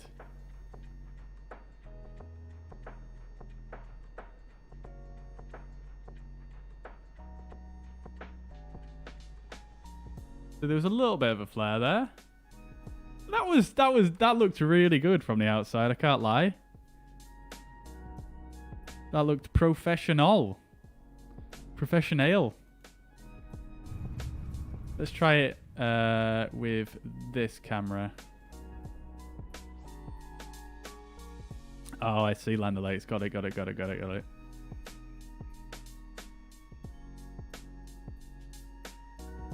The engines aren't making any sound anymore. I don't know what's going on with this.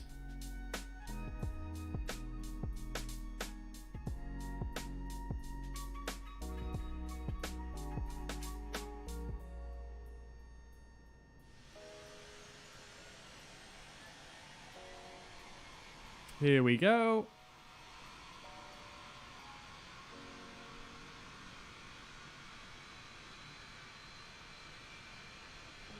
Yeah, not bad. I was actually a bit off center line there, but that's fine. That's fine. Not getting much better. Yeah. Oh, so Mad Sib about the sensitivity from fly-by-wire. Yeah, so they made a little PSA the other day, and they basically said the new recommended sensitivity for this aircraft is the...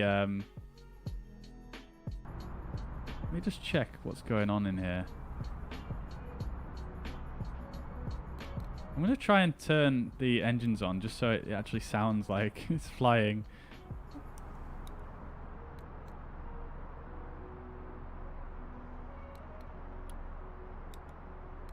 Okay, the starter won't come on for the APU. Are the batteries on? Yes, they were. Yeah, I don't know if we're going to be able to resolve that. Let's just carry on. So yeah, the sensitivity settings, they basically said that they recommend a different setting now. Previously, they recommended a fully linear sensitivity, but now what they're recommending is this. Minus 30% on both plus and minus of each axis. That's the new recommendation, and that is what I'm blaming my poor flaring on tonight.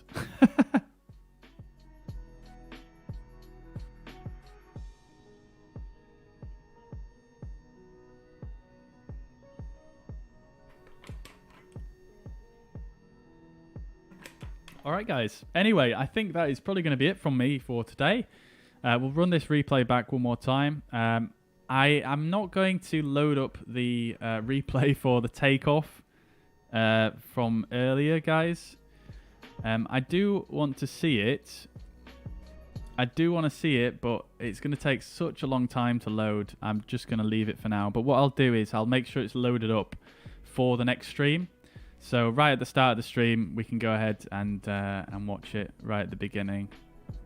So yeah, make sure you tune in for that.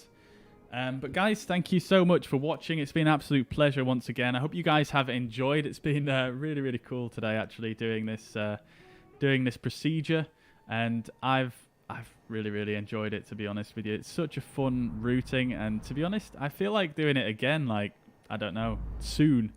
It's such an enjoyable routing. So yeah, I hope you guys have enjoyed. Thank you very much for obviously your patience in all of the briefing and things like that.